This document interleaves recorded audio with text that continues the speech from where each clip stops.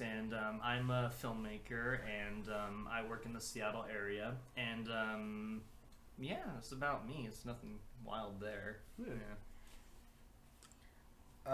Who were you? Hi, I'm Matt. Sorry, it looks like I'm not paying attention.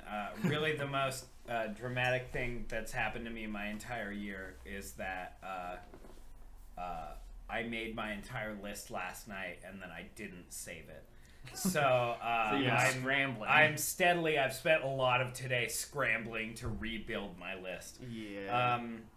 But yeah, I do lights for movies and shit like that, and I do a lot of karaoke. So if you ever end up Hell at the yeah. Shanghai Room, you'll probably see me there. What's your go-to karaoke song? Yeah, Well, I have a favorites? few right now. I've been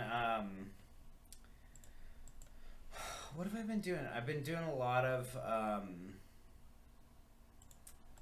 You got the Killers going in there, and that's. I don't have the Killers. I've been getting some All-American Rejects. Really? Dirty Little Secret. Oh, Just okay. really Wow. bringing it back That's to a- high school. That's a very popular request for my stream. Is Is it? it? I Oh, wow. actually deeply love that song. Yeah, it's really good. It's really good. Oh, by the way, I have this if anyone's interested. What's that? That's just It's vodka? It's just a. When we're going through the worst list, maybe.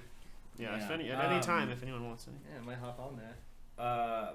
Yeah, I think All-American Rejects, and then I do Wig in a Box from Hedwig and the Angry Oh, Inch yeah. quite a bit. Oh, fun. Nice, dude.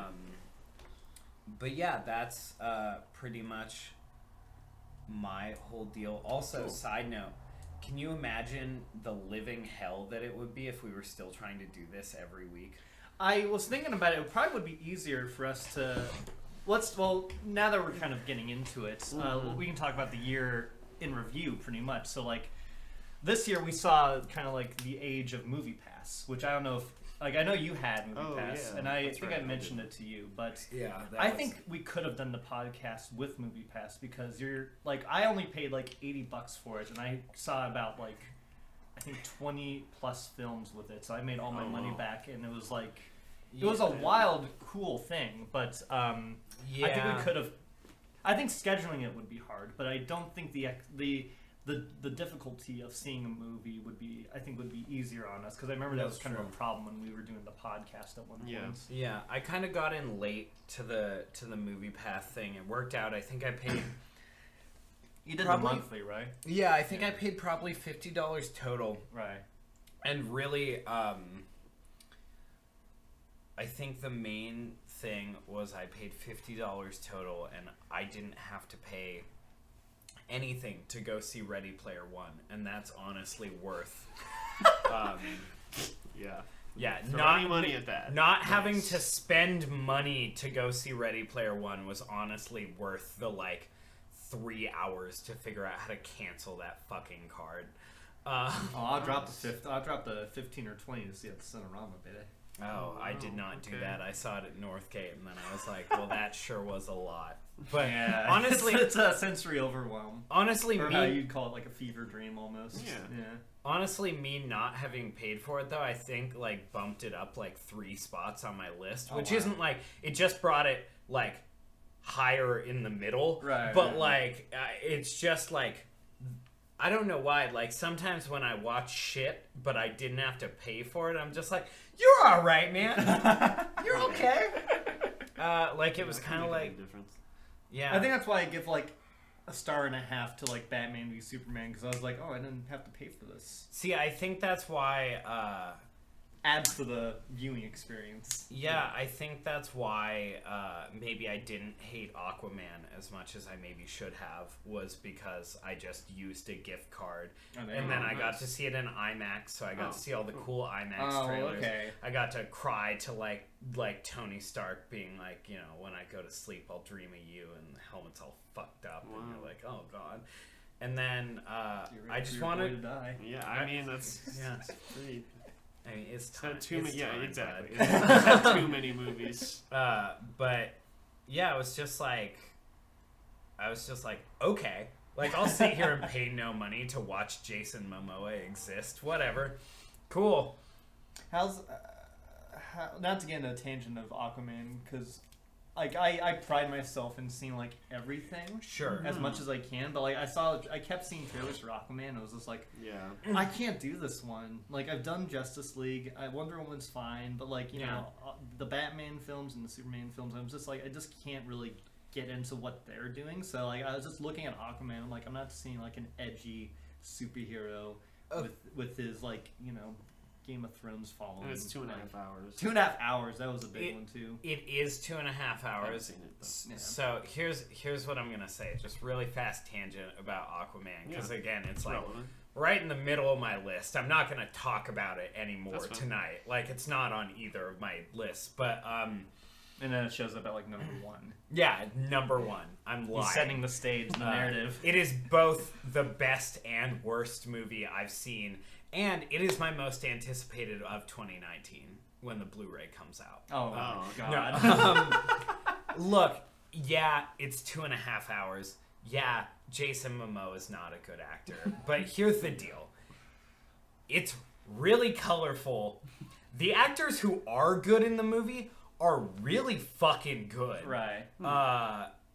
The CG's really fascinating because Right. like 80% of it is like some of the best CG I've ever seen, and Right. 20% of it's some of the worst CG I've ever seen. Oh man. But like, Wow.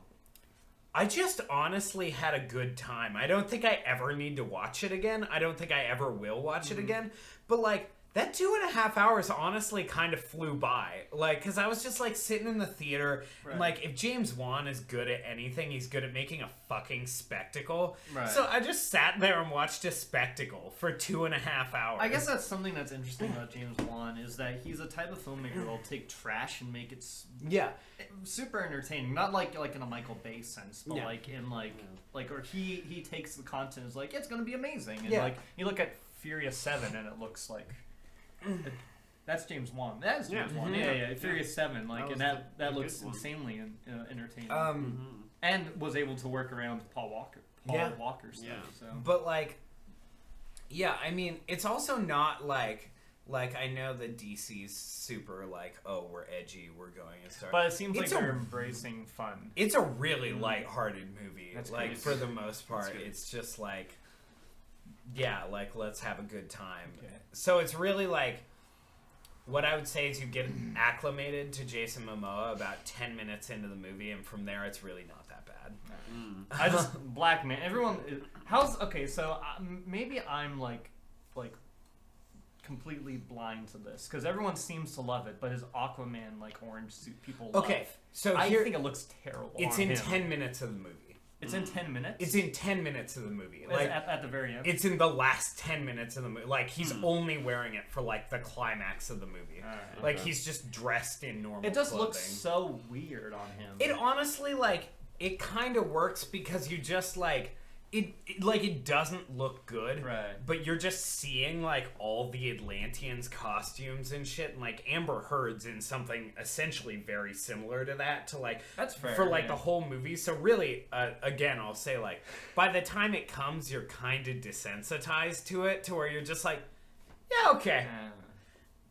I mean, Patrick Wilson has like a whole CGI'd on mask that moves with his facial Oh, expression. Like it's Like no, Rorschach. but it's only here, so you can still see Patrick Wilson's mouth.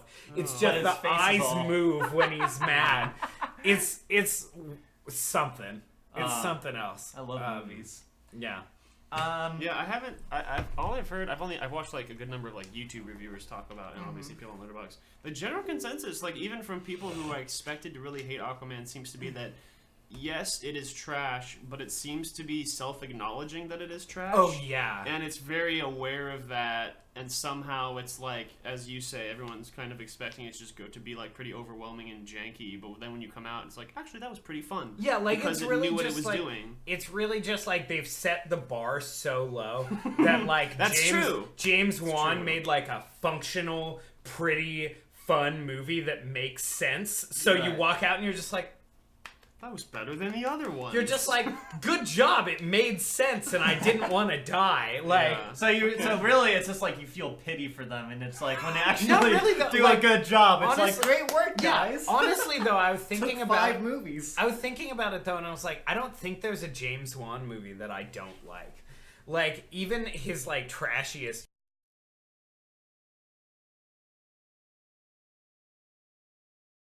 He made The all of Conjuring. them? Or he wait, made the. all Saws? Or just I don't. just the first one, I I think think. just the first This one. one's fucking great. Yeah. I stand by that movie. It's Uh, a good one. Wow, I did not know that was him. yeah, he Nice. was like the horror guy. Like he made Yeah, I knew he was a horror Annabelle. guy, he but made yeah. The Conjuring. I know he did um, Saw though. That's interesting. Yeah, that was his like directorial debut in Great way to America, kick I off. think. Wow. Oh, was. Wow. Nice. Yeah. Okay. Well, good for him. I hope he.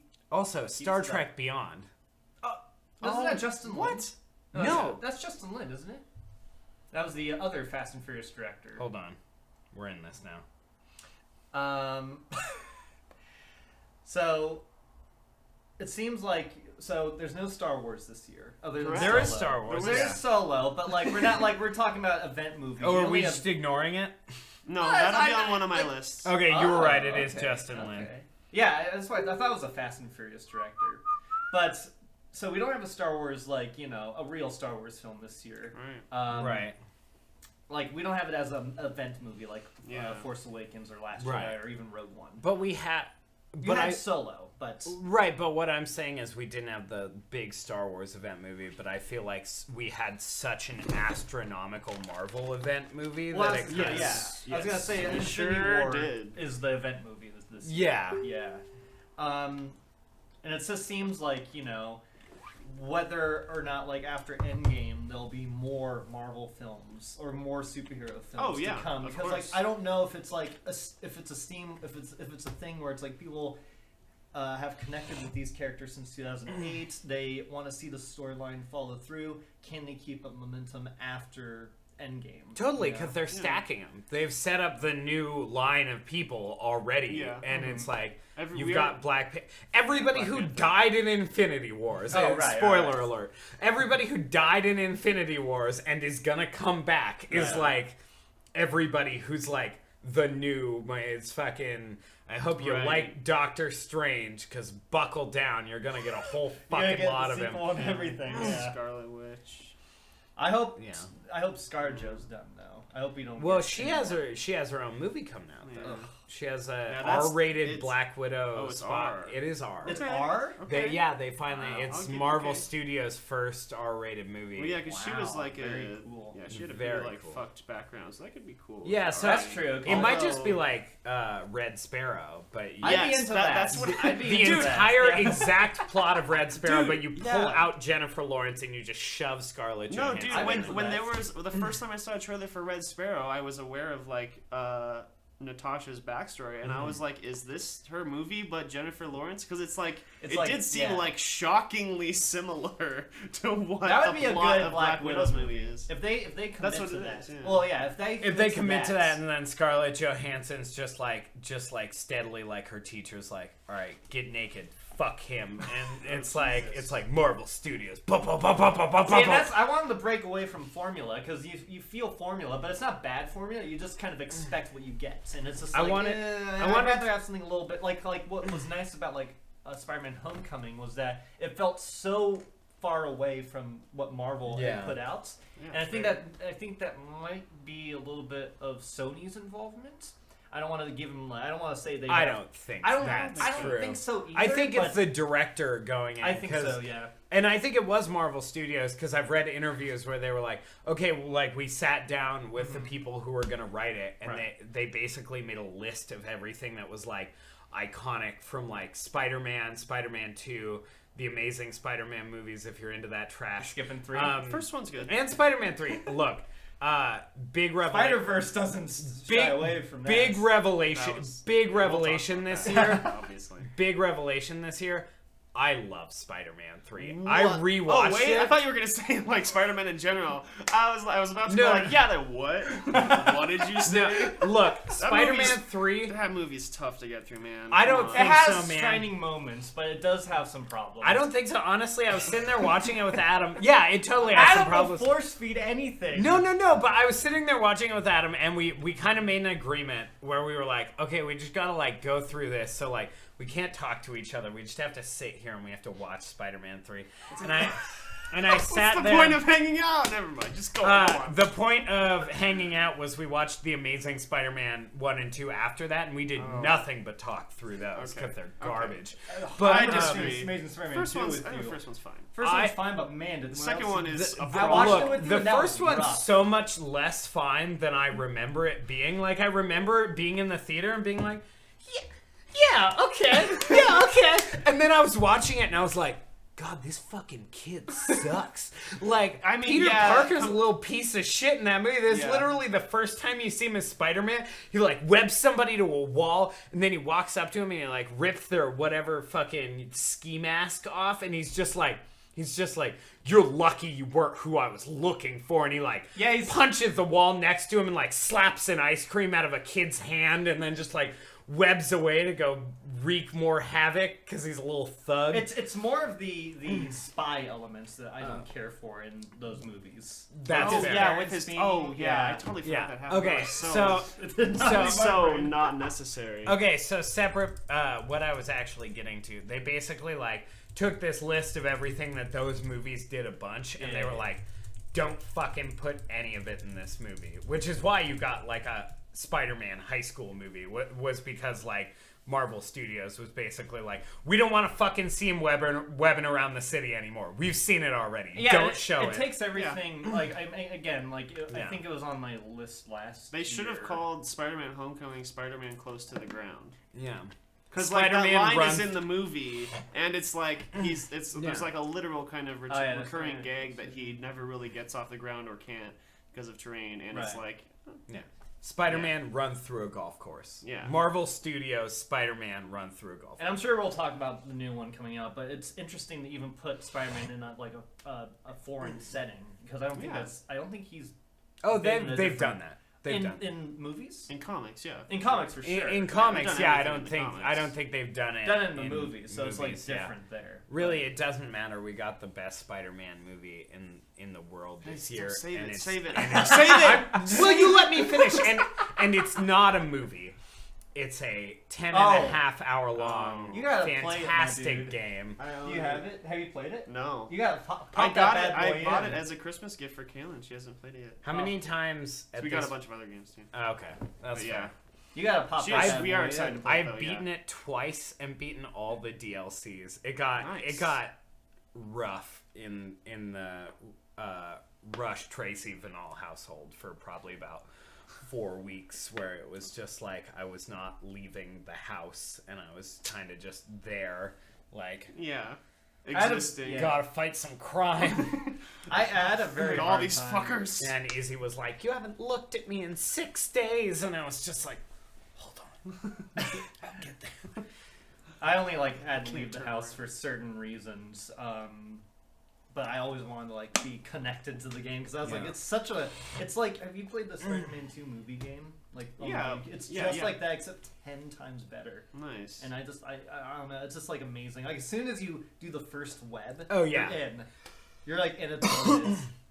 Yeah, the intro movie is 25 seconds long, and then it literally you jump out a window, the camera moves to behind you, and you're just playing the game. Nice. That's It's awesome. amazing. Have either of you seen Robin Hood. Robin Hood? No, I did the not one see. with Taron Egerton. No. Yeah, I thought the trailers for that made it look deeply mediocre, but not abysmal. But then all the reviews are no, it's abysmal. So Yeah. I'm kind of Ugh. I'm excited. I haven't seen it, but I'm excited. It seems to like see it for whatever that Jamie reason. Foxx touches now is not gold. I don't What know, happened though, to Collateral, man. Because, was Is he it... in, that's Will Smith. No, it's not. Oh, You're Collateral. thinking- Sorry, Collateral. You're thinking Beauty. of a different Now movie. I'm the. Collateral Beauty. Whoops. Yeah, that's my B. Collateral Beauty's amazing though. Collateral, aside from that awful Nickelback soundtrack and the edgy guitar, which is terrible, the rest of that movie is fucking awesome. Which movie? Collateral Beauty. Collateral. Oh, Collateral. Collateral. We are not talking about Collateral Beauty. I thought we were still. I was like, wow, you really liked it.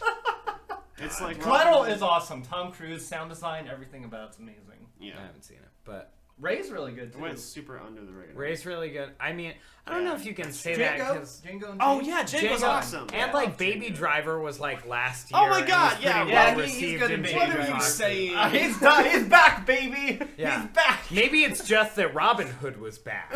Maybe it's every Robin Hood movie they make He bombs. still is a good actor. Yeah. So everything Yeah. since like Kevin Costner's Robin Hood, probably. Yeah, Are probably. we gonna talk about the best movie of the review, movie of the year, which was about 4 minutes long on YouTube here we called go. "Let Me Be Frank"? Yeah, I was thinking. Do we want to get? Let's. I don't know what this is. You haven't seen it? No. So the man. context. Something happened with Kevin Spacey a while Oh, back. it was that one. It was that Have one. you seen the Did you video watch for it? No, I didn't watch it I think we talked about it because for a second. one, Kevin Spacey skeeves me out, Yeah. and two, Oh yeah, that's yeah. and two, I never watched House of Cards, so That's I okay. don't think I would have like.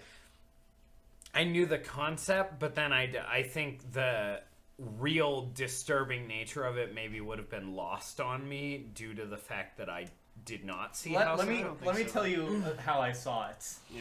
So I went to the theater early to see Mary Poppins at an early screening. I had a fun time. It was great. I was Great, like in a really great loving mood. life. I go home. And I'm loving life, and then I watched this. I go. I'm about to start my review for it. I go to Reddit, and the first thing I see is Yeah. Kevin Spacey, let me be frank, admits to accusations vaguely as in character of Frank Underwood, and I was like, dude. "Are you for fucking real?" So I watched it. What? That is a PR disaster. Like insane. Like that is insanity to me that he would like put that out there. And my question is, Like what? okay, what's my the question is, purpose so of he it? had a cameraman. Who the fuck agreed to shoot that with him? I think he set a camera. No, up someone. No, it was, because it there's was an definitely, operator. It was It definitely was, like, being moving. operated. Yeah, it was yeah. definitely operated. Look, dude, honestly, You with know the who it way was? this last month and a half has been going, if Kevin Spacey was like, "Hey, I'll pay you $650 to come help me I thought you were film gonna this say 1,000. insane thing," I would be like, double it and I'll be there, right? I don't know. I don't want. I would need more than I do. that. Yeah, that's fair. But I If the understand. cameraman- Yeah, if the- Ideally, Okay, that's yeah. probably not a true statement that I Right. just made, and it's a joke. It's probably Um, because like there's like articles about like that house is like his lawyer's or his attorney's house, so it's probably like his lawyer or something, or like he probably like I don't know what his like living situation is now because he Yeah. was off the grid for a whole Until year. this. Yeah, until this, and then like he recently was in courts. And you know he's kind of back on the radar in a way, but like not as like I don't think his video sparked as much of an interest than I think he was hoping for. 'Cause it definitely was like a couple hours of people being like, "What the fuck?" and then people. It was like Christmas Eve when he dropped it, so it's like Yeah. it's just one of those things where it's like bad. Well, it's no matter when you're gonna put up that video and the intent of that video, it's gonna be a bad time. Yeah, it's not it's not the move you should be going for. Best content of the year though, so that was insane to watch. I That was like the wow. last big kind of pop culture thing that happened for 2018. So Yeah. what a great way to end another great year in the world. Nick, at one point, I think right before the accusations hit Kevin Spacey, Nick had mentioned that he had bought the master class. Yes, I watched a lot of it. Yeah, you watched It's all great. of it? Of Kevin No, Spacey's? I wanted to keep watching it, but I just kind of fell off of it. But I watched a great deal of it. Right.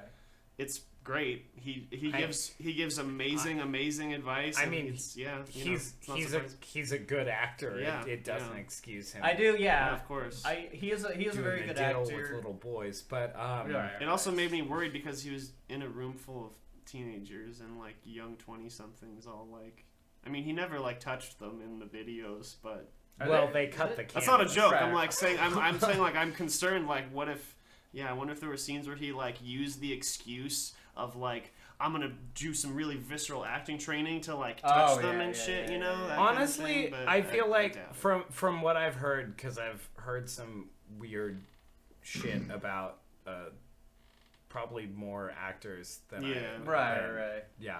Yeah. I don't think he would be like, oh, it's this visceral. Generally, like, from what I can tell, when people get to a point of power in that kind of scenario, when they want to touch somebody, they don't need an excuse. They're just gonna they wait just do, until the right moment and then just do whatever they want. Right. Which is horrible and upsetting, but Yeah.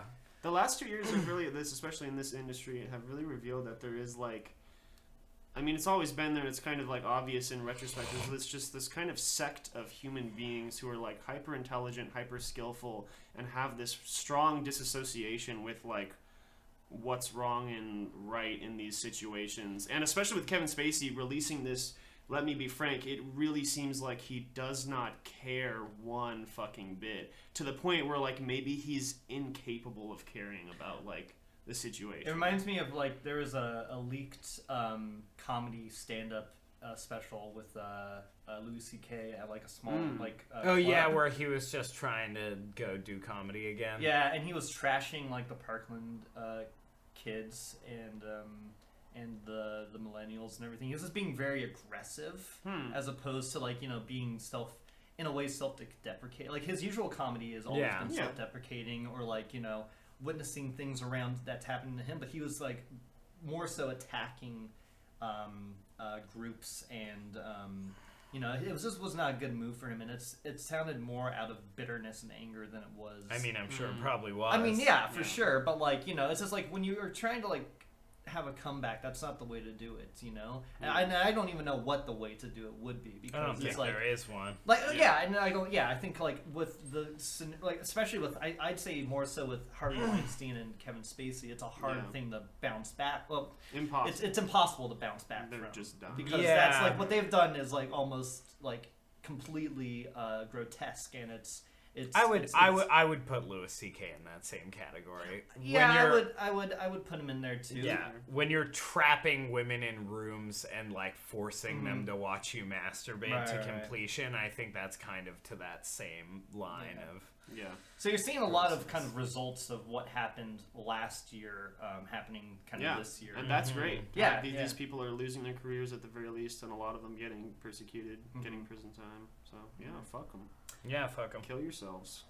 Bye-bye. And on that note, I think one last thing to talk about with 2018 is, did either you check out or are familiar with the Golden Globes? I didn't watch it. kind of looked at some of the people who won. I've never, like, I don't think I've ever watched an award ceremony ever in my life. Right. It just never, we didn't do it as kids, so it was never like a tradition thing, so I've just never had the interest to do it. But yeah, I saw, I think, a fair amount of who won.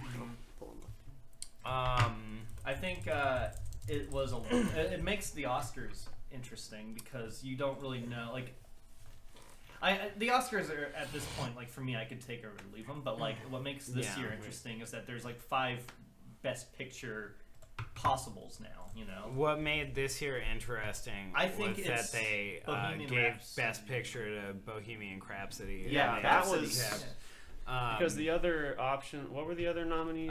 Green Book. There's for picture drama, it was Black Klansman, A Star Is Born, Bohemian Rhapsody, Black Panther, I believe. Black Panther, Oh yeah. and then there's one other one. Yeah. Was it the Bohemian favorite? Rhapsody. No. Favorites in comedy. Oh, So it would have right. been this one. Bold. Yeah, I thought all 3 of those movies you named were like noticeably of higher quality than Bohemian Rhapsody. And we might get into it. Oh, we will. Oh, here we go. A little hint there. Yeah. You know, yeah, it's just it's shocking the quality dip with Bohemian Rhapsody compared to like A Star Is Born or Black Panther. You know. Yeah. And Also- it's kind of baffling, especially like it's you know, it points to the reasoning of this being like, this got voted Best Picture here because people love Queen and That's- people love yeah. Freddie Mercury, not because they love the movie. But it's interesting because The Star is Born is like a retake on a very classic film that's been done so many times. It's always very beloved. So Yeah. I would think that would have just as much weight, but I don't.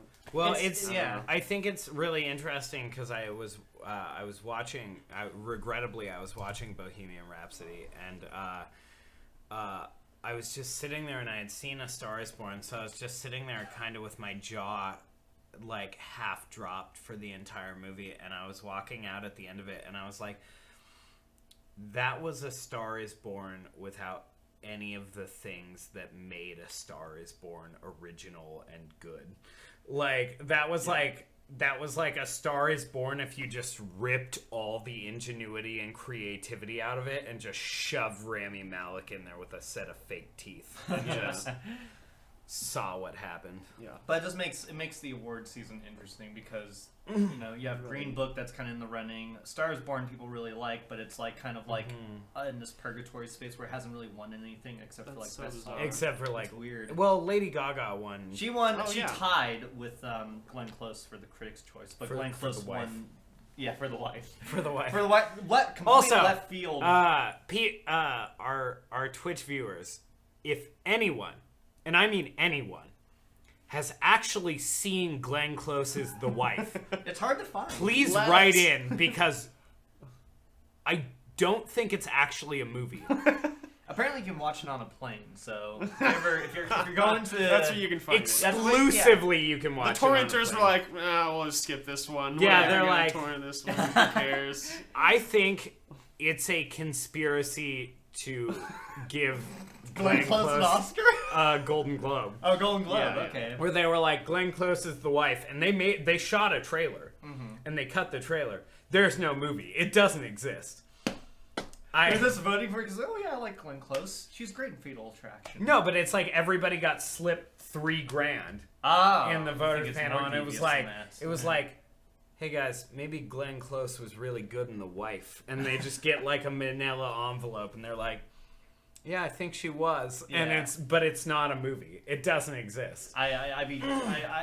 I'll probably get around to it. Maybe not, just because it's just like it looks like the most. Maybe not because it's not a real movie. Maybe I'll watch the trailer and be like, yep, Oscar right there. Christian Bale won Best Actor. Deservedly so. Well, yeah, I'd say deserved. so. Didn't he win Best Actor for a comedy Yes. for Vice? Yeah, Who and then- won Best Dramatic? Oh, never mind. I know. That's one where Isn't that wild? Though? That's one though where I'm like I wouldn't. I did not like that movie, but I'm not necessarily opposed to them giving that to Rami Malek. I'm when not opposed to it either. I just think maybe it would be more effective for me if I was. I'm so familiar with who Rami Malek is that I can feel like his Mr. Robot persona. I feel like he can't do too much because like he's doing the accent, but you can hear his like kind of like his closed mouth lisp kind of thing going on, and it's just like for me, it's like it's too much of him still. You And know? I would say he was a bit dead behind the eyes. Mhm. Like, it's just such a weird particular thing for acting. And he's not singing either, which is not a I requirement. thought he sang a little, didn't he? Okay. It was a No, it was- a Oh, culmination of like 5 voices, including Oh. Freddie. So like Oh. when he was like doing stuff like when he's at his like family house, and he's playing the piano, and he's going da, da, da, da, da, da, I'm like, oh god, let's Yeah. just show off this Uh, technical thing that we can do. Okay, so the options were Bradley Cooper for A Star Is Born. Is this Hell comedy? yeah.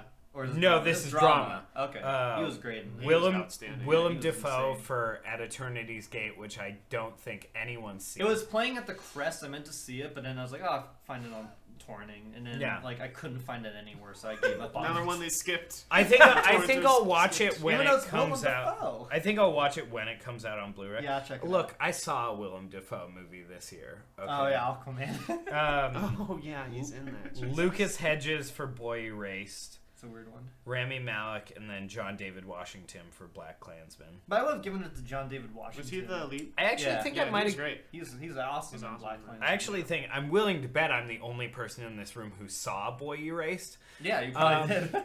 But I actually would have given it. Lucas Hedges was amazing in that movie. Nice. I have to see that, but I think just based on what I've based on seeing mid '90s and then watching the trailers for Boy Erased, and he did something else, I think.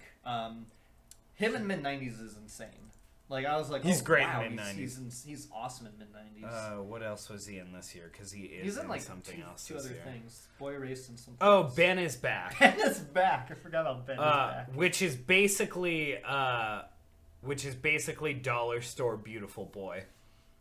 Yeah, I can see that. Yeah. So then, pretty much, just to kind of ram through the rest of these, Mahershala Ali has been the only one getting consistent supporting role wins for the series. This will probably be the second win at the Oscars. He's really great. I'm He's I'm great, also assuming I'm the only one in this room. Did you see Green Book? I saw Green Book. Okay. I like Viggo and Mahershala a lot. Mm-hmm. Yeah, I mean it's a super. Did you see it?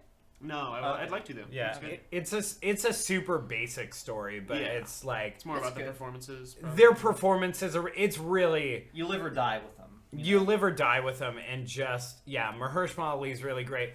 Viggo's so fucking good in that He's really movie. good in it. I was really shocked by that. Regina King for If Beale Street Could Talk, also kind of like a favorite for this category. She's good. I don't know what it is about her performance that's sticking out to everybody. It's good, but like I don't know if it's for me like supporting actress material for me. But like I have to see like who else is nominated for that. I It think was Adams. Amy Adams, Claire Foy, Emma Stone, and Oh. Rachel Weisz both for the favorite. You see, like, and it's a problem because like if Rachel Weisz and Emma Stone weren't nominated in the same category, I would have been full blown Rachel Weisz or Amy Adams because I think this is Amy Adams' better film. I didn't see it. I haven't Vice? seen Vice. Yeah. Really? It's good. A bunch of I mean, I thought she was good. I Compared to it like didn't blow me away her though. recent stuff, like it's gonna sound. I'm already throwing hot takes, but I feel like her performance in Arrival is okay. Yeah, I that's feel fine. like her in the Serviceable. Superman movies is boring. Sure. Yeah, that's not. But trying to that's think, what else has Lois she Lane's done? a boring character. She Yes. is, but like it's Amy Adams, Trope. and you should be getting something fantastic from Amy Adams. But like again, I I guess it's I kind guess of material. Like, when did we all just decide that Amy Adams had an obligation to give us gold at all times, though? Look, she's a Catch working me if actor, you can. okay? Hey, I expect gold from Christian Bale all the time, and we get gold all the time. I don't necessarily think that's true. Have you seen The Machinist? Yeah, well, he's good. He's really good, and his performance is really good in it. But like that movie, it does have some like problems. All right, Oh, sorry. Fucking Terminator Salvation. he's fine in it. See, it's just again, it's material. So, what you're saying now is that Here we go. fine is gold. I don't think Listen, there was. he has to. He does a serviceable I job don't think there for was what enough is he- needed. Yeah, there wasn't. I don't think the script even allowed him to do anything in. But he did Look, enough here's in there the for deal, me to guys. be like, oh, I like him. Look, as a here's the character deal, in it. guys. I get what you're both saying. You're both, got that you're great both video of him nice yelling. guys, but we're done professionally. Oh, All right. That was a David good James throwback. Music agrees in the chat. Says Christian Bale is the greatest actor alive. Well, I don't know if you said that, but I That's- think he's up there, He's- but yeah, he's he's the one of the greatest. best He's one of the right best now. modern actors. But there's sure. someone that I'm going to talk about on my top 10 list that I think okay. is the best actor of our generation, of this Cool. generation. Let's get into it. Yeah, I guys. think we've do done it. enough of the year in review, and let's just hop It's into. time. So we will start with our worst of 2018. So these are our top 10 films of the worst films that we've seen, and I think we'll just hop right into it. How are we doing this, bud? Are we going 1-1-1, or are we just? We'll do it as we always do, 1-1-1, and then so we'll It's start at been 10. a year. 10, I don't 10. remember what No, we yeah, it's always all do, good. but No, yeah. But we'll start at 10, and Cool. then 9, and then so on forth. So who wants to go first? I can go first, actually. All right. I feel up to it. Oh, it's on my phone. I want you guys to see it. Oh yeah, careful. yeah. All right, so this is our Nick's number 10. All right, so I'm not including stand-up specials because if I did, Kevin James's "Never Don't Give Up" would be my worst movie of the year.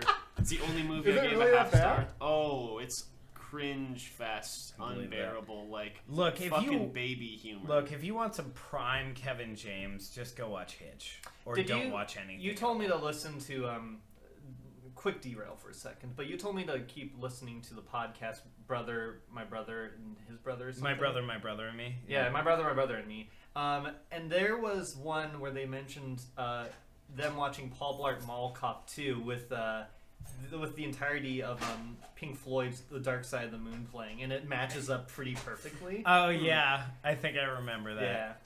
Yeah. We got a superstar in the house. Hi, Gentlemen. Hi. Hey. Did someone bring another chair? Yeah. Oh yeah, we're Okay, I was like golden. thinking about that. No, you're Thanks. golden. All right, so What happened Alright. to all the weed in here? It's gone. It's inside of Nick. No. Starting off our top 10 worst movies of the year. I only saw 36 movies from 2018, so a pretty limited scope. whoa. Oh, should we announce? Should we say how many? Oh yeah, movies how we many watched? Yeah, we did can do you that. watch? Yeah. So you've done 36. 36. I think around 55. Look, I don't know anymore. It's the Wild West over here. My record has been 100. 123 in 2015. Sounds right. And I broke it this year. 137. You got it.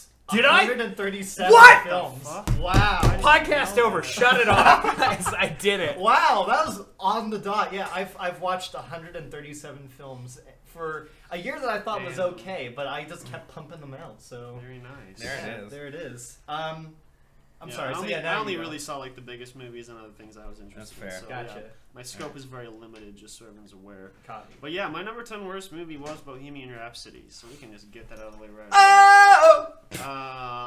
So Bohemian Rhapsody, I think it feels like what happened is the band had a fucking vice grip around what they wanted and didn't want in the movie. Because I know this has been a production for like 10 years, and every time I think every time it's because like the band themselves, Queen, keeps like being like, no, we don't want to make it because this isn't working out. At one point, Sacha Baron Cohen was to play Yeah. Freddie Mercury, and David He would've Fincher been was to better. direct. Oh, really? Yeah. David Finch. Oh, see, but it would have been too dark for the band. That's the thing. Yeah, that's why I Yeah. think that's why he stepped away. That would have from been so like dark and raw and powerful, Mhm. and I'm sure the band saw like what they were doing. And were like, no, this is too scary, and, and we don't want us to be a scary it. band. They watched 7, and They- they were like, "Oh no!" They like hit the button and they were like, higher. Higher. yeah. Lighter. Even higher. Yeah, but I think Rami Malek was good. I think it was more of an imitation than a performance. But it's and I don't know. I can see how that line is hard to walk when you're dealing with a real person who's so super iconic. Yeah. I thought the guy who played Brian May was fucking excellent. Oh, he was very He good. Which one was He's the he? guy with the Huge big hair, hair, yeah, the big the black guitarist. hair. Oh yeah, I That was a actually. great part. I Yeah. loved Yeah. that. Yeah. He was great though. When they were making the song Bohemian Rhapsody, I was into it, but Yeah. everything That's after what the and whole before movie that. should have been. Though. Yeah, I wish they kind Yeah. of did that. Like that. Yeah, I So- wish they did that. Yeah. I actually loved that. It was a really weird thing where I didn't like the movie, but I kind of loved like the band separate from Freddie Mercury. I agree. I was Yeah. just really Yeah. enjoying Queen being there. Like, what is he doing? Oh, Yeah. oh, all right. Yeah. But they could also like kind of keep control of what is put into the film to Totally. them, as opposed to But- what's out there and what Freddie Mercury can't really, Yeah, you know, but hide look, away. okay, also, here's the deal. Like, sure, it's probably an inaccurate biopic. What biopic isn't an inaccurate fair. biopic? Yeah, I got to like the band Queen. Yeah. I can't say the same thing about the character of Freddie Mercury, Yeah. but I was like, oh, cool, like, Queen's fun. I'm digging them just being British as fuck. Right on. Yeah. I think for me the biggest problem, well, two biggest problems. One was the editing was so choppy and never felt fluid between ideas and transitions between scenes. It was just kind of like, this is happening right now, every single cut. And the biggest problem of all, though, is that the movie was 2.5 hours long, and yet they covered such a massive portion of their career. But the level of depth they went with each portion of the career was fucking ankle deep. It was so minimalist. It was like you fucking read the Wikipedia article and one biography by someone who wasn't even in the band, and then kind of just, instead of giving us the interesting parts of that, it's more like they were saying, this happened. You know, like, He isn't this proposes to cool? the This girl. happened. And then immediately their record goes platinum. Yeah. And then it's just this like, here's the thing that happened, and then it's greatest hits in the worst way. Yeah, and it was another perfect example is they're driving in their van before they're famous. The van breaks down. They're like, "What do we do?" Freddie immediately suggests, "Sell the van so we can record our studio album." The band's like, "What? No, we're not going to do that." Cut to them doing exactly that. It shows them recording their first album. Yeah. The entire process of them recording their first album lasts like 25 or 30 seconds. And it's like, dude, this is what... I think that's what people go to that movie for. Is like, I want to know what was happening in that room while they were... Yeah, I want to know what they were saying to each other when they were like writing these songs. Or like how another one, Bites the Dust, was like... They're all arguing. And maybe that is how it happened. It could be. They're fucking amazing musicians. But like, just the fact that the bassist was just like... And then someone's like, "Hey, what's that? Do that again." Whoa, that could be a song. Cut to, they finished the song, and it's like, dude, I want to see them like fucking actually doing something. Worst use of Under Pressure too. How did they use it again? I don't even remember. Rami Malek takes back his life from his. It was that Paul. His name was. I think it was Paul or something. Peter or something. I don't know. But he was like, "I'm leaving it all behind, and I'm starting over and getting the band back together." Doon doon doon doon. Yeah. So That's all I'll bad. say about it. It was the whole movie just had this awful. It was so many good ideas, but such a terrible, shallow level of exploration where we really learned, I'd say, almost nothing. Golden Globe, best drama. Fuck you. Anyway, Golden Globes, not you. Okay, you want to go or you want me to go? You can go. My number 9 and number 10 are super interchangeable to the point where I'm actually changing them from what's on the list because I'm deciding which one I marginally liked better. My number 10 worst movie of the year was Venom. It's You really didn't like that Eminem track. Look, I'm not going to speak He's to that also- because I don't remember that Eminem. Is track. his album good? Is his new album good? No. That's I mean, bummer. it's okay, which for his standards Is just like- bad, yeah. That's not great. Um, Anyway, Venom. I Starring mean, Tom Hardy. look, it's not. It just wasn't great. Like What are you talking about? I really don't have a ton to say about it. It wasn't even that bad, honestly. I just Yeah. didn't watch that many movies this year that Right. were like aggressive. I don't get into aggressively bad until like my number 5 or 6. I'm about the same, except like I think at number 8. Cool. But yeah, Venom's not very good. They must have half their budget has to have gone into fake sweat for Tom Hardy. He does sweat quite He had a a bit. virus, man. He was sick. The dialogue for the symbiote's really bad. Super edgelord, cringy. Yeah. Yeah, I like She Venom just because I didn't care at that point. maybe Yeah, I maybe agree. maybe It ruined my whole. I was just Yeah. like, that's it's a lady now. it's a lady now. Oh, she's Okay. fucking making out with him really hard. What I will Great. say, Fair enough. what I will say is the reason this actually went up from number 9 worst to number 10 worst is I actually found the first like 30 minutes of it really charming. Really? In kind of a weird forget. like Sam Raimi Spider-Man sort of way where it like just felt like a campy comic book movie from the mid 2000s until he like got the symbiote where I was just like, yeah, Eddie Brock's a bad boy reporter going to get the scoop, and I was just like, all right. And also, Okay. yeah, and they like build up his character as like. So I think someone says to him in like the first 10 minutes, "You're one of the best journalists in the whole city. You've done this. You've done this." Right. And then he asks a prominent CEO 2 slightly invasive questions. I'm like, "You're fired." It's Yeah. like you just said he was the best journalist in the city. That was done, bud. Here's God the deal. damn it. I can accept Bad a rock. fair amount of trash where I'm just like, all right. No, sure. yeah, I get you. I Cool. was, yeah. And now he's gonna drink too much, and then he's gonna eat something bad, and he's gonna get a bad tummy bug that talks to and his him fucking- and eats people's heads. Now, does Eddie Brock digest the heads? That's my question. Is like when Venom's yeah. when Venom's eating like for some reason, this was a huge that Venom couldn't kill anyone in this whole movie without biting their head off.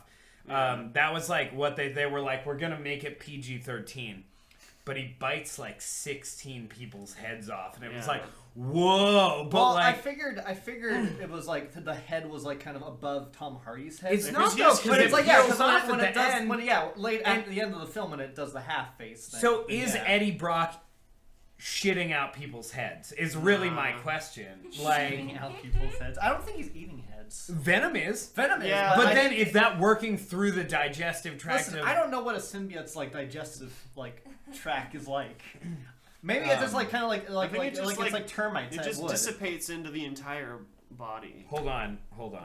Let me look up the screenwriters really fast. Okay. While you're looking that up, I don't Yeah, know you if we'll can- mention this, but there's a movie called Upgrade. Yes. Which I really want to We see it. I watched missed it. it. Watched that it's the other exactly day. like Venom, but like 10 times That's what better. I said. I Yeah. said it's good Venom. Yeah. Okay. I think a lot of people I feel got that way. So, last thing I'll say about Venom is Hi. Jeff Pinkner, Scott Rosenberg, Kelly Marcel, and Jeff Pinkner again for some reason because IMDb is broken. Is Eddie Brock shitting out heads? I will be waiting for your reply. I'll tweet them too, so I'll see what we Yeah, can that's conjure up. that's it. That's my number. Maybe 10 if you for probably have to throw in something like "loved the movie" just to get him to actually believe that maybe you're being serious. Yeah, okay. Because okay. otherwise he's not going to respond.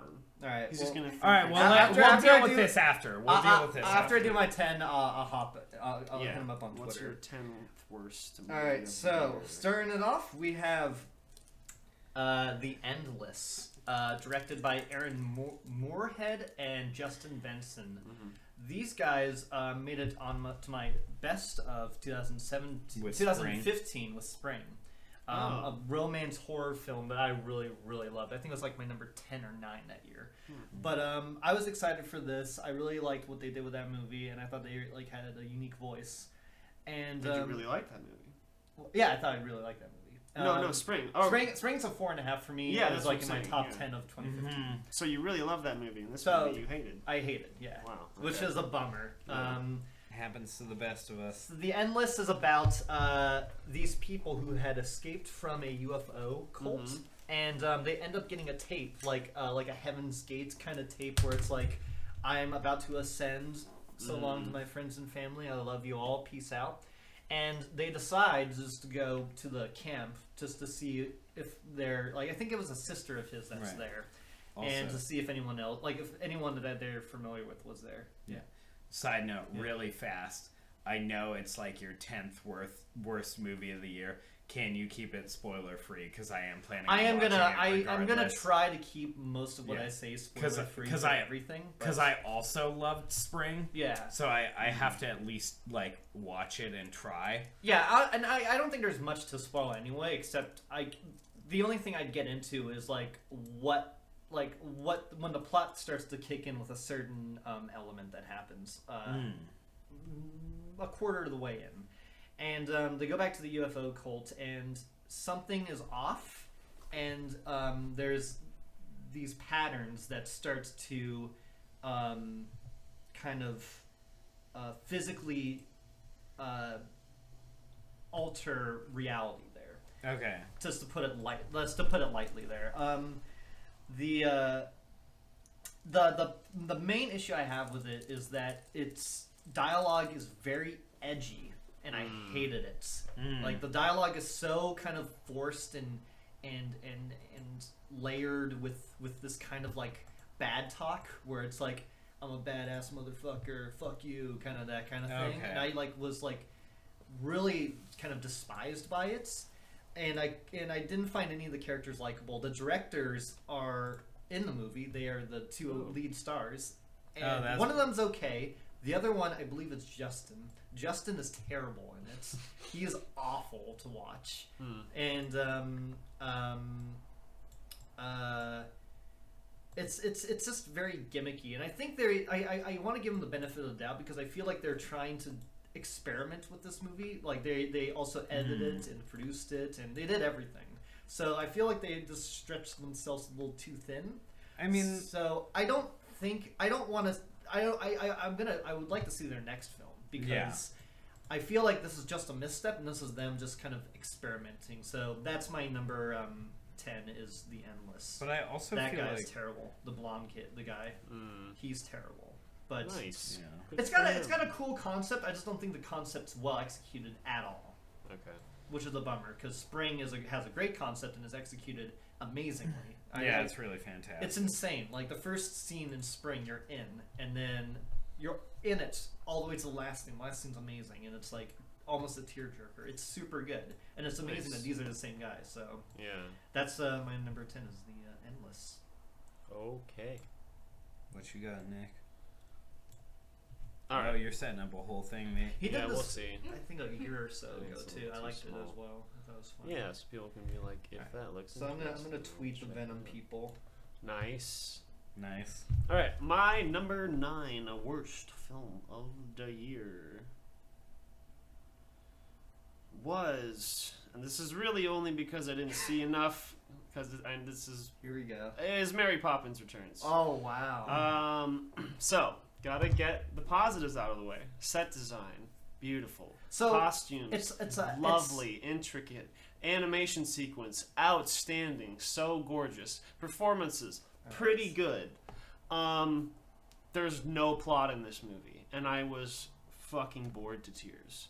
And for me, it's really more of just a personal taste thing, I think.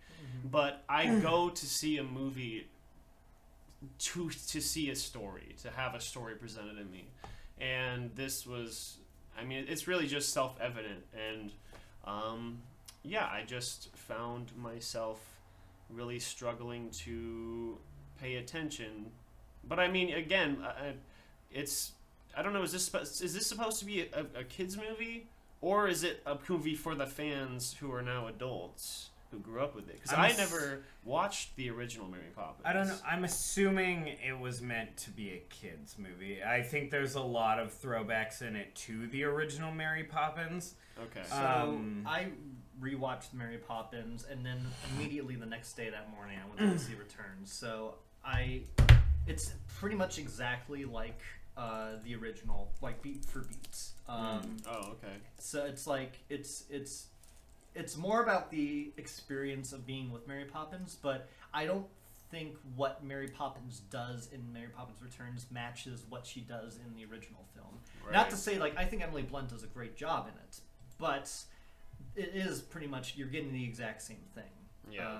But this has your boy in it too, Lin-Manuel Miranda. Yeah, I like his writing. I don't like his singing. Although I will say, I think his voice was actually very well fit for this movie. Oh, hey, yeah, Well, for the that music part, was. it was a little. He's the guy outside lighting all the Yeah. lanterns. He Yeah. doesn't have to be like a classic trained opera singer. So, That's true.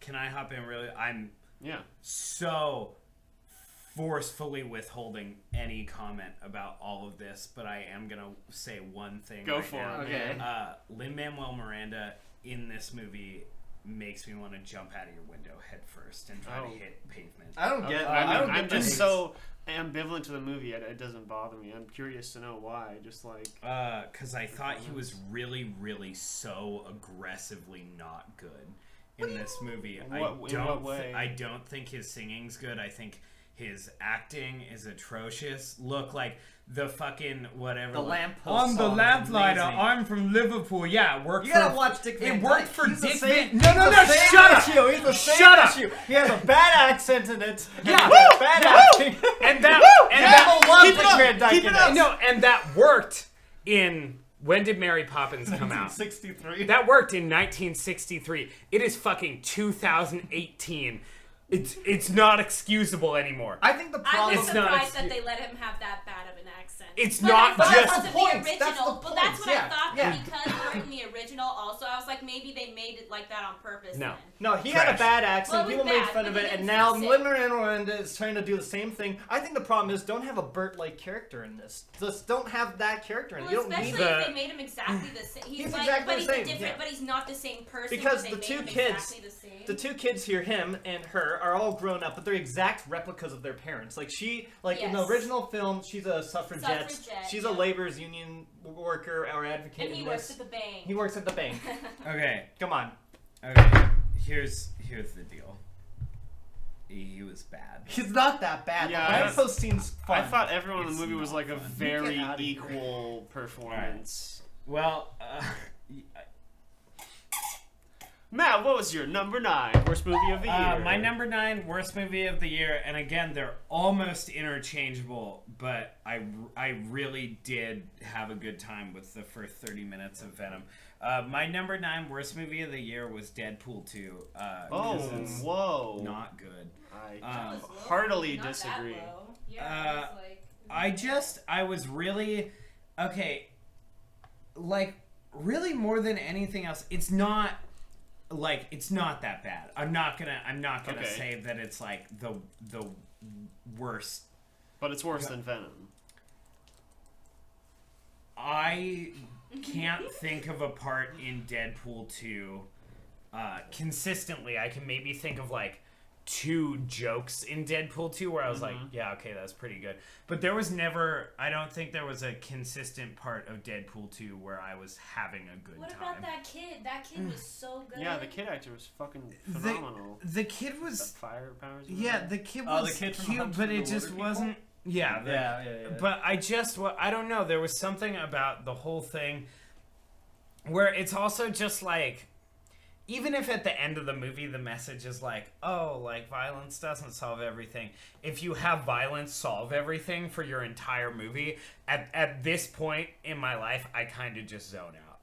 I think I spent over half of Deadpool 2 just staring at this massive screen and not paying any attention. I was just like, oh, he's still killing people.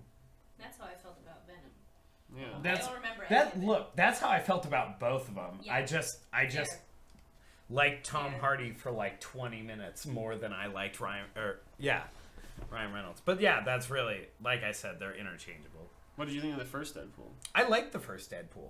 That makes no sense to me. I think I mean, Deadpool these- I think is these- better than Deadpool 2. I think it's better, but they're like just so but that's the thing. mildly different from each other. Okay. They're so this is so consistent So in the here- tone and writing and everything to the first movie. Right. I think that was also a big problem for me. Is like, yeah, I enjoyed that whole shtick once. I think once was enough for me, where I came in and they were like, we're gonna do the same thing, and I was like, no, that's okay. I'll pass on this. Brad Pitt's cameo was pretty fire, but that's Yeah, that was. What I like about Fun Deadpool surprise. 1 more than Deadpool 2 is what made me get on board with it was the relationship between him and his girlfriend. yeah.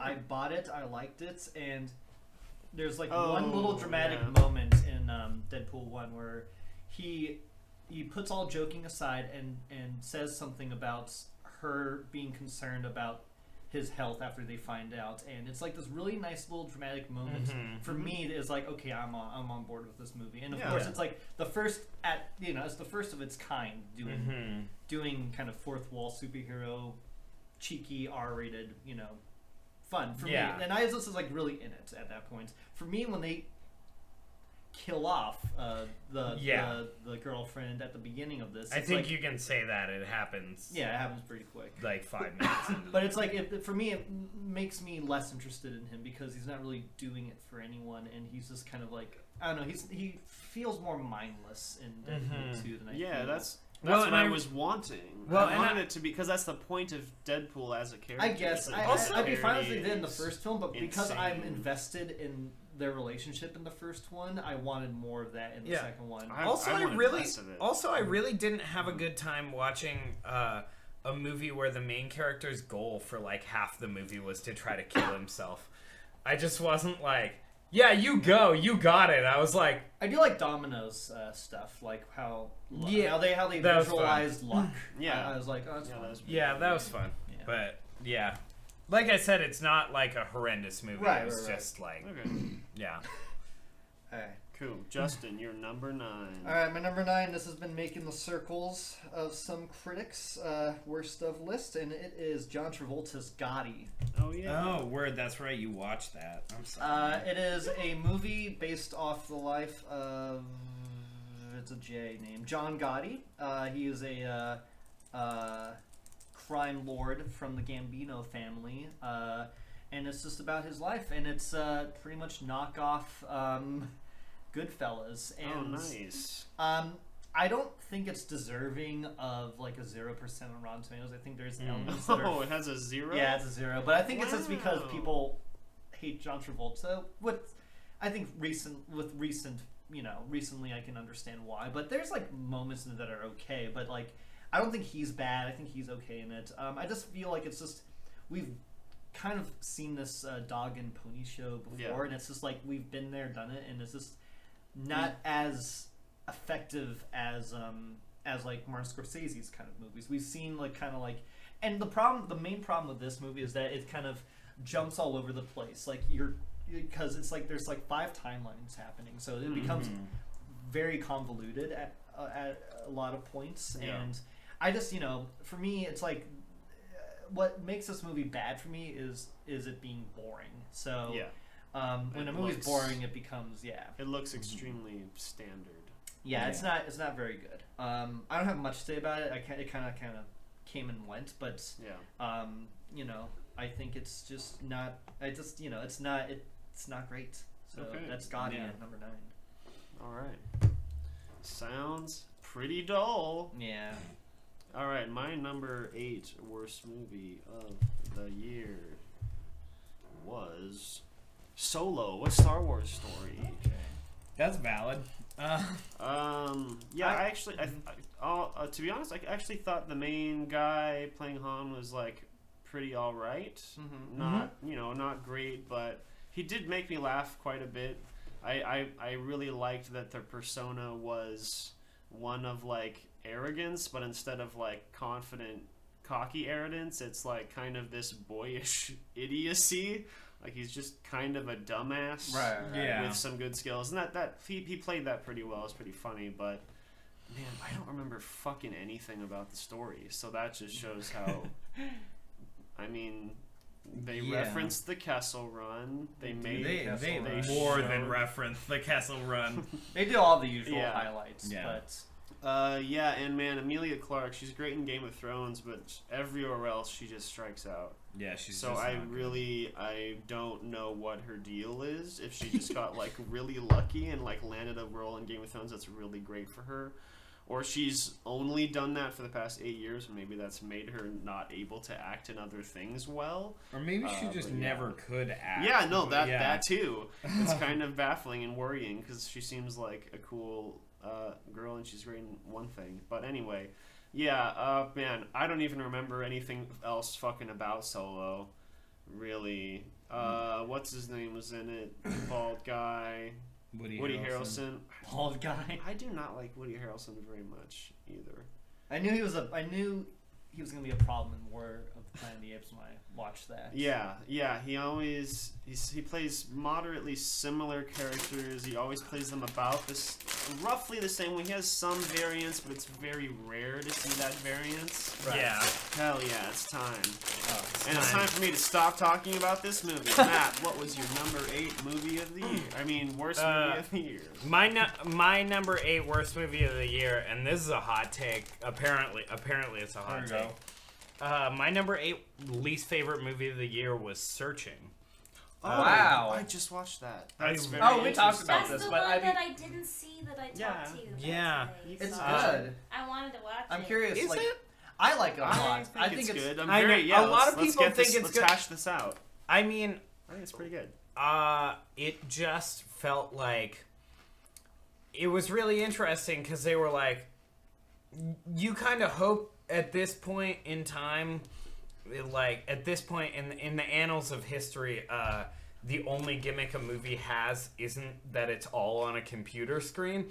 But that's kind of how I felt about Searching. I felt like it was like every kidnapping or murder mystery cliche, whatever, just kind of like jammed into this movie that was also like, look at us, we're exciting because you stare at like a fucking Apple laptop screen for 2.5 hours. I do think the main guy in it is really good in it. John Cho, Yeah, John Cho's really good in it. Yeah, I don't know. I just wasn't.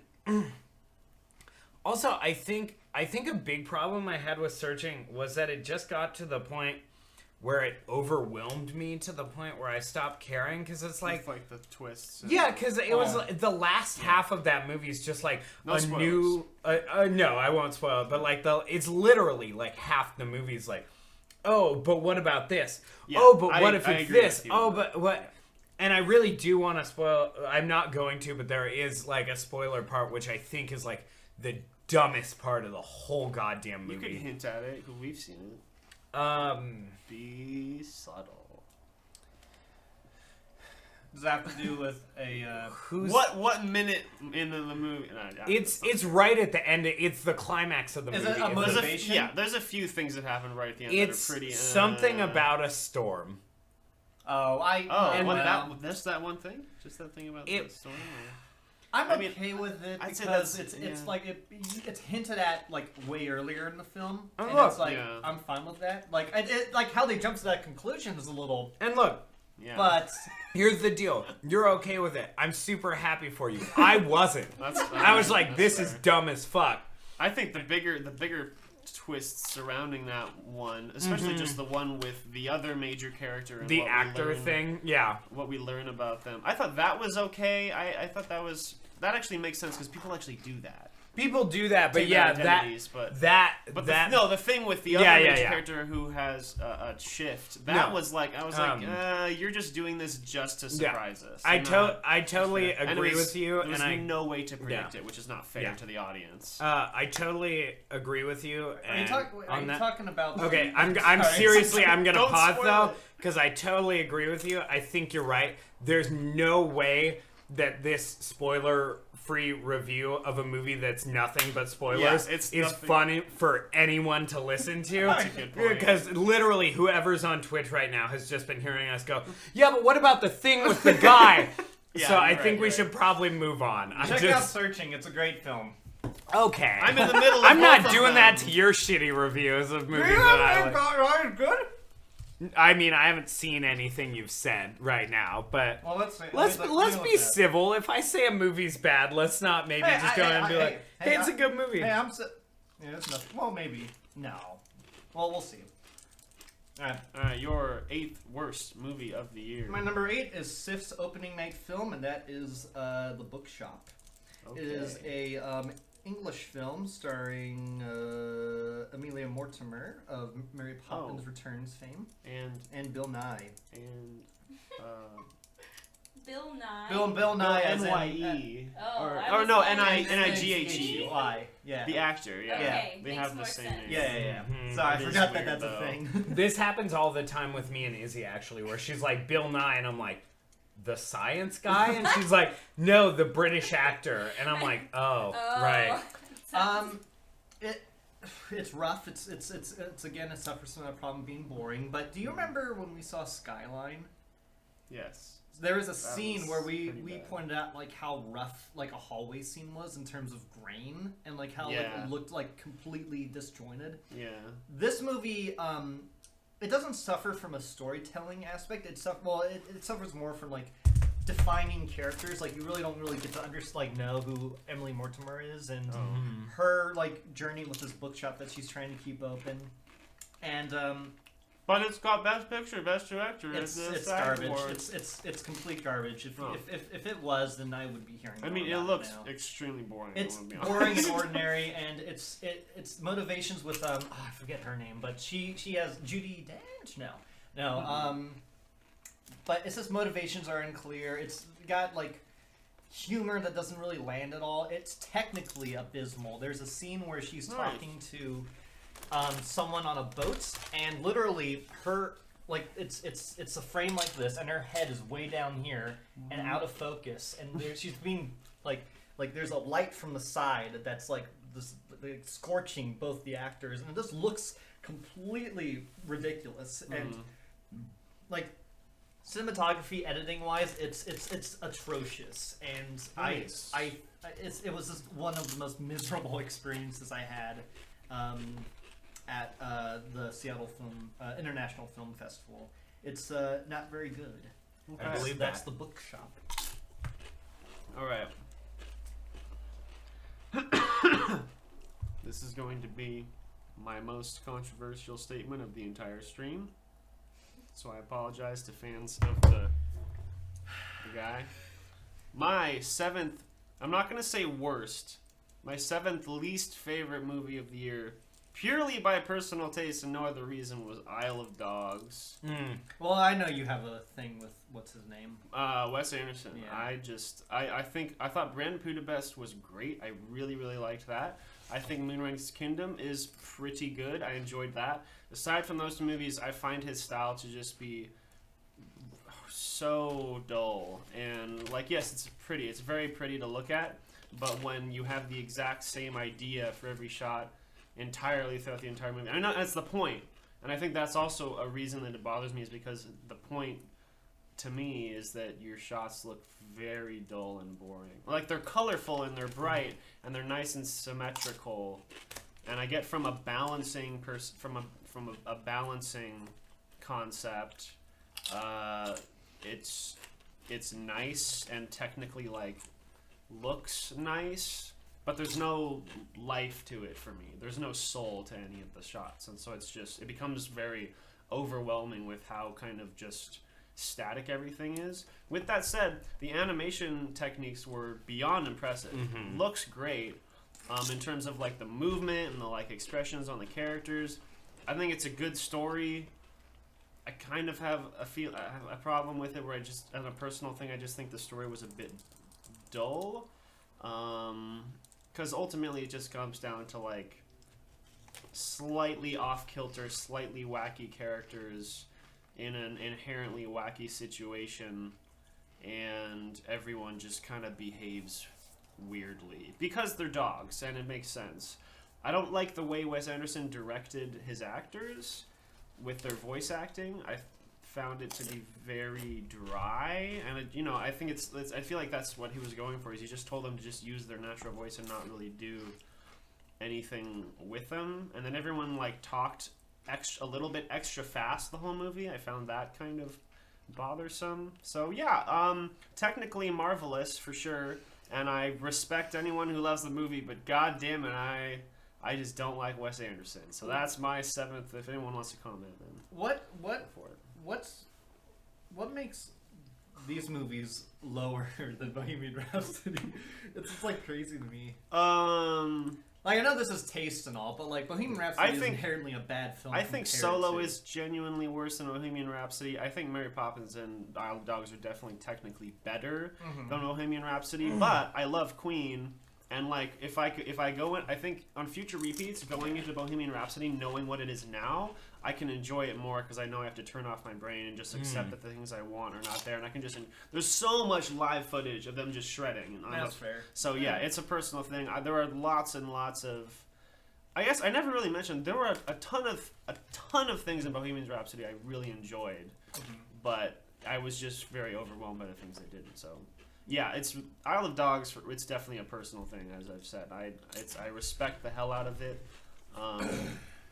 But I just find it so dull on a very, very personal level. So, Matt, take us off with your number 7 worst movie of the year. My number 7 worst movie of the year was When We First Met. It's a Netflix movie starring Adam Devine. Yeah. Where he goes back in time to try to get a woman who does not love him to love him. Oh, which, no. Yeah, it's a little bit creepy, right? Sounds Putting off some rapey Look, vibes. Yeah, there's some rapey vibes. It's a little creepy. I mean, Adam Devine's fine. Really, he's the reason I watched the movie, because he can do trash, and I'll basically just still watch it. Because there's something there's something I find weirdly charming about him for some reason. I agree. I like him. Yeah. I like them both. So He it's- reminds you of my younger you know brother. what's funny is, Yeah. like, really the performances are pretty decent, with the exception of, like, some parts with Adam Devine, because he's also probably not the best actor in the world. Probably not. But, like, it's really just, like, kind of mediocre, and it's a movie that's a comedy that's not funny, and that's a real bummer. Yeah. When that happens. Right. But really, I don't have that much to say about it. Again, like, I'm really getting into my, like, shit pile films, starting at my next one. Okay. So this is another one where it's just like, yeah, it wasn't very good, and it ended up pretty low on my list.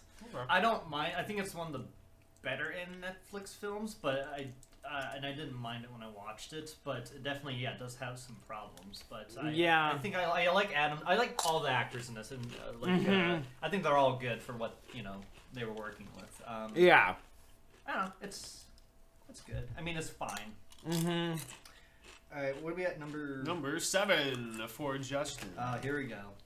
This is a good one. I can't wait to talk about this. Oh one. no.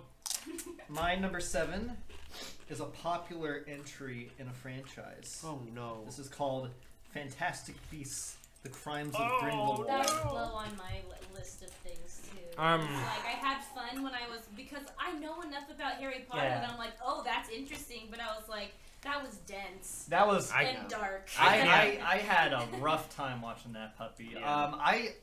I mean, like our generation. Everyone like did, that was yeah. our Star Wars. We had Harry Potter. Harry Potter was kind of like our We rewatched it like the whole. Like, Yeah. the whole thing. Well, from like 3 4 or through 4. I think 8. 4 through the finish like Yeah. a year ago. Or My something. girlfriend Shelby and I are trying to do that. We've only done 2 And it films was so like far. great. It was worth the rewatch. Yeah. It like held up a lot better than because we were like, Actually, yeah, I love 1 and that 2 when I are was a really kid. surprisingly good. I was think like, that wow. I scared the think shit out all of of me when I was them because I was held up little really when well. I came Yeah, out, like yeah. 5 or 6. So I, that's the giant snake thing was scary when I watched it. Basilisk. Yeah. It was the Yeah. first movie I fell asleep though watching because it's like almost 3 hours long. Mm-hmm. Yes. But Fantastic Beasts: The Crimes of Grindelwald. Everything that I liked about Fantastic Beasts, it kind of retcons in this, and then does everything that I don't want a prequel We film tricked to you. do. I was like, yeah, it's like they retcon the Jacob, his character. They do this throwaway line where he like now remembers everything, and the Flash kid is Ezra Miller. He's back. He's alive, I guess, and there's just a lot of logical. This is where my list starts to where movies are really fucking terrible, and this movie made no sense to me to a point where it's like, are we in Magic Paris? Are we in real Paris? Yeah. I don't like. You mentioned there was a family tree scene. I couldn't believe when I was watching it that they were like going through this family tree. Like, let's talk about this exciting mystery of who Ezra Miller is that I totally forgot about until the main characters run into the Auror, who just happens to like. I feel like every scene that we are in, we should have been there 3 scenes earlier. Like, I feel like we just get landed in the middle of these scenes, and I'm like, what is happening? And there are sequences where it's like, I don't understand why this character fainted. I don't understand why this character is doing this. I don't understand why this character is here. Cool, Resurrection Stone, great job. I'm so excited that I saw it. But hey, the editing makes no sense. But hey, Nicholas Flamel sucks. at What? the end of the day, What? Johnny Depp was fine. He hit his He wife. was Nobody's talking about serviceable. it. He did his thing. He Well, did his Johnny Depp I'm a middle. I think it's just that the rest of the movie is so bad that he just looks fine in comparison. Where you're just like, I don't okay. mind his look. I think he has a fine look. Yeah. I like that he's kind of this comparison to like Hitler, but I wish he did more of like a Hitler thing where he was like there's a whole scene in the Colosseum when he's like showing this kind of future of like World War II and like, you know, the difference between like is Muggles regular people? Yeah. Muggles and like and magic people. No match. No match. That's the yeah. American. Can't Yeah. spell or whatever they say in the movie. And like relationships in this movie are stilted. So Forced, yeah, especially the Ezra Miller and Snake Lady. Like that's just there Were because they a like thing? I thought they were just like friends. No, they were like they a were thing. they were like a thing. But like it was like one scene. It was one scene of them together, and then she's there. but Wait, she really? doesn't They do were anything. they were a couple? I literally just thought they were friends. They I held didn't even hands know. and everything. Well, I thought that's just Also- because like they were in trouble and like No, had to no, be it was they- like He wanted It was her like- to slither up. So yeah, it was All like right, make I fuck believe- time between Yeah. Snake Lady and the weirdest actor to Nagini. exist in the yeah, 21st century.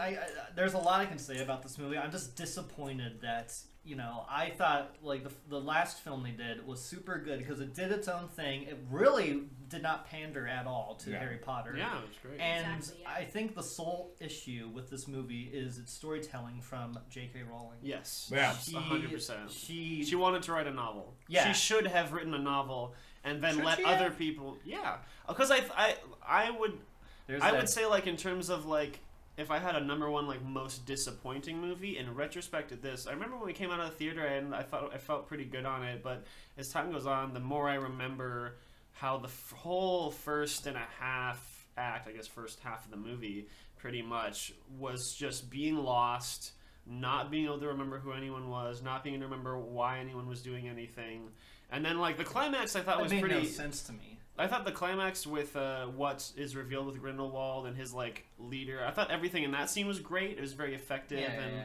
it I guess it left me feeling excited for future installments because I'm hoping it's gonna like the story's gonna settle down and it's gonna just kind of simplify. Because if it doesn't, then more people like us are gonna be like going to these future movies Well- or not going and being like, what the fuck is going on? I can't hope follow it's this. simplified and not stupefied.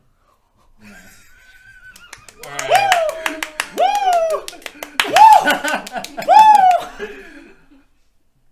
All right. All right, what are we on now? 6? 6. Oh, wow. For me? Okay. Wow, yeah. My number 6 worst movie of the year was Ant-Man and the Wasp. Yeah. Wowee. You cared enough about Ant-Man and the Wasp to dislike it? That's shocking. That to me. is Before you get into it, that is a very concise. Michael description, Douglas, yes. Michelle Pfeiffer, Lawrence Fishburne, de-aging is amazing. Other than Yes. this, yeah. Yeah. Well, yeah, all The the, best all the de-aging effects I've are seen. amazing. Oh my god, amazing! Amazing in these fucking Marvel movies. But if I couldn't remember anything about Solo, a Star Wars story, I seriously remember less about Ant-Man and the Wasp, as you very articulately put it. Yeah, it's really hard for me to bring me to care about it. It's to the for me. If a movie is actively bad and there's bad acting and bad writing and you're just like in awe of how bad it is, I find that fascinating and entertaining for that reason because you can analyze it. This is the type of movie that makes me angry because it's so fucking flat every second of the way. There's no life, there's no soul. Literally none of the jokes land, and there are so many attempts at jokes. But I feel like the jokes are appealing to people who want to be watching This Is 40 and what's the one with Oh, Seth yeah. Rogen and he gets to go Knocked knocked up. Like, gets it's- the girl knocked up. Yeah, it's like, thank you. God damn it. For some reason I thought the title was like a marriage something, but anyway. too. But yeah, the humor in it was so fucking misplaced. And that's really startling to me when, for the most part, I'd say the humor in the other Marvel movies is pretty good. It's pretty relatable, pretty silly. Might be a little out of place sometimes, but it's never like a huge detriment to the film. And in this example, where the movie was trying to be like an action comedy, it just wasn't funny at all. So Who are the villains yeah. in this? It was the lady who would like phase shift through Ghost. walls. Yeah. what? I don't remember her at all. Oh, I remember. She Yeah. Yeah. Yeah, I don't know I how don't to remember describe her. it. Jesus Christ! I don't know how to describe it other than the That's lady how who bad was it just is. like Yeah. just season this out. broad. Yeah. Yeah, this broad Really? right And here. yeah, they were trying to like figure out how to fix her, and that's why That she... lady. Okay. Yeah, that Oh movie. wow! Holy fuck balls! Yeah, I'm seeing all of this and remembering all this It's not stuff. rushing back. Yeah, like all these side characters, his like side team of criminals who help him, they are horrifically unfunny in this movie and the first movie. Like it makes me want to rip my skin off. I how would say fucking that unfunny they are. I would say that I like Michael Pena, but other than that, I get what you're saying I for sure. want to like him because he is a good actor and he deserves better, but I just can't stand him in this. But You're done, bud. You got him. Yeah. No more Ant-Man movies. Fuck them. All right, All Matt. right. My number 6 worst movie of the year is Eli Roth's Death Wish, starring Bruce Willis. Not the house that clock. You know, that one's actually about one's about halfway up my list, but what I will say about that movie is it did get my gold star for the year. Oh no! Oh, okay. I'm assuming I'm the only one who saw The House with the Clock. I on wanted to Walls. see it, but I just was like, I was in that point where I was like, I It's- don't have time to watch all these movies. It is one of the most tone-deaf movies I've ever seen Oh, because wow. Eli Roth can't figure out if it's a horror movie or a kid's movie, Holy and fuck. it's fascinating. But Eli Roth's Death Wish is not fascinating. It's really it's something, because if this movie had come out like 7 years ago, yeah. it would have been so popular. Oh, like but- when Monster House was out and everything, or like that's older, I think. No, and I'm talking Death Wish, not House Oh, with the Clock yeah. on the Walls. No, because here's the thing: is like 7 years ago, everybody thought gun violence was cool. Right. Gun violence isn't cool anymore, and that's what I learned Especially watching. not in the U.S. Yeah, and that's what I American learned movies. watching Death Wish. Was I was just sitting there and I was like, I really did have the thought in the theater where I was like, you know, 7 to 10 years ago, this would have been a really fun movie that people really enjoyed, and it's just not now. Really, the only big problem with the movie that I can pinpoint is there's quite a few scenes where I think Bruce Willis might have forgotten how to act. Oh no! But it's really only a few scenes, and other than that, but it's just like the main problem with the movie is that it's just so aggressively tone deaf to the point where there's like Back in Black is playing as he's like learning how to shoot people, Oh, and you're just God. like, Oh my God. what are you doing? Yeah, it's just really, that's really the only problem with the movie is that it came out 10 years too late, but it's such a big problem with the movie that it really kind of ruins the whole thing. It's not that it came out 10 years too late. It just we've had 6 of these films, and they all had their time. And the first 3 are the best out of the 6. I haven't seen any of the other Death Wish movies, so I'm talking as somebody Oh, yeah, but, like- separate from everything where I'm like, But, yeah, like, the it's idea of making this is, well, yeah, like, what I'm yeah. saying is like the time for this movie Yeah. is over. Culturally. Culturally, Way it's over. it doesn't work. You're anymore. done, bud. But yeah, that's my number 6. That's really all I have to say about it. Vincent D'Onofrio's pretty fun. Is he in it? He is. He's Bruce Willis's brother, Oh, cool. and he owes money to the mob for no reason, and that's that's not never really brought up. It's like There's Rob just a once. point where he's like, "Hey, Bruce Willis, can I borrow like $3,000?" And Bruce Willis like cuts him a check and is like, "All right, but no more." And he's like, "Okay, you got me," and it just never comes up again. and you never see him fuck? again. You do see him again. He has a great scene in a batting cage. Okay. Yeah. But yeah, that's my number 6. Okay. My number 6 is something that Nick predicted when Trump was elected, Oh yeah. where we would get like an onslaught of Surreal. movies that surreal kind of like the Can I guess? yes.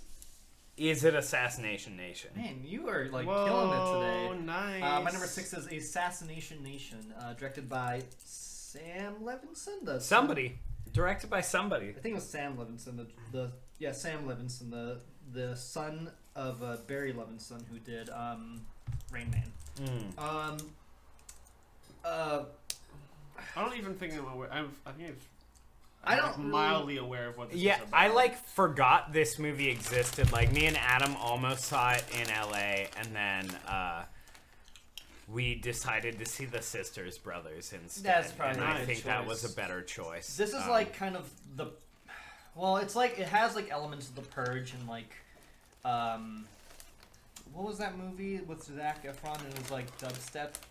We Are Your Friends. Mm. It was like the combination of that, and like it was trying to be like this aggressive kind of feminist piece that really wasn't a feminist piece at all. This and- aggressive feminist piece that hates women. Yeah, well, yeah, it spends its like first 50 minutes of the movie like just completely degrading women, and the four leads here aren't even likable whatsoever. Everyone's kind of like an asshole, and Whoa. I did not like enjoy watching any of them. It doesn't look good.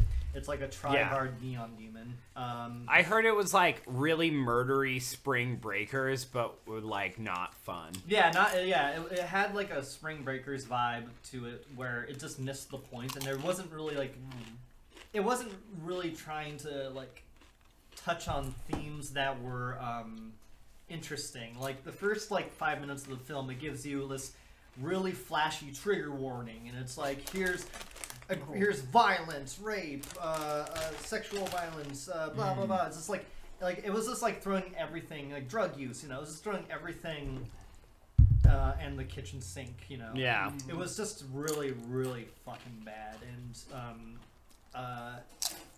I think it was just trying to be a film that was like trying to be in tune with what's happening in the times, but like it being directed and written by a man, and Was that Joel McHale? yeah, he's in it actually, yeah, and he's not great in either. I believe know. I that. forgot still he's in tries there. acting. Like aside from subword comedic acting, I don't see him having any like acting ability whatsoever. Yeah, he's done, bud, and that's Assassination Nation. That's 3 movies in a row that you've given the done bud to. I think these directors are fucked. Their careers are over. They're not gonna make it. Let me see if there's any other done buds coming up. Oh, probably. There's 2 more. Just 2. Okay. All right. What you we're got, on 5 Nikki? now. We're on Holy 5 shit, we're now. on 5. Nice. All right, here's one we haven't spoken about yet, boys. In retrospect, I guess this could be interchanged. This could be a little bit higher up, not so low. But either way, it's on So my low. top 10. Jurassic World: Fallen Kingdom. Oh. What a... I don't know. I can't remember a whole lot Look. from it. I remember that I thought the whole auction scene, when they got to the auction scene, it was like, okay, at least now they've jumped the shark so fucking hard that I'm back into it. Like, for real. I actually, like, everything at the auction scene was like, alright, they've decided to just say, fuck it, we don't care. And I think that's what they probably should have been doing from the beginning, because... I think the issue Yeah, is it's getting so- them off the island, and So- so you had to have Yeah. you have to have like the first half of the movie be there, and that's what I Yeah. think is the part that suffers the most. Yeah. I'm gonna go up to bat for this movie. I'm batting it too. I think I liked it more than the first Jurassic World. Oh, you're fucked. Honestly, because I think I understand how you felt about the first Jurassic World now, where I was sitting there, and I think remember part that? of it, I think part I of was it was crying? just maybe not to that Oh, extent. yeah. I think part of it was just bewilderment about how absurd it was, but I was just like, what? What? Like there's the scene of them like it's like my favorite scene When they saved the where dinos they're or where whatever? they're in the back of the truck and Bryce Dallas Howard. And they what? It's just they're in the back of the truck and Bryce Dallas Howard is just watching this Stegosaurus walk to the fucking dock. Oh, and then just stand there and be like, and then you cut back to Bryce Dallas Howard, and she's kind of doing the same thing, and she's like, and you're just like, what the fuck is this? Yeah. I had a fantastic time. It's Nice. a bad movie. Yeah, I can see that. I also don't remember any of it. I'm right there with you, but I remember having a phenomenal time. I was just like, what the fuck are you doing? Yeah, now it's all coming. I guess it's mildly coming back to me, but I think just looking at these shots, I'm like, this could have just been scenes from the first movie, from what I remember. To be honest, Yeah. Like, it's It's just visually very copy much the same. pasted, but worse. Except for the auction scene, which is so awesome. I'm glad it was just so fucking. Like, of course they're gonna trade dinos on a blackboard. Yeah. Like that would happen, and it's funny that they just decided to acknowledge that part of this.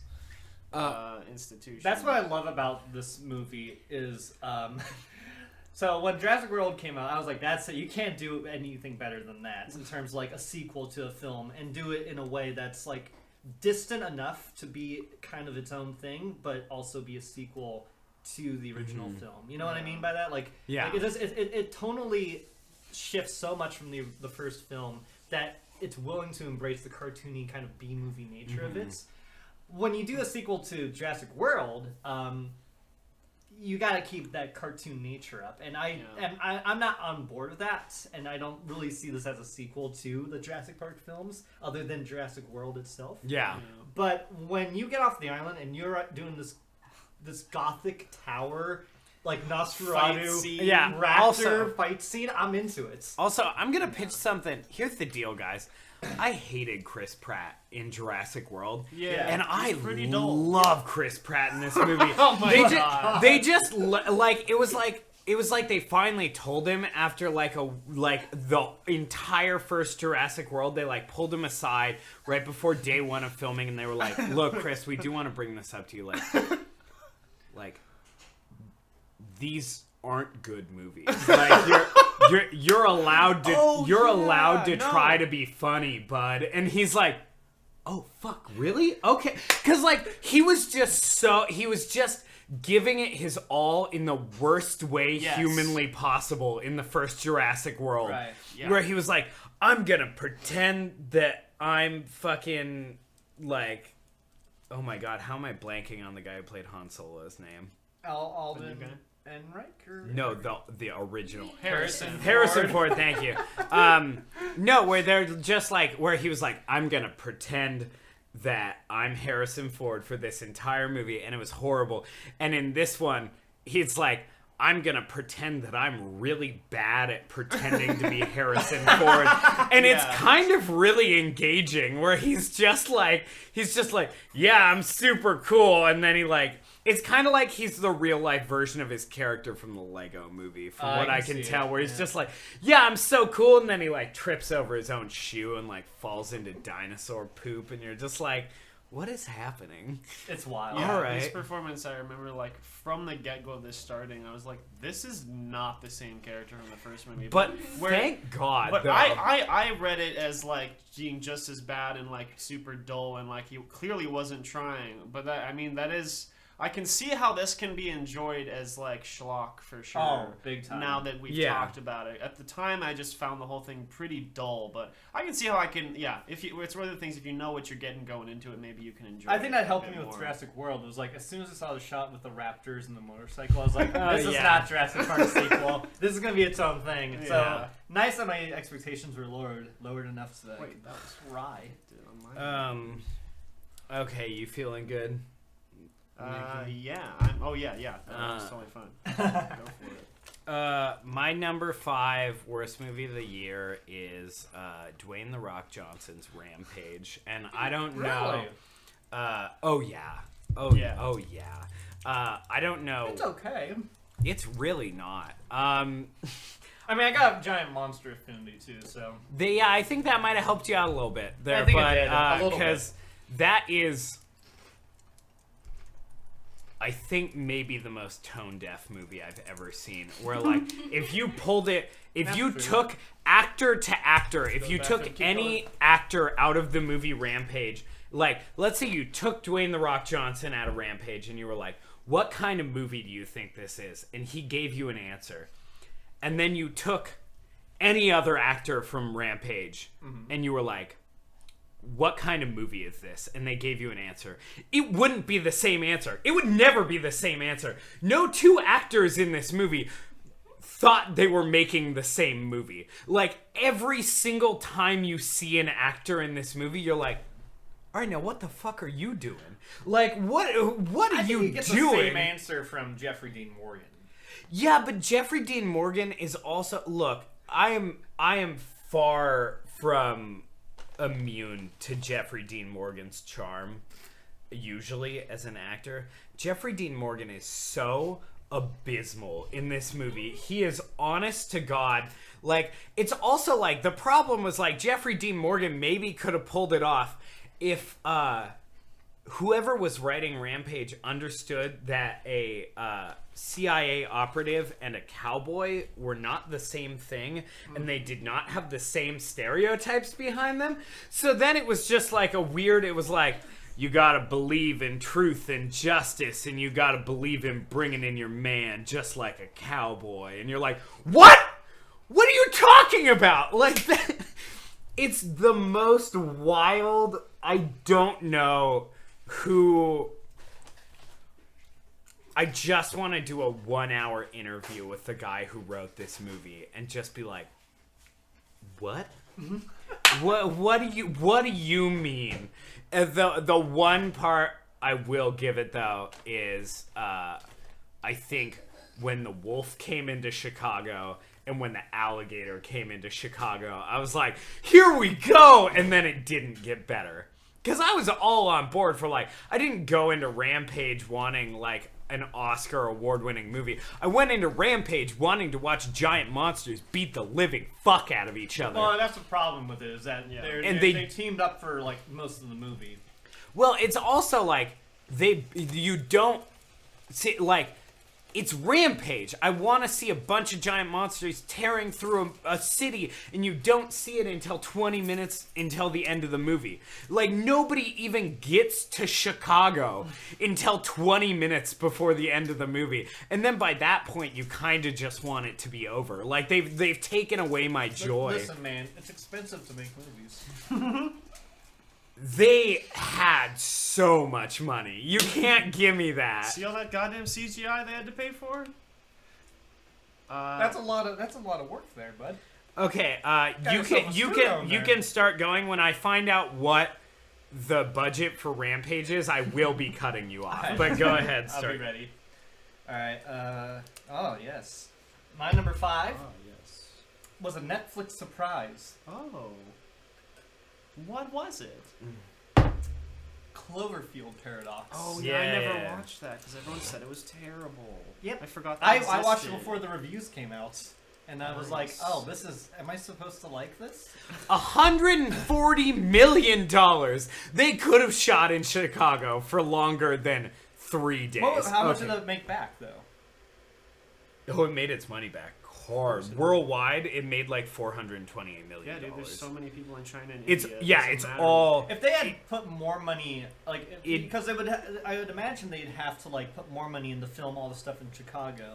So it'd probably be around what 200 million. Actually, probably not, because when they were shooting in Chicago, I'm willing to bet they shot almost all of it in Chicago, including the shit that was not in Chicago. I just think you put more monster. Well, I need to see the numbers for Godzilla King of the Monsters, because that looks like it has like a lot more giant scale monster action than any other recent monster movie. And Maybe it's all shot Pacific really Rim. well and looks really good.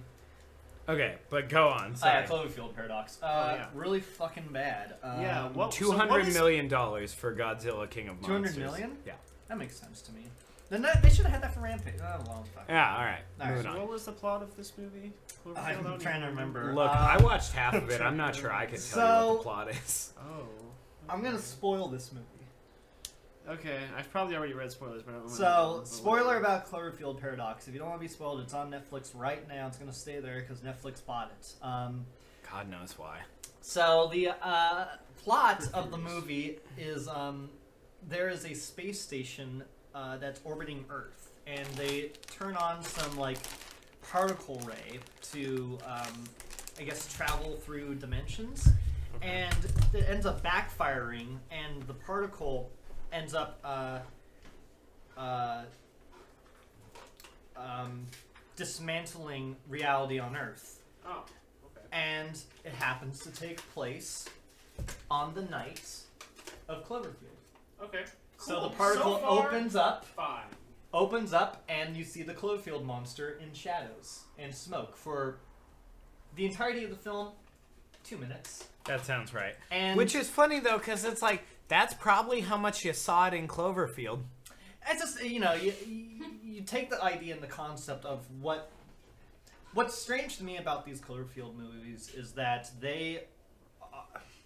they're offshoot. They're like Twilight Zone episodes where they're like, Right. or Outer Limit episodes where they're kind of doing their own thing. Like 10 Cloverfield Lane was doing its own thing, had no involvement with the monster. Cloverfield was a monster movie.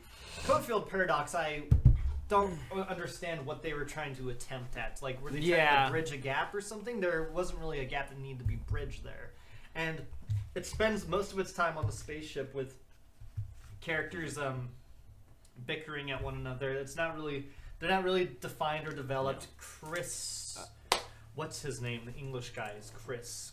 Yeah, I know who. Chris He's got O'Dowd. Meatloaf face. Chris yeah. O'Dowd. Chris O'Dowd, he's in it. He's abysmal. Elizabeth Debicki's in it, and she's bad in it. The guy from Captain America 3 is horrid in this movie. Bucky? Is that Is Bucky in this? No. It's the bad guy from Captain America 3. Oh, what's yeah, his name? he was in Is he in this? Yeah, He he's. is. Yeah, He played And that he's famous horrid. racer. yeah, that's right. That's And right. he was great in that. Yeah, he's which is weird. good. But He yeah, just anyway. had a bad. Oh, in Rush. Yeah. I barely can remember this movie, but like, I just remember. All I remember I really can't is remember it. all I remember is Chris O'Dowd talking to his own arm and then me turning the movie off. You didn't finish it? Or I physically couldn't. It's so bad. cool. Yeah, I it's just confusing. It's bad, and it feels strange that it just feels tacked on that this is a Cloverfield movie. Yeah. Like Yeah. all the Cloverfield stuff in here feels tacked on, and it's super strange that Yeah. this was made I think there was- compared to like 10 Cloverfield. My favorite part about this movie is that it has nothing to do with this movie. It's just that, like, when Overlord came out, everybody was like, All right. "Wait, fuck, is this also a Cloverfield movie?" And It somebody was had rumored like as that for a somebody while. as at Bad Robot had to make an announcement and be like, "No, it's not a Cloverfield movie. We promise." I don't know what JJ's doing. He's shitting on his own Look, franchise. here's the deal. I don't know if you saw Overlord, but it's super good. No, I didn't get around to it, but Shelby I liked liked it. it. It seems interesting. It's really, really. Or did she like it? I don't know. Shelby, did you like it? What's her name Let me on? know. What's her name on Letterboxd? A What's- Smack? No, No, Smouse. Smouse. What am I thinking? But yeah, Cloverfield Paradox, really bad. Can't barely remember it. Yeah, sounds about right then. Alright, so that's me. Okay, my number 4. Really, not much to say about it. We've covered it in detail. Was in fact Venom. Yeah. Yeah, super cringy. The The exposition was horrifically forced in. I thought all the effects with Venom were actually pretty good, and like the action scenes that were in there were decently entertaining. I had a good time watching them, and there were times where I found the dialogue between the two pretty entertaining. Yeah, But there was just so much of it that wasn't, or that was really cringe-inducing Mm-hmm. and just super edgelord. I'm 14 and this is funny type of humor. Yeah, it should have been R. So they could have just like made a grown-up fat action movie or violent action movie as opposed to a really shitty one for 14-year-olds. But yeah. That's fair. 3.5 stars for Bad Times at the El Royale seems bold, Shelby. I haven't seen it, so I have no idea. What do you give it? I would give it like a 2.5, 3. I give it a light 4. Oh, she gave Overlord a 2.5. Maybe she didn't like it as much as I did. Yeah, Maybe, which is fair. I can't remember. Yeah, I really enjoy. It's just dumb fun. Like, it's definitely not like the top of my list, but yeah, I saw it in theaters and I had a good time. Nice. Yeah. All right, you're number 4, Matt. My number 4, I believe. Hold on, I went out of this to start scrolling through Shelby's whole Gotta get some deal. nachos in here. My number 4 worst movie of the year is Solo, a Star Wars story. Because it's bad. I mean, I think you basically said a fair amount of what there is to say about Solo. I will say, every time this movie kind of like got me, and I was like, oh, I think I'm kind of enjoying this. It would remind me that it was a movie about Han Solo, and then I'd be like, fuck, never mind, god damn it. Because it's like, if you can disassociate him from Han Solo, That's what I did, those and I liked it. those parts are kind of fun. Yeah. But like, I thought he was the it's- guy that just hung out with Chewie before he met yeah. Han Solo. Also, here's the deal: is like, it's not a movie about how Han Solo became Han Solo. It's a movie about how Han Solo got his gun, how Han Solo decided to call Chewbacca Chewie, and how Han Solo did the Kessel Run. That's what the movie's about. It's like, Did you say it's- when I got his last name too? which is God! if you that ever- was awful. and it's so Fuck me. and it's so early in the movie that you're Yeah. just so instantly People are like, hard on George Lucas about the midichlorians. It's I like- would be very hard on them about like, how yeah, Han Solo got his dude, name. but you couldn't have just said that his last name is Solo. I thought that's a pretty believable last name. Like, That was why- yeah, More look, believable you than didn't need Skywalker. to give him a fucking new last name. Bullshit. Jesus. yeah, yeah, it's just not a good movie. Yeah, Emilia Clarke's not very good. Really, nobody's very good. You know who I'm most... I kind of agree that the guy playing Han Solo, I don't hate him. Like, I thought he did an okay job. Yeah. You know who I can't stand in this fucking Oh, here we movie? go. Who's that? Donald Glover. I It's- agree. It's like he's doing this horrible... And I know that Donald Glover can act, so it's so Can act his ass frustrating off. to just watch him do this horrible caricature of Billy D. Williams. And you're just sitting there the whole time like, why? Yeah. Why did you do this? It's also Like- it's weird to think that this takes place like 30-ish years before the the standard franchise, let's say, and it's nice to see that Han Solo is clearly younger, behaves younger, acts like a bit of a different person than the adult one, whereas Donald Glover's Calrissian, he's just the same fucking person. Yeah. You're telling me he hasn't changed a single ounce in his body in 30 years? He's just been that guy for 30 years? Yeah. It was just Get the ready for exact episode same 9, character. baby. Is he in it? Donald Glover's in it? No. Billy D. Williams. As Oh. Lando. Oh, well, that's good. I mean, that would Yeah. be better than I don't... fucking Donald Glover. I don't... You're right. Look, I don't have really Gonna kill him anything off. else to say about it aside from apparently Lando Calrissian fucked a robot and nobody talks about it. We just left that fine with alone. it. That really shame. bummed me out. But it was just very bizarre and or a really unfortunate If way you I didn't didn't have the enjoy. opportunity to fuck a robot in the future, you wouldn't take it? Because it's No, probably I the don't think safest I would. sex you'd ever have. How do you know that? The robot would Can't be get honest, disease. and it What would if always you got- probably self-clean? and What if you everything. got motor oil in your urethra? Did you I think don't about they have that? motor oil in the future. What if you got They might. Sorry, They might. what if you got hyper futuristic robot coolant in your urethra? Think about that. Safest Listen, they sex have you've ever safety- had. they have Safest sex you've safety ever nets for had. this. They have safety nets for this stuff. Nah. Lin-Manuel Miranda's not bad. What? I agree. He was fine, but I don't care because the movie was dull. We're getting to that. Oh yeah. yeah! All right, what are we at? Number 3? Number 4 for Fuck. you. My number 4 is a William Friedkin film called The Devil and Father Amorth. No one's heard of this movie. Okay. William Friedkin made a documentary about a real exorcist that happened in the Catholic, or real exorcist that happened in the Catholic Church, and it's the most lame brain documentary I've ever seen from a filmmaker that has made some pretty incredible movies. But he's definitely like phoning it in big time. He is looking for that paycheck big time. He interviews. You know how it's like, when you watch a documentary, it's like, nice wide shots of people sitting and talking, and Yeah. it looks nice. William Friedkin takes like a little DSLR camera and is like Oh, shaking. I have a no. picture of it because I thought it was like insane that they include this in the movie. They've got But- footage right there.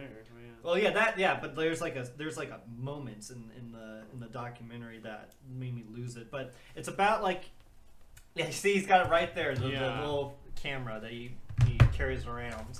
Jesus Christ. When they film The Exorcism, it's done in a way where William Friedkin's like I was so invested in what was happening that I didn't keep the camera in focus and it was shaky. So you see The Exorcist, but it's like behind someone's shoulder and it's completely out of focus and bad. Man. And you hear like this distorted, like almost like high school amateur kind of like screaming voice. You know what I mean by that? And yeah, right there. This is it. This is him sitting there, just like no care in the world. And it's just it's such a bad documentary, and Cool. I think it's the first documentary on one of my lists that I've put in best or worst. So Wow. You're right. All right. Yeah, I'm not gonna watch that. It seems pretty. oh, and they recreate a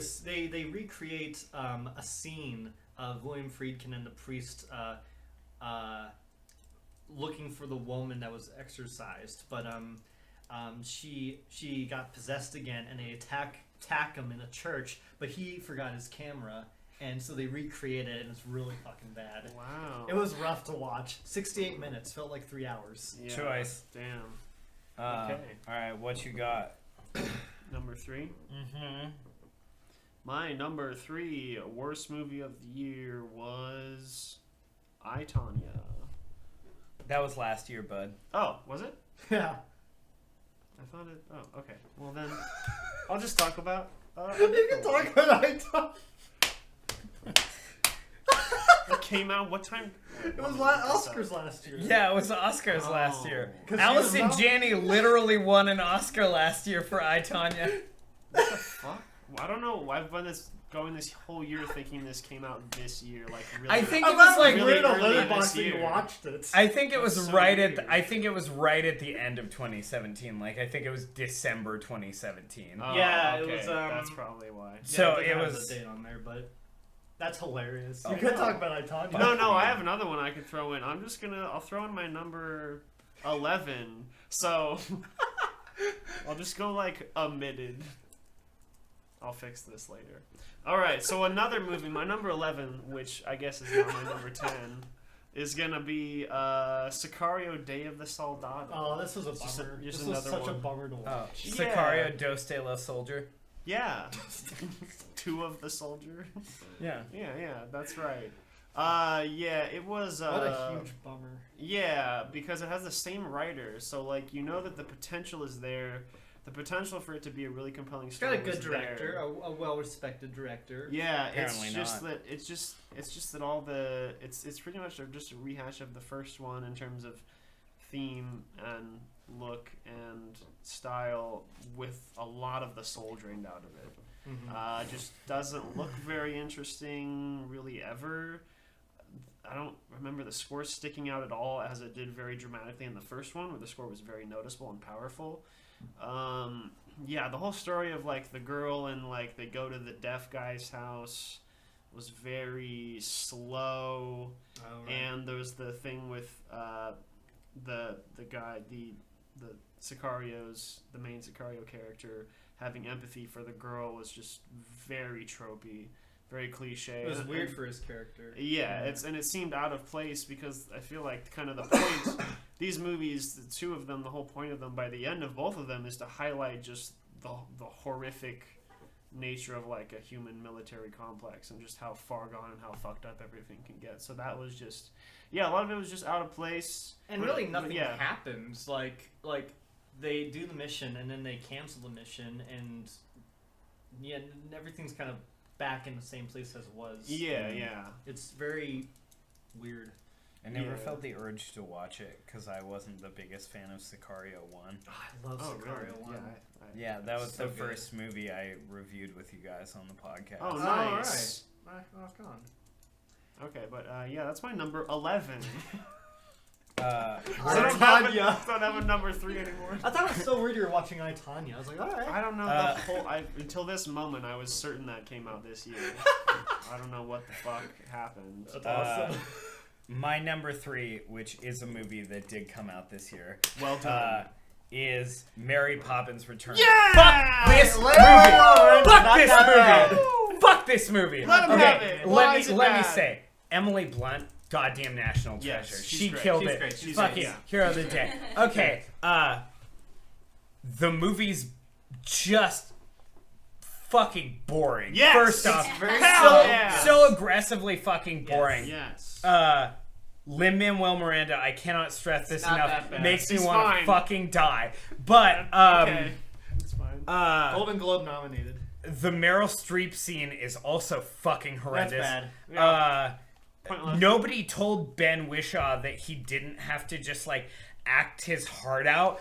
So Ben Wishaw's like almost Yeah. like trying way too hard. So Yeah. everybody else is just like, it's Mary Poppins, and Ben Wishaw's like, my wife is dead. Well, yeah, no, because there's My this- wife is dead, and I'm gonna lose my house, and my kids are gonna be on the street. And you're like, Yeah. fuck, calm down, 'Cause Ben. there's that- Like, Calm down. He lost Because everything. there's that, yeah, but there's that. No, but tonally, he's totally right. Because there's that scene where he's literally in the family room and they just got Yeah. all the bad news, and he's like, ever since, and he pauses and he just fucking weeps openly. Yeah. And I've you as the literally- audience member are like, this is so compelling. It's Yeah. really good and powerful. But why the fuck am I depressed out of my Okay, mind now? Like this is so Watching Mary yeah, Poppins. out of nowhere. Okay, I've literally never. That's fair. I've literally never had this experience before. Ben Whishaw was too good for that movie. Like they were just like Higher Yeah. they That's cast true. too high. They were just like get Ben Whishaw, and then they were like, oh. Okay. He did it. Also, this is the last thing I'm gonna say because we've already talked about Mary Poppins. But here's the deal: the songs are bad. Nah, Lamppost I song's disagree. great. The Okay, Bathroom song is there good. is When she sings there to is the kids in the two bedroom, songs get Yeah, outta like here. the- that I'd I say a few of them don't are good, the others fucking are hate in the movie. unmemorable. It's I a hate them. goddamn Disney musical, and 90% of the songs I was like, who wrote this? Who did you people. hire to write this? It was just boring. It was thought boring. The few songs I did like were I really liked, but a lot of the stuff in between was very muddled and just unmemorable. I don't even know if I can say like the songs I liked. Mary were- Poppins, the original, had much better music. I mean, Yeah, but like chim chimney chim chim chim chim chiroo. Come Yeah. the fucking fuck spoonful of Yeah. sugar. on. Helps the medicine go down. Yeah, Well, and they got fucking Julie Andrews to sing that. yeah, Oh, exactly. But then you got Emily Blunt who's killing it. And you're just Yeah, wanting look, her to Emily- win it. look, What? Emily It's a Blunt's- win it. Look, Emily Blunt- If we're Emily so loud Blunt that your can neighbors be- come over here, I hope they come in and talk about Mary Poppins. Okay, with us. Emily Blunt can be great in a shitty movie. She's done it before. She'll do it again. No, Looper No, example. I She's still- bad in Looper. I didn't say she's great in Yeah, I every forgot movie. she was in I that. said Yeah. Emily Blunt has been great in shitty movies before. Yeah. She did it this time. She'll do it again. Give her time. Put your hand down. You're being aggressive. That's I my mostly agree that's with my you. number. This is how vehemently I hated that Solo's movie. better than Mary Poppins. Solo is better than Mary Poppins. Venom. I enjoyed Venom's Venom more than I feel like I your enjoyed- Spider-Man bullshit. No, I don't care at all about Venom. I showed up because I was like, yeah, Tom Hardy, all right. Yeah. Pretty Eli Roth's Death Wish is better than Mary Poppins Returns. I can't stress how much I fucking hated this movie. You don't like when they're with the balloons and everything? No. I didn't like that much either. It did go on for a while. It was too It long. was- It yeah, excessive. it was like The gimmick 8 with minutes. The kids was like cute. I thought I was like, we got a whole fucking town up. In I did It was love this sweet, it scene. was charming, I it was did cute. love Ben Wishaw's one musical number where he was just up in the attic attic being crying. like, I miss my wife, and you're just like, Just toxic. you're just like, That why had did they sweet cast little you in mel- that this? had a sweet melody though too. I thought Do you that think- wasn't a terrible. Do you think it'd be song. too much if, like, he lost his wife, he's losing his house, he's losing his job at the bank, 10 minutes left in the movie, he gets cancer. And Mary Poppins just leaves. Yeah. Like, she doesn't even say goodbye. And Mary She's fine. Poppins is like, you're too far gone, and just like grabs the umbrella and flies away. Maybe All right. takes the kids with her. Yeah. Alright, so Mary Takes Poppins. the kids. Here's Bobby Poppin now. God. Alright, my number 3 is Shelby was watching this one morning, and I just walked in and started watching it, and I didn't even know it was a sequel to a movie. Uh-huh. This is a movie called 14 Cameras. It's a movie about a guy who keeps women in his basement, Oh. and it's really bad. It's really Oh. disgusting. It's grotesque, and it's apparently exactly like the original film. 13 cameras. There's no 12, 11, or 10 cameras. This is 13, 14. Is Oh, good. All right. not good. And It's like how there's like an Ocean's 11, but you're The- never gonna get Ocean's 10. the main guy looks interesting, and I think he's trying too hard to a point where he's bad acting. But Over it. So it's like the guy. It's like the kid from Boyhood by the end of Boyhood. Where it's just I see. I could watch this guy more. He'll pop up in a second, but I can't. I barely. Again, it's one of those movies where I barely remember it. Yeah. But like this family comes to this resort house, and there's like 14 cameras all around the house where he's spying on them, and this is pretty much just him jerking off the whole time. And it's bad. It's lame. love it. Yeah. Where's the guy? Love. He's supposed to show up. But yeah, it's just kind of this. Yeah, except, this like, looks pretty bad. Yeah. Yeah. Oh, It's not great. It's. Yep. That's Oh, the there guy. he is. Good shot. It's gotta be good. He's like that. Oh yeah, he's like doing a live stream to people, and like people are like giving him money to like do certain things. Like there's a scene where it's like, I'll give you $5,000 if you go in the bedroom and get the underwear or something like that. Oh, there you go. You see it Oh, right wow. there. That guy is wild to watch. He goes so hard, and it's like Ugh. insane to watch. Oh God. I don't Yeah. think I could watch this whole movie. That's just It's- too like would gross. It's a me little out. grotesque, and I think it's more mean-spirited than it is entertaining. Like Oh, okay. I don't. I could like, see that. Like there's horror films like Peeping Tom and The Voyeur and When a Stranger Calls that do this better and and with lesser like plot devices that they have. You know, Like, Yeah. this guy's got 14 cameras. And he's just kind of overacting with his hunchback. Yeah, he's just got 14 cameras and an open mouth. yeah, he's pretty intense in this. But I haven't seen a shot of him yet where he's not like, yeah, he goes hard with that the whole time. He's like and drooling at points. It's just a little too much. that's fair. And it was just really, like, I don't know what I was walking in that morning. I was just like, alright, I guess this is what we're watching. LA Days ruined. So, so that's my number 3. You're like, all right, fuck me. I thought relationships were about mutual happiness, but I guess we're just trying to have a bad time. Yeah. Alrighty, folks. We had 2? Oh yeah. Nice. And my number 2 movie of the year is the That's bad. Rock Solid Rampage. Oh, Jesus. Guys, it's Movie not that that bad. movie sucks so I hard, think the dude. worst thing, the most offensive thing about this movie is it is the perfect conglomeration of everything exemplifying a lack of originality, even though it's like an original screenplay. You're Yeah. just throwing together the most basic, lowest possible common denominator of this will make us a huge profit worldwide, and the quality can be as close to garbage as possible because most of the world will not care. Look, And it's just so there's just no Do you effort like in The any of Rock? this. I did. look, I don't know what else to say. I'm very actually fatigued on him now. I was about to comment on this. I don't know how else. The most concise way I can think to put it is this movie sucked so hard they made The Rock not fun, which I think is a He is not Herculean task. Herculean. I think, yeah, if you put like Kurt Russell in the role, it might be a different film. Like, Yeah. because I see him as like a Kurt Russell Schwarzenegger type, where he could be fun, but like it's just I guess kind of comes down to charisma that he can like shed off, but there's not much for him to play with as well. So Yeah. Yeah, Bad just time. perfectly bland. Yeah. And, unbelievable and Justin's just Boring. slowly nudging this off of his top 10 as he's like, it's not that bad, guys. It's not that bad. It's not that bad as it drops from like 3 to 4 and then 4 to That 5. Yeah. 5 to 8. It was your third favorite movie of the year, and you're God, just I hate to be that guy who like loves everything that's a monster movie and be like, oh yeah, Pacific Rim Uprising and Rampage, put it on here. you're gonna love Aquaman. Ugh. Oh yeah, I hear there's a kind. The Godzilla forums have been talking about that scene. They're like, I don't care. Oh, okay. It's pretty tight though.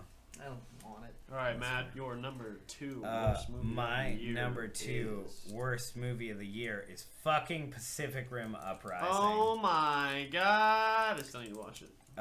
No, you really don't. But it looks okay. Pacific Rim Uprising took Pacific Rim and pulled... and as you two are probably still pretty keenly aware of, Pacific Rim is one of my favorite movies. Yes. I love That's that what I movie figured. in spite of everything that's stupid about it. It's what makes me love it. Yeah. Because that movie's all I heart. think it's self-aware too. Oh, And this movie is the best way I can think to describe it is that some really weird guy who couldn't write wrote a Pacific Rim fan fiction, just the worst Pacific Rim fan fiction you can think of, and then a studio made it.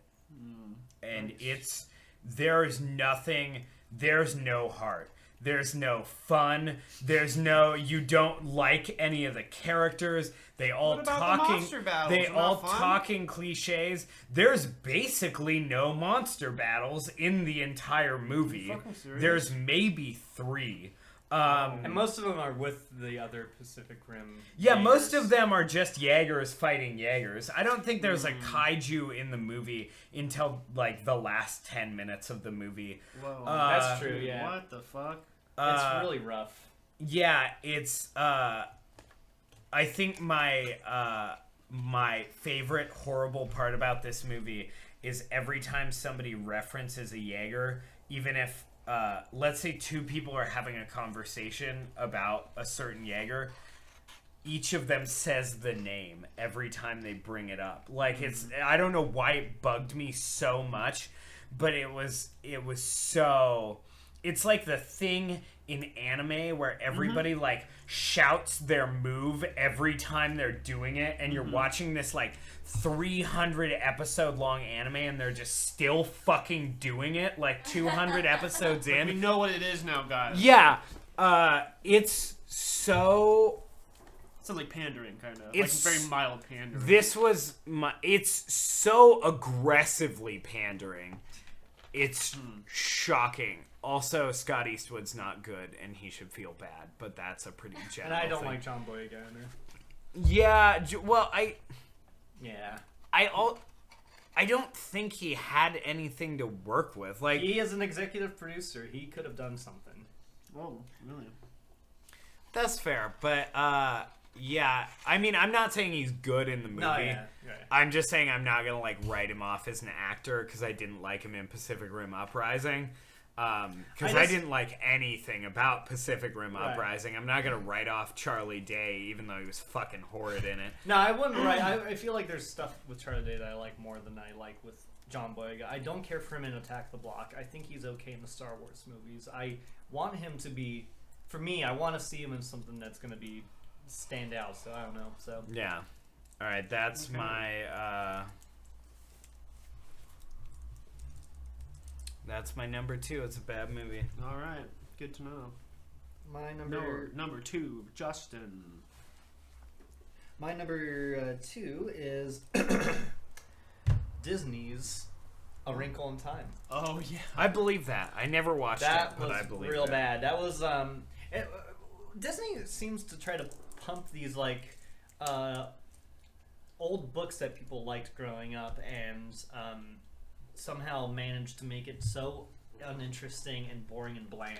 And the performances all around are bad. There is one performance in particular. I named him in my review. Let's see if I can pull it up again. He is probably the worst acting I've seen all year. Nice. He's a kid actor. My favorite. Storm Reed. Wait, no, hang on. No, Levi Miller turns in one of the most forced and mechanical performances in this film. I thought he was going to be revealed as like a robot later because he was so strange to watch. And I was like, what is going on? Why do you look like you're just like yeah, that's him right there. And he looks like he's so, like, he's just like and I'm like, okay, you're going to be like a robot or something? But like, it's never, he's just a dude that just hangs out with them. Even when you first meet him, he just randomly just like walks with them on the street and he's just kind of like, oh, hey. And then he started talking to their friends and like, for whatever reason, he's just hanging with them. He just looks so boring and uninteresting. Yeah. And Oprah's bad. Reese Witherspoon's bad. What's her name? Oh, yeah, Mindy Kaling. Horrible in this. But how's Chris Pine? He's okay. And he's not in it a lot. What I about wish he was in it more. Zach Galifianakis. He was I can't cringy. imagine that was He good. was very yeah. cringy. Look at him. It looks so funny. Oh. I think it was most. It's a book. I imagine that has a lot of imagination, and he made it so unimaginable and so boring and so lifeless. And I never seen such bad direction and art direction, and just it's just ugly. It's just an ugly, ugly film, and I hated watching any minute of it. Cool. I can see that. Yeah, me too. Nice. Nice. All right, Nick, what's your number one worst movie? Oh, we there? Either 2017 or 2018. We don't know where you're Oh, coming sweet. from Thanks, now. man. Give me some leniency. I don't know if I can objectively say it's the worst, but the movie I hated the most was Tag. Oh, That's yeah. interesting. I forgot. You told me that. Yeah, it was just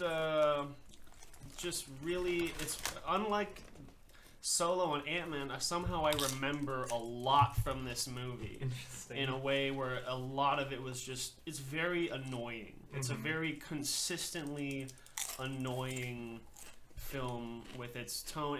I mean, like obviously, so it's based on a true story, which is actually a pretty cool true story of like.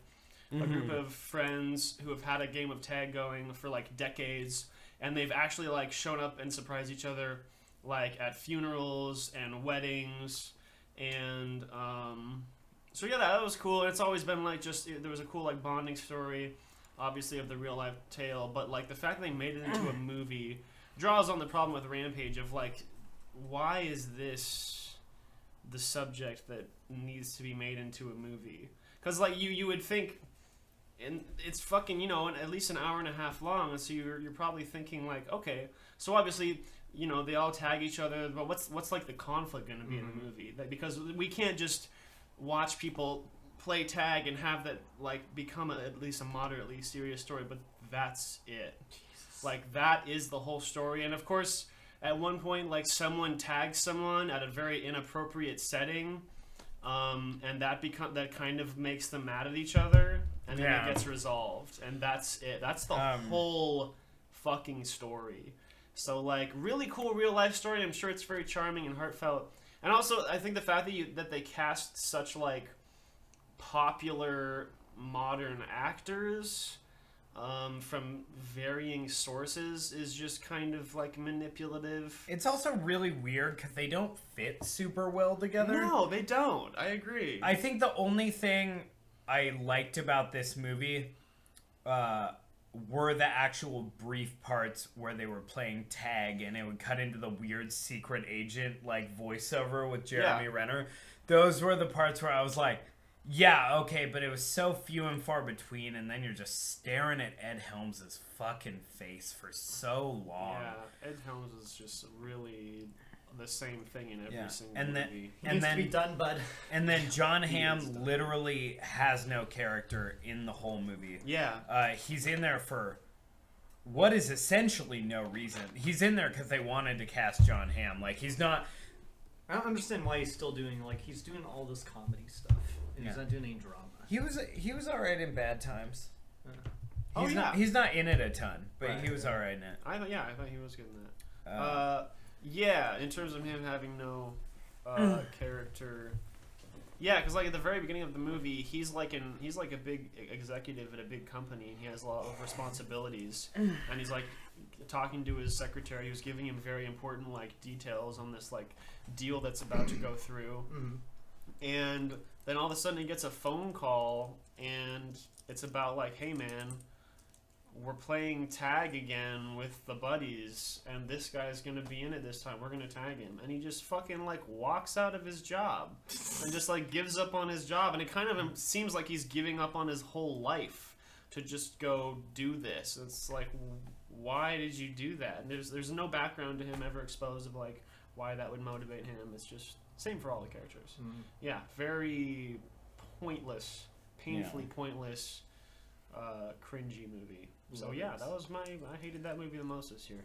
Nice. Matt, go for it, baby. My number one worst movie of the year is Fantastic Beasts. Oh my god! The crimes to my eyes, my ears, and the rest of my senses, and also Grindelwald. I don't know how else to phrase this other than to just boo. Like it's so. It's just. I don't even know where to start. I don't think I'm. All of it's bad. There's not. None of it's. Okay. I went to a movie called Fantastic Beasts. There are 4 goddamn beasts in the whole fucking movie. Yeah. And I don't know why that upset me so much. But I was just sitting there and I was like, because it was the shreds of that movie that I liked, the snippets, were the 4 parts with the fucking beasts. Like, it's literally like the Chinese dragon thing. Yeah. Mm-hmm. Was sick, man. Oh yeah. maybe the only part of that whole movie I liked, and I was like, gee, it's almost like if you had made a fucking movie about fantastic beasts and where to find them, it would have been good! But they found them in the last one. Yeah. So Not all of them. Oh, okay. It's just the relationships are bad. Our friend Adam phrases it really well, where he's like, "Yeah, I really love Eddie Redmayne and his character. I sure wish they would give him something to do." Because I do. I love Newt Scamander. I think he's a really fun character. And they just he pushed him to the side. They push him to the side. Far off to the side. But what's almost fascinatingly bad about this movie is they don't push him to the side to focus on anything else. They push him to the side to make everything is pushed to the side in this movie. There's no main thing. It's just a pile of nonsense. Right. Yeah. A+ casting on Hogwarts school age weird Eddie Redmayne kid though. They Yeah, did that is- was that very is good. surreal. I'm Yeah. staring at him right now, and I'm just like, Shelby and I were watching yesterday, and we couldn't. We were trying to figure out if it was him or not, and then like it was just insane. It was insane. Great casting there. you know, my favorite.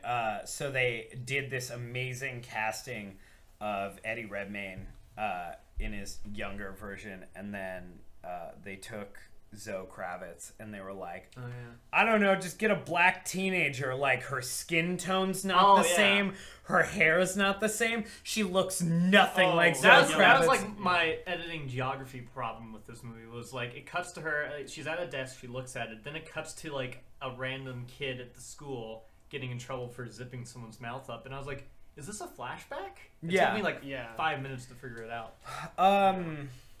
I think what's really shocking is I think I didn't know what was happening for the first 20 minutes of this movie. Yeah, because same. they tried to make so much happen at once without explaining any of it. Right. I had to be shushed walking out of this movie because Izzy was like, "You have to stop because there's a child behind us who really enjoyed it," and I was hearing him cheering. And you're gonna ruin it for this 6-year-old.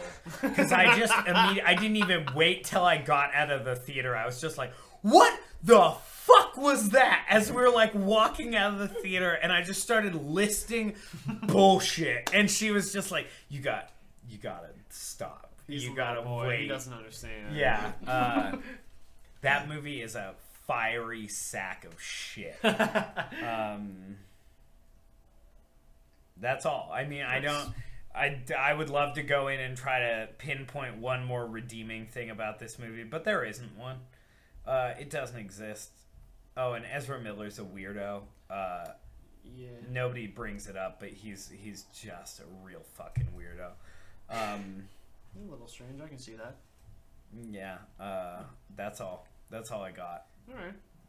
Yeah, I there were segments of it I really enjoyed, but I think everything you're saying is valid for sure, and I can totally see how that would be more than enough to destroy your enjoyment of it. So, yeah, I get you, man.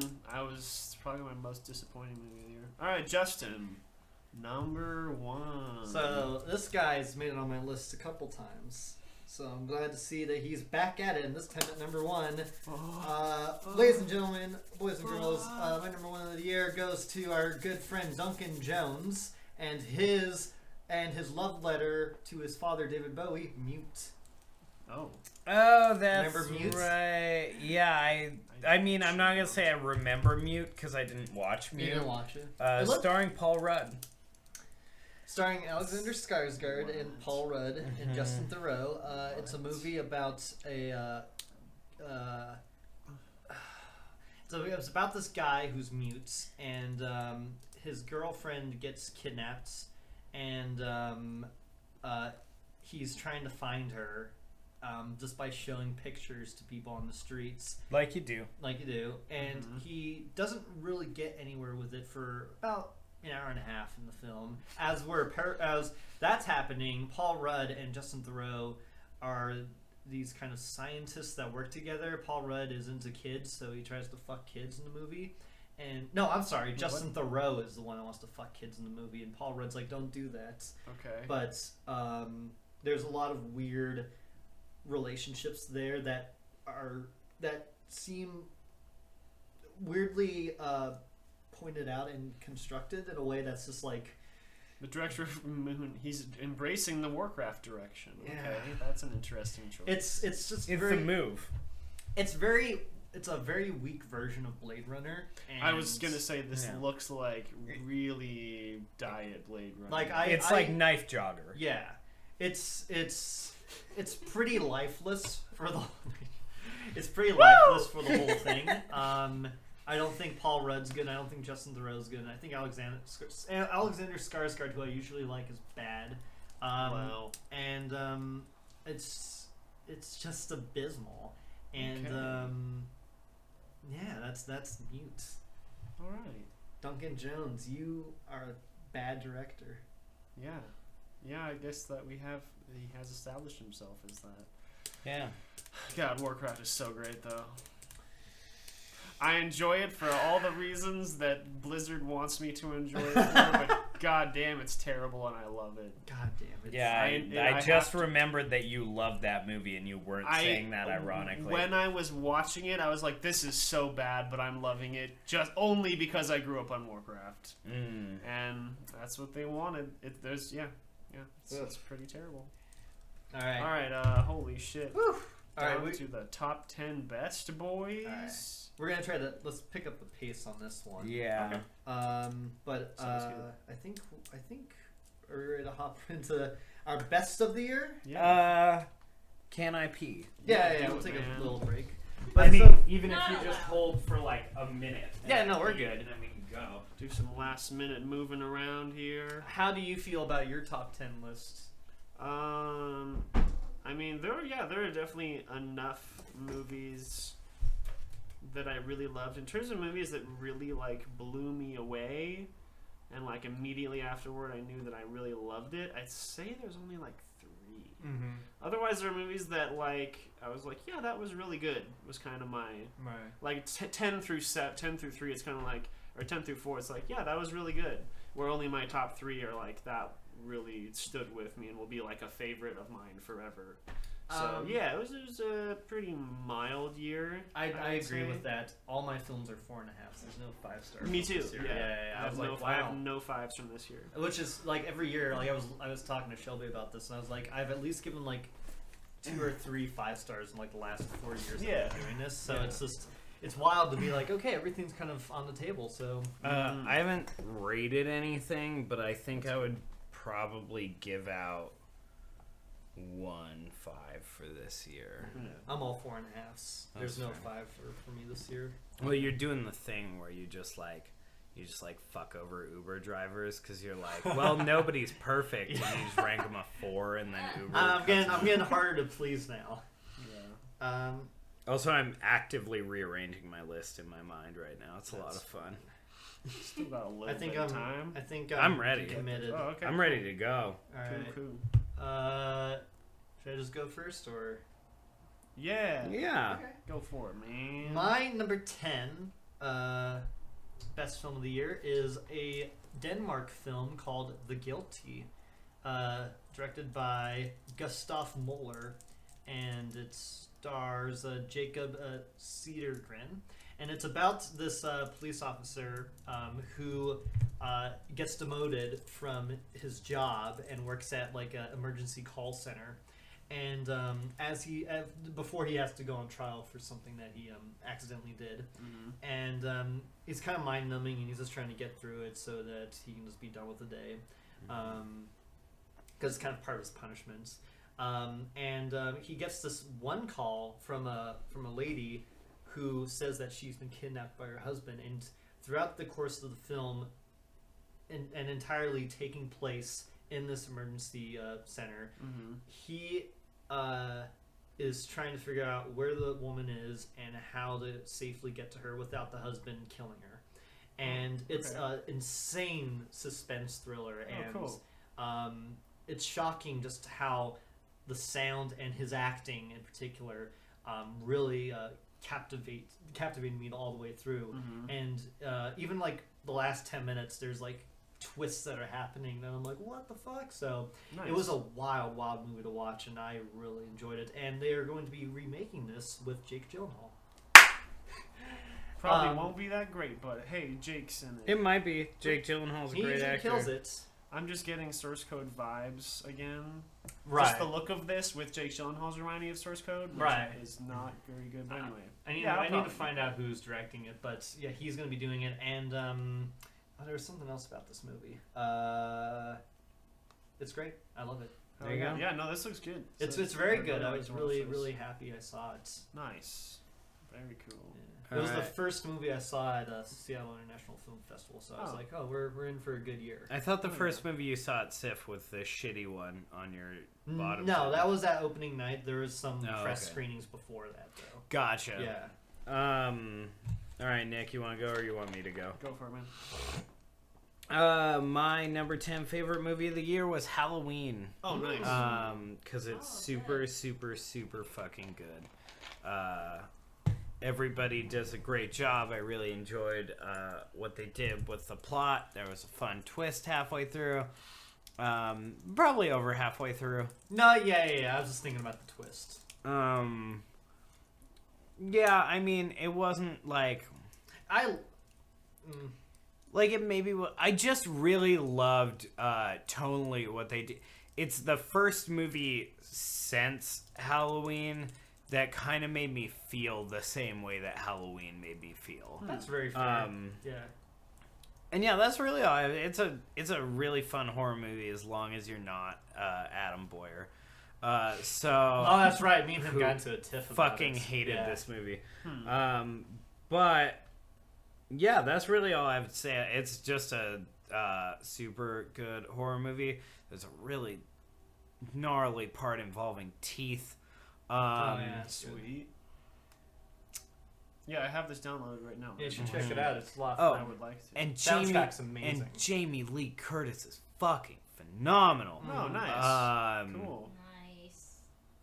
The hero of the movie is John Carpenter's soundtrack. The hero of the movie is John Carpenter's soundtrack, or it's that scene with that fat kid.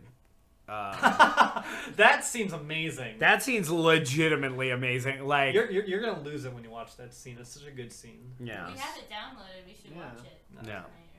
Check it out. Yeah, so that's my number 10 this Halloween. Awesome. Very cool.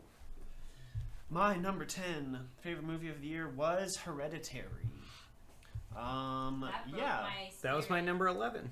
Hell yeah, Hey. dude. We still get to talk about it then. Yeah, just a really... I wouldn't say it's terribly inventive in anything that it does, No. but I was invested the whole time. I was thoroughly invested. All the performances were really fucking chilling.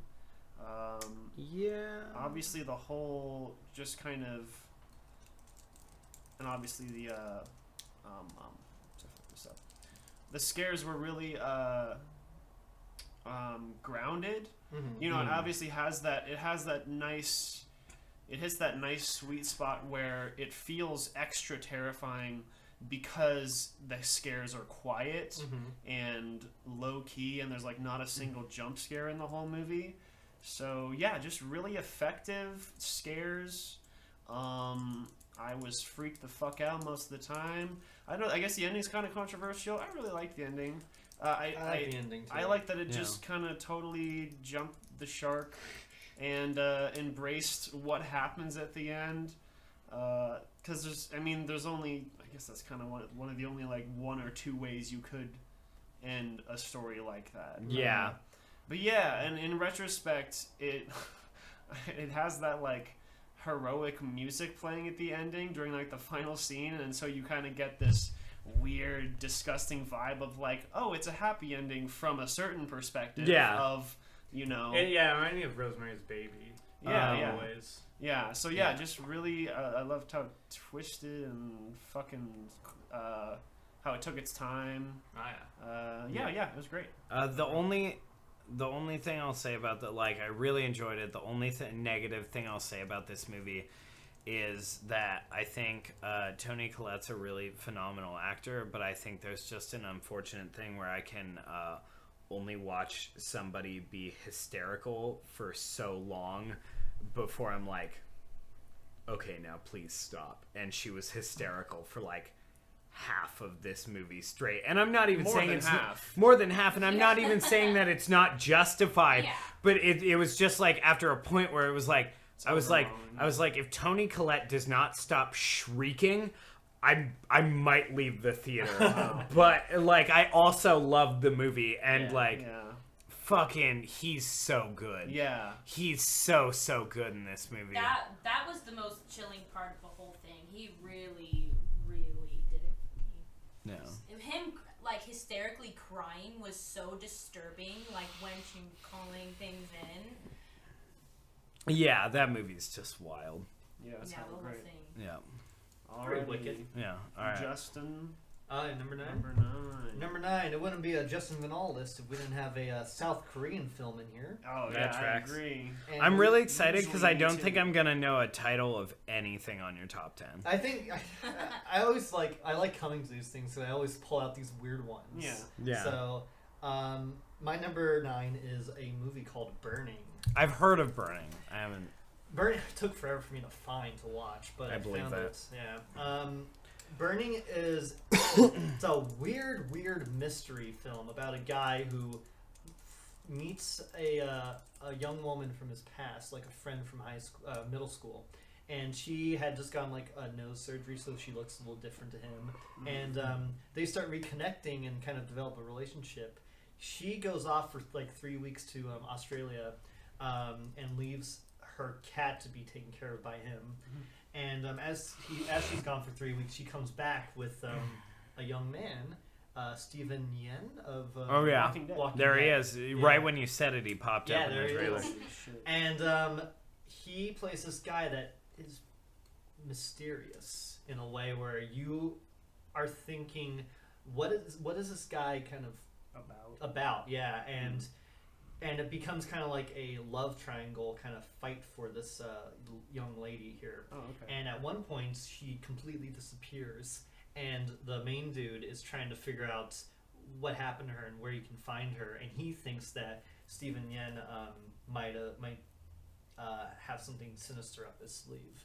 And the whole time you're watching it, and you are thinking it's going one way, but it completely turns you the other way. Nice. And it's a great movie about kind of like toxic masculinity and ego, and kind of like the difference in culture between like someone who is born in Korea and someone who is American Korean. Yeah. And Steven Yeun's amazing in it. I was really blown away Nice. by Mhm. him, and the main dude's great, and so is the main lady. But it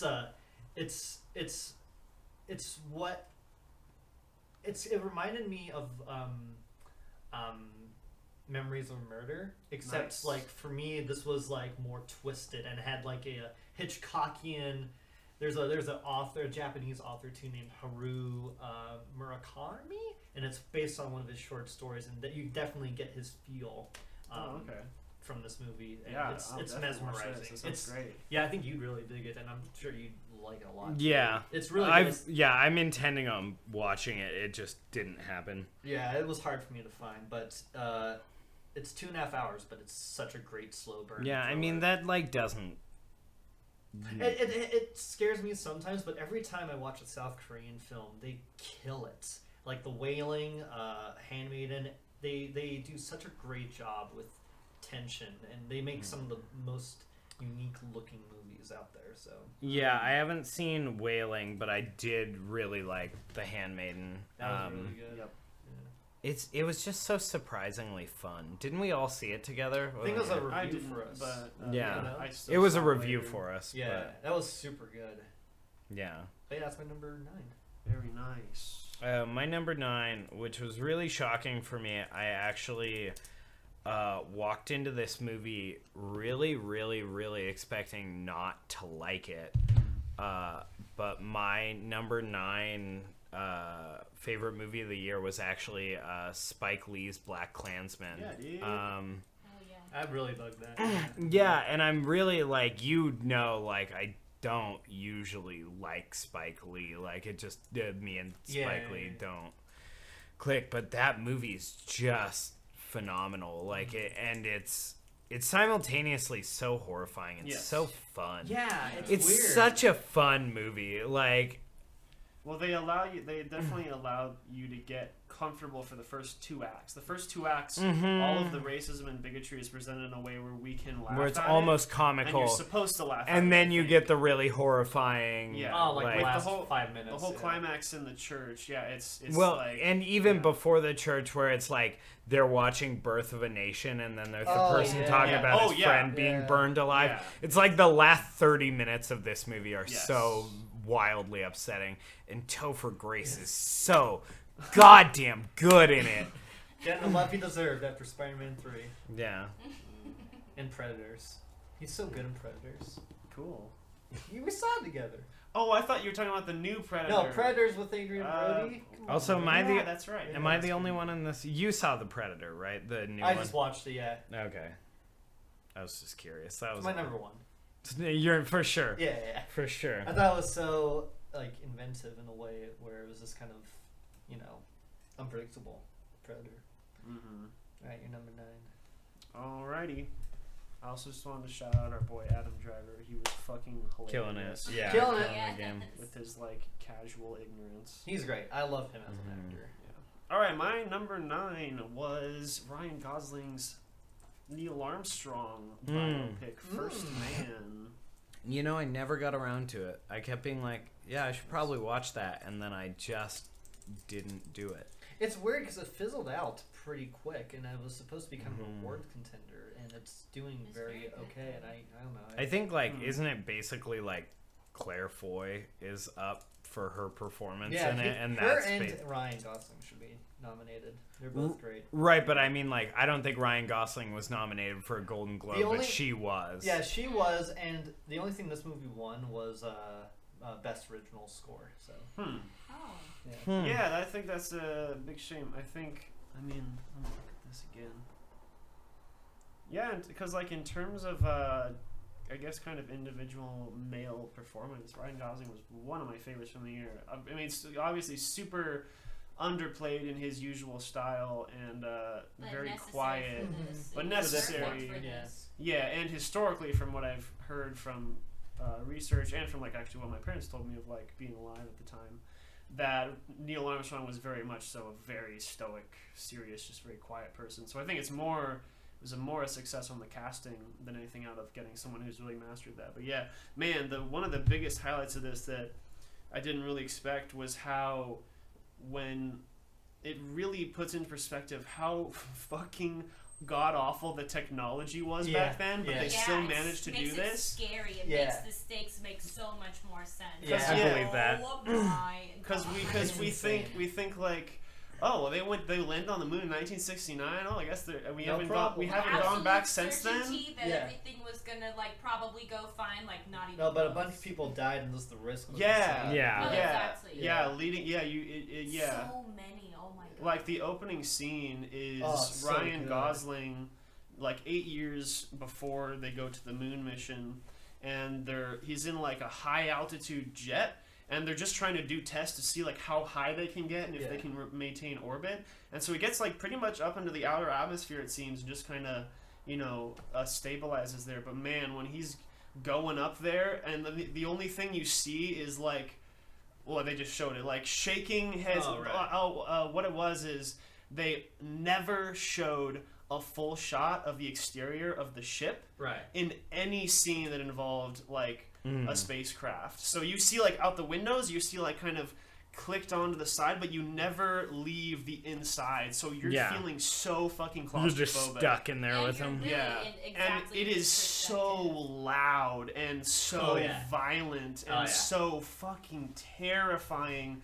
Just being in that cockpit with Ryan Gosling and the other actors. But but I mean, in addition to that, all the performances of him just with his family and normal life and dealing with the fallout of like his friends fucking dying and all the tests, which was just really Yeah. common back then, was really powerful. I'd say just a nice little piece of American history film there for you. Yeah. So yeah, go American. check it out. No. Didn't show Really the good. flag plans, but I whatever. can't watch it because Damien Chazelle made it and there's no reference to jazz. So Yeah, there's nothing really in the movie about jazz. I was hoping that Ryan Gosling at one point just played piano. I was hoping that at one It's like, point that's a little trick. I was hoping that at one point you would just really quietly hear Jerry Seinfeld like, "You like jazz?" Oh yeah. Jesus Christ. All right, my Justin, number 8. number 8. My number 8 is a documentary, and it is called "Minding the Gap." Directed by Bing Lin, who is a very young man. I think he was 14 through like early 20s when he made this documentary. Is this like the equivalent of like what Boyhood's like in terms of like you see? So the movie is about these 3 skateboarding friends who grew up in this kind of like this city that has a lot of like kind of like domestic violence problems and poverty and whatnot, and you just see their life together as they grow up through this through their time skateboarding with one another. And what's just so mesmerizing about it is that the documentary breaks a lot of conventions where the filmmaker has a relationship with these people and you see them having conversations with him, and he is being almost a character within the film as well. So you're seeing different generations of people deal with different things in their life. So you're seeing like them as kids growing up and kind of following the path of their parents, where they went through a lot of domestic abuse and poverty and like just the ability of not growing up and being stuck in one place. And it has these incredibly potent characters. The guy here, this guy Zach, he is a douchebag character, but you can see how like he's the one that kind of falls into the footsteps of many grown-ups in this city where they had been abusive, they just drink, and they're just kind of stuck. And then there's other characters like the black young man Kier. Kier is a guy that's trying to get out, trying to like grow. And being the guy documenting this, he is kind of like trying to study both in terms of like someone that's trying to escape and someone that's kind of stuck and doesn't know how to escape. It's a compelling documentary, and I absolutely loved it. And nice. It's just, I think it's one of the best documentaries of the decade. Wow. Okay. Very cool. That's you, Matt. Number 8. My number 8 is The Favorite. Woo! Wow. Which, by the way, only movie of this guy's that I've seen. Really? You have not seen The Lobster? I've not seen The Lobster. Oh. I've not seen Killing of the Sacred Deer. I've not seen Dogtooth. You gotta see Dogtooth. I have only seen The Favorite. Wow, that's a wild trip then. I mean, It's his most accessible film, yeah, I'd say. that's kind of what I'm figuring, because it was, I mean, aside from the ending, Right. mainly the ending shot, Right. which is real fucking weird. So cool. Oh my gosh. It's just such a good movie, and it's really me and Izzy went to go see this movie because we were like, man, like it makes it look almost like gossipy when you're Yeah, like, which fun. It has that funny, vibe but to it. still which in a way it fun. totally is. Like yeah. Nicholas Hoult is like such a fucking gossip hound. Oh yeah, Nicholas Holt's great in it. I really think Emma Stone just fucking shines in this movie, though. I think this is like the first time in a long time I've seen Emma Stone in a movie, and I've been like this is your movie. Like there are other actors in this movie, and everybody in this movie is phenomenal. But it's just like the scene with her just like in the hallway after she gets beat up, and she's just like weeping. Yeah. It's so good.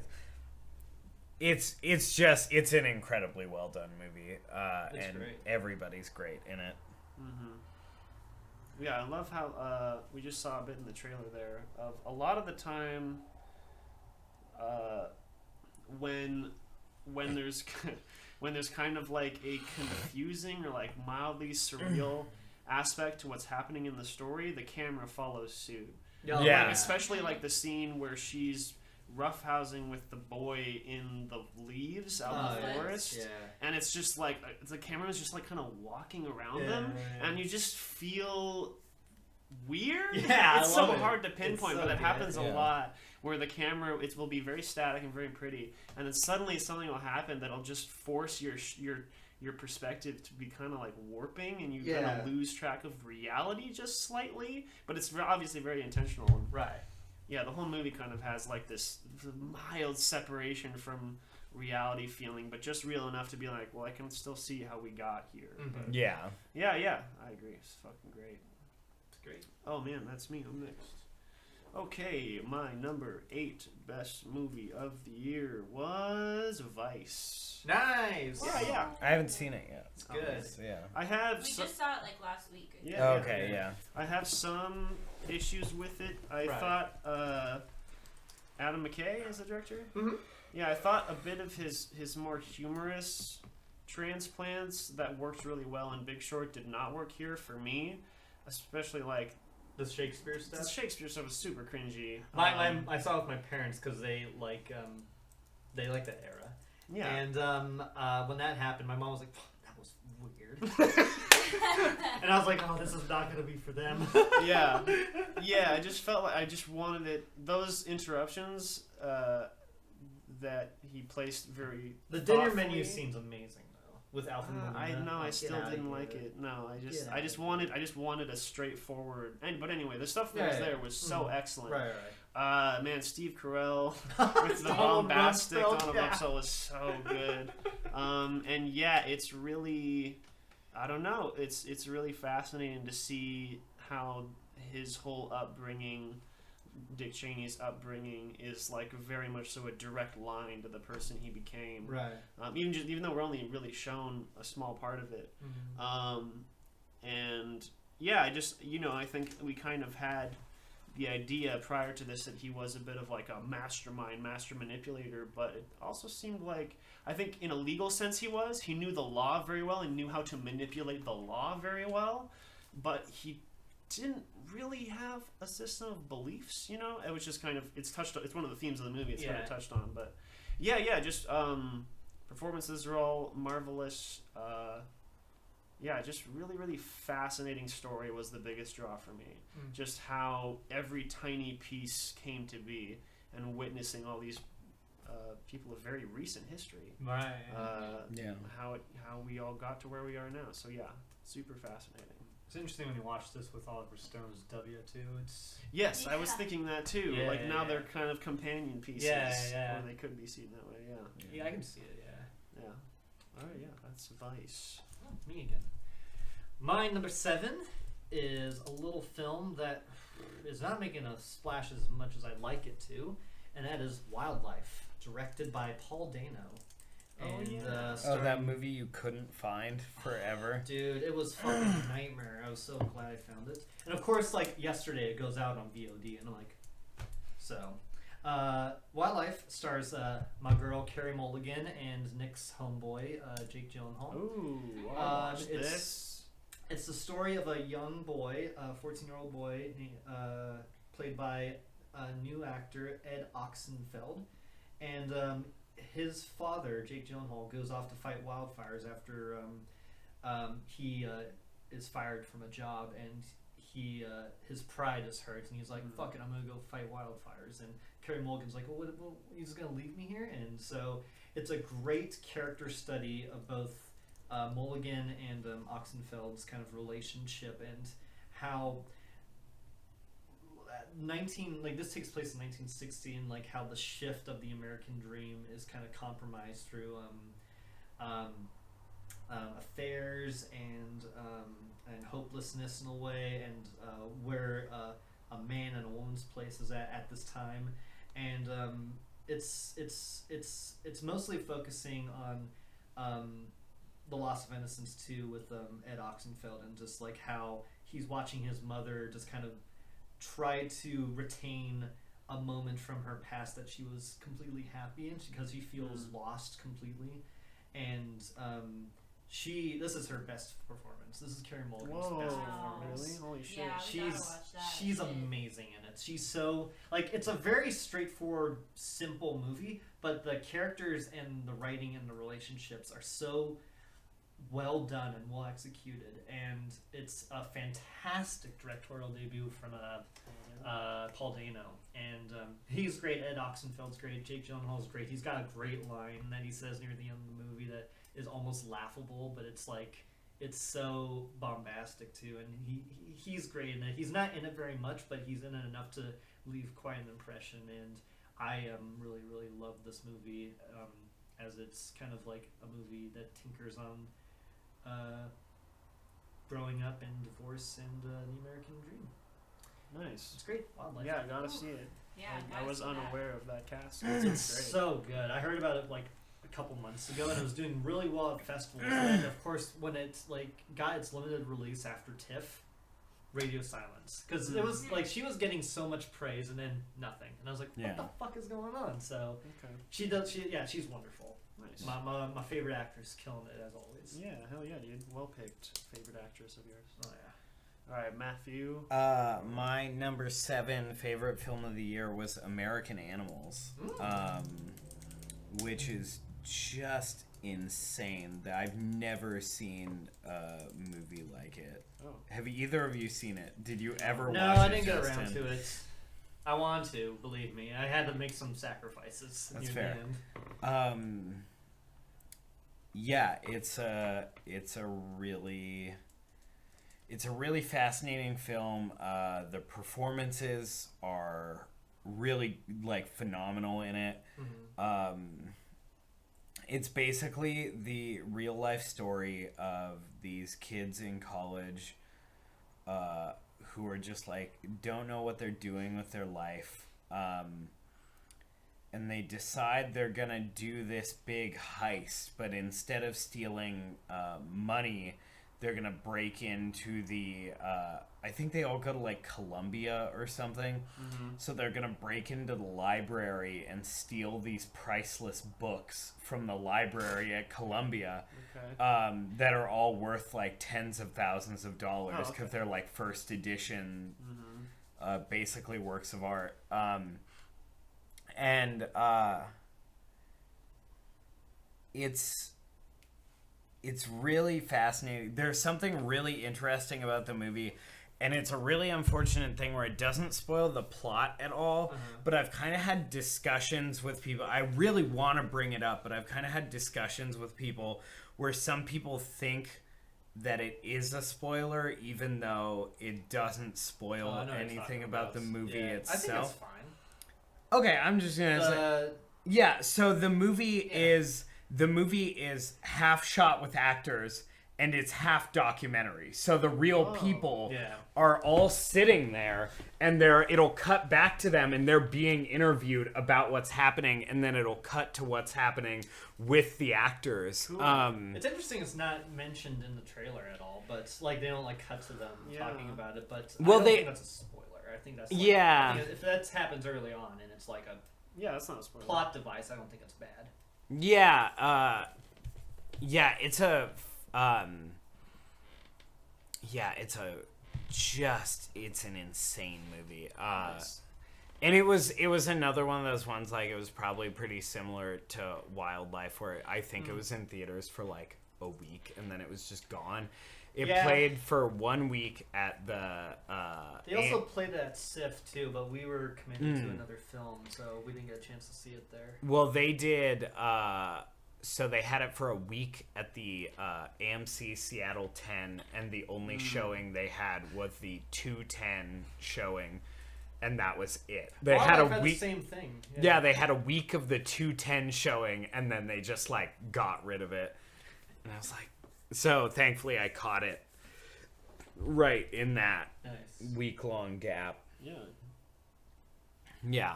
But yeah, that's my number 7. You guys should give Yeah, it a that watch sounds I now wanna- that yeah, it's I on want to throw it VOD. onto my Also, regret list. Also, Evan Peters is phenomenal in this Oh movie. yeah, he looked familiar. I was like, who's that guy? Evan Yeah, Peters. which I actually don't like him. He's super hit or miss with me. I probably only like him half the time I see him in something, but he is amazing in this Those movie. are the actors you gotta just keep your eye on because Yeah. you never know when they turn into your favorite. All right, very cool. Yeah. All right, my number 7 favorite movie Tanya. of the year was Incredibles 2. Yeah, I was actually really kind of expecting this to be mediocre or like kind of subpar because it's so far removed from the first one. Yeah. And it's weird that it takes place immediately after the first one, or like at least seems like within. I like, think a people few wanted to months. see them fight the mole guy. Yeah, I think that's actually probably what happened is they were like, well, we brought up the whole thing with the mole guy. We can't not do it now. Yeah, It does feel alright. weird 14 years later you're bringing, like, you're immediately continuing from that scene. That's like, Yeah. okay, but it doesn't take long to shake that off. Yeah. Because it becomes its own thing pretty quick. Yeah, no, it comes its own thing. I think kind of everyone's in agreement that the villain just kind of blows ass. Like everything, I thought everything with Screenslaver, just the motivation especially, was pretty bad. It's hard to come off, too, of a syndrome. Yeah, And yeah, 'cause we've he had a lot great of story, movie superhero villains since. Yeah. Yeah. However, just getting that out of the way because, I just thought the whole thing was really, really strong overall. It's kind of just tackling a lot of very standard Disney themes and ideas, but the characters are so fucking fun. Like Dash and Violet are like genuinely adorable and funny, and not like in an annoying way. Yeah. And obviously everything with Bob trying to raise the kids at home, I thought was like really heartfelt, very and also really funny. God, this movie was really funny actually. I was kind of laughing the whole time, and then giving Elastigirl her own kind of motivation and being at the center of the plot just to mix things up worked really well. Yeah. I mean, but it's a pretty simple, straightforward story. There's just so much polish on every part of it that, despite its kind of predictable nature or standard fare nature, it's just so fun. It's and a lively really fun the whole movie, way yeah. through. So not really much to say other than that. It's just really goddamn fun and sweet and really funny. So yeah. Yeah, dude, Crazy. Mr. Mom's a great movie. It's definitely got a Mr. Mom Yeah. vibe. Yeah. It's like Mr. Mom, but without the blatant sexism. Crazy eye bag action. Like, yeah. Oh, yeah. Yeah, they got I was crazy looking- bags under. I was like watching that the whole time. I was like, look Yeah. at Violet's Okay. bags under her eyes. Yeah. I noticed that. I was kind of just like, is that like, why is that intentional? Like, Such what's a- that supposed to mean for her? Such an intense detail. Mm-hmm. Yeah. But it Well, because looks they nice. weren't. They made him look so good in that last scene. movie so Sorry. quickly. No, Yeah. you're good. Yeah. Just where he just looks fucking haggard as shit. Everybody He's just looks like, so nom nom tired. cookie. Yeah. Nom nom cookie. Yeah, it's a really fun movie. Yeah, hell yeah. All right, I think it's Justin. Throw us your Justine. number 6. All right, my number 6 is a Netflix film. Wow. Yeah. That's out of character for you. Go on. Yeah, it's a Netflix film, and it's called Roma. Ha! Gotcha. Oh. It is a Netflix film, though. It is a Netflix I, film. I, but it was a weird. But it was like a Yeah. curveball, but it became like a strike. Yeah, it was a weird. It was a weird year to not watch Roma. Let me tell you, because it's getting a lot of buzz, and I did not watch it. So Roma is directed by a fantastic director, Alfonso Cuarón, who did Children of Men and Gravity, and he does also He did Harry Potter 3. Harry Potter 3. That's right. It's basically takes place in like early 1970s Mexico, and it follows this maid who works for this kind of rich Mexican family, and she accidentally gets pregnant and has to kind of deal with having a kid and working, and it's just pretty much just you follow her, and this is the character study, and you see how her life grows and how her boss, her life's kind of falling apart, and just everything that happens in Mexico during her time with the family, and it's as simple as that. And it's what's crazy about it is the precise direction that Alfonso Cuarón gives. Like every scene, every shot feels so alive. Like this, like anytime you're in like a busy environment, something is happening. Something is always like moving or has like a unique thing happening. It's such a amazing looking film, and in terms of that way for sure. in terms of execution in the direction, it's like one of the best directed films like of the century, I think, just because it's so like detailed. It's a crazy amount of detail is put into this movie. Like you can like watch the film and like way in the background something interesting is happening. There's always something interesting happening, and there's a whole sequence that starts in a department store that turns into a riot that turns into a scene at the hospital, and it's this one long sequence of just dread and suspense, and it's so effective, and you're just reminded how much of a master Alfonso Cuarón is, and you remember why people like Children of Men, or why he's such an engaging filmmaker, and it's entirely in Spanish, and it's just mesmerizing to watch, and I would be curious to watch this to see how someone watches this at Netflix, because I saw this at Cinerama when they were playing it for a weekend. I wonder if Patience would be there. Right. So because it's a very like the first like 5 minutes of the film, it's just water like washing up against concrete floor because the maid is cleaning, and that's it. And this is like credits, and it's just like it sets up the kind of pace of the film. It's a very slow but fantastic character piece, Nice. and it's just a great piece on Mexico. Yeah. So that's my number 6. Awesome. Very cool. All right, Matt, your number 6. My number 6 is, as far as I can tell, the most opposite of this I can think of.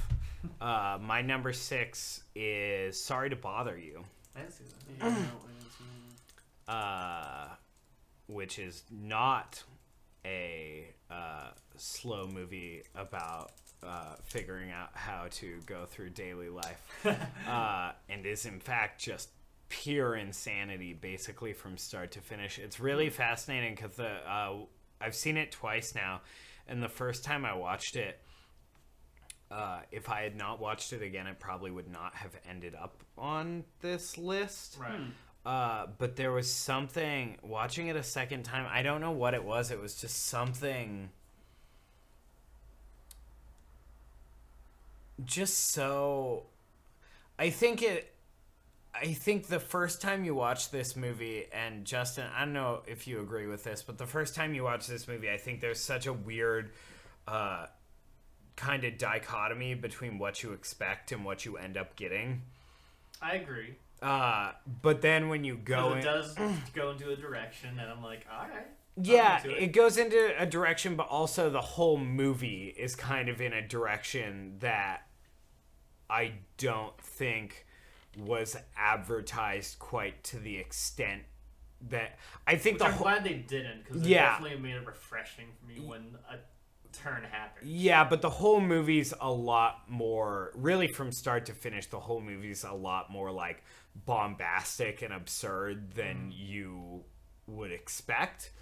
Yeah, because it definitely like has like that you're looking at it, and it's absurd. But then once you get into it, it's like Yeah, Hog wild. it's hog wild. Okay. Everybody's great in it. It's done in a really fun way. Army Hammer is fucking he's phenomenal insane in in it. this. It's just a really great movie. If you haven't seen it, you really should. Nice, dude. Yeah, man. All right, I can go see it then. I'd love to. Yeah, it's on your local streaming services. Sweet. I don't think streaming services are local. I think they're probably I think they're international. Nationwide, yeah. Nationwide, wrong side. well, Yeah. because British Netflix is different than U.S. Netflix. And Canada Netflix Oh. is Yeah. different than. Yeah, you're right. You're right. Okay. There's a lot of fun British shows you're never gonna see because they're not on U.S. Netflix, and it's really hard to find British shows that aren't on Netflix. Yeah. Bye, Luther. True. Yeah. Okay. All right. My number 6 best movie of the year was A Star Is Born. The shallows have found me. Honestly, I found the music to be fine, not terribly compelling or interesting. However, the acting and the story was super enthralling. I loved all of the how so much of it actually took place like deep in the industry situations, like shooting a music video, doing a photo shoot, Right. backstage at a concert, going on stage, then actually going on stage to real concert venues that like had the real crowds. So yeah, visually, and the whole movie was just like bat with the scenes. And in retrospect, you know, the thing that stays with you is how like upsetting and sad and like heavy Sure. it is. Right. But when you're in it, it is fast, man. The pacing, it's really, it's got a lot of fucking story, and I love how long the story goes. Like the beats of the relationship between Bradley Cooper's character and Lady Gaga's character has like, it's a long-winded relationship. Like they go through a lot of shit together. You see so much depth to it, and it's all believable and palpable and very powerful, obviously. So, I cried yeah, so much. yeah. We all did. Yeah. though. Yeah, I we got all you, did. yeah. That we were like just sitting there just crying. I've seen the 4 versions of this. You've seen all of them. Yeah, yeah. I've seen all I've of only them. seen Is some it of the- the Judy Garland, and I've seen the Barbara Streisand. Oh, Barbara 'Cause Streisand I love is her. bad. No, it's bad. I just love Kris her. Kristofferson? But well, yeah, that was embarrassing. Come on. This is this is This is like the better version of that. Is this Exactly. the Yes, best exactly. version of it that's made? I would say it's the best version that it's been made of. I think he's the best version of this guy, and Yeah. I think Julie Garland's the best version of the gal. The lady. I think And Lady that's the Gaga's one a that I little wanna over the top for me, revisit. but she still is very good. in this. I love Lady Gaga in this movie. She's good. I really do. I like her. And their chemistry together is Oh yeah, they're great just together. phenomenal. Yeah, Yeah. yeah, very believable, very like surprising how, especially because like I kind of get the feeling Lady Gaga's more or less just kind of being herself. Yeah. Which is not bad, it works. But Bradley Cooper is really Oh, far God, gone from the he's type so of good person. in this. He's so phenomenal. It was- far away When from I who started he is as a watching it- person. It's crazy. Because I'd seen the other 4 versions, there's a trend you feel, and when I started watching this and fell in love with him, I was like, God damn it, I'm gonna be so upset by the end. Yeah, exactly. Like Yeah. he's the one that has the most. Yeah, Yeah, you feel it he's the got great hardest, depth. and you Yeah. feel the Yeah. worst. You feel the worst for him Yeah. in that sense. Yeah. yeah. Ugh, so Apparently, Bradley Cooper's mannerisms and kind of speaking pattern was based off of Eddie Vedder. good.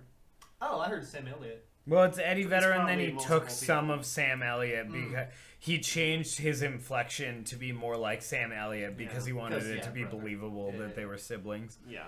Which, That in makes his more defense, if he had not changed his dialect, it would not have Yeah, been but- at all. Yeah, because I feel it, but I'm like, oh man, they are so far apart in age, but I can buy it enough. Yeah. Yeah, Yeah. it's so good. But Yeah. don't they kind of address that though, of like him like? Yeah, because Yeah. he's like an illegitimate child. Yeah. He's different Yeah, mom, yeah, so or they dad, address it. or mom. I mean, yeah. Yeah. Yeah, and it's impressive how the two of them together, they really act like fucking brothers. I really felt, despite they look so far apart in age, but the way they just behave, the looks, the Mhm. mannerisms, the way Oh they yeah. touch each other was Yeah. very like sibling-like. So, They're great. yeah, very excellent piece of art there. Really loved it. So Yeah. that's my number 6. Don't know if I can let myself sit through that again. Yeah, That's probably valid. yeah. But maybe I'll just own it and let it sit on the shelf, you know. There you go. Then it's like if me I'm on having a Dancer in the bad Dark. day If and you're I having a just bad wanna, day like, and you want to really make it worse, yeah, that's the I used to move. watch the last 5 years to do that, and when I just was like, I just want to feel bad. Yeah. Let's do it. All right, Justin, you number We're in the top 5 now. We're in the end. We're in the end game now. My number 5 is Leave No Trace. Oh, Directed by Deborah Granick and starring Thomasin McKenzie and Ben Foster. It's a movie about this father and daughter who have completely cut themselves off from society and live. Oh, I saw something. I heard about this movie just Yeah, yesterday. I was. It's been watching getting some award buzz Yeah. lately. You it. know It's what's very interesting. Yeah. You know what's funny? Hmm. I started watching this movie 2 days ago, and then something came up, and I didn't finish it. I got like Oh. 5 minutes in. Oh, It's a good one. I think you'd really like it. I was You'd really dig Ben Foster in this. well. I dig Ben Foster in everything that he's done, even He's if it's great. bad, because he's a phenomenal actor. But pretty much they live off in the woods by themselves. They sometimes go into the town to like steal stuff or like Yeah. try to survive. And at one point they get caught and they're taken to a place where they kind of try to get back into society. Ben Foster's like, fuck that shit, and like he tries to leave with his daughter, and his daughter like likes the idea of having a home and having a family and just living among society. And he has PTSD and was a war veteran, so he's very like he wants to be isolated and like live in his own world by his own rules. And it's just this fantastic relationship between the two of them. Yeah. I want to keep watching for her, Thomasin McKenzie, the daughter. She, I would say, gives one of the best performances of the year.